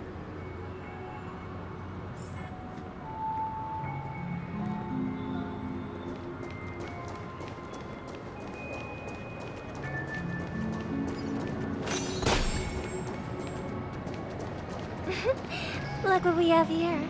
A lovely young lady.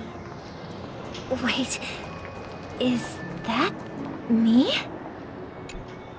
Brother, what a surprise to see you again. Show yourself.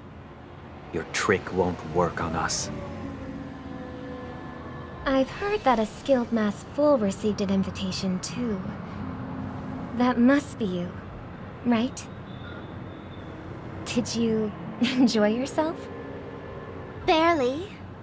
The people here are way too gullible. A little bait is all it takes for them to bite.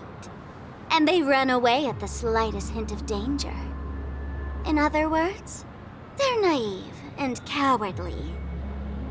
Now that you've had your fill, it'd be wise to leave before it's too late.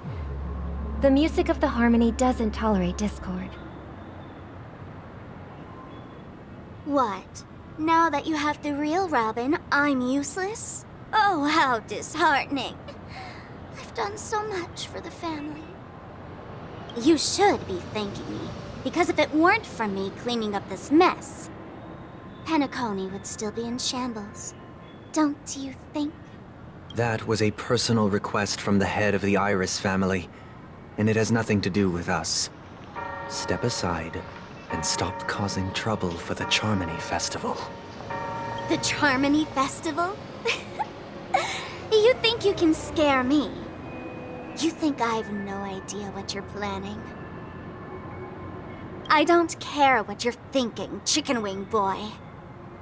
But I'm pretty sure our lovely Robin won't be appearing on stage. After all, you're well aware of what a sorry state this dreamscape is in under the banner of harmony.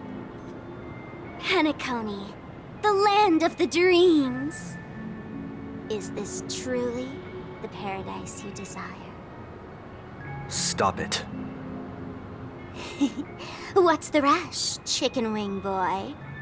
Did I get to you? Our paradise is none of your concern, masked fool. Leave now, or the family won't tolerate you anymore. All right. I'll go. But Robin, I suggest you seriously consider this. Do you really believe those living in dreams can escape pain and find true happiness?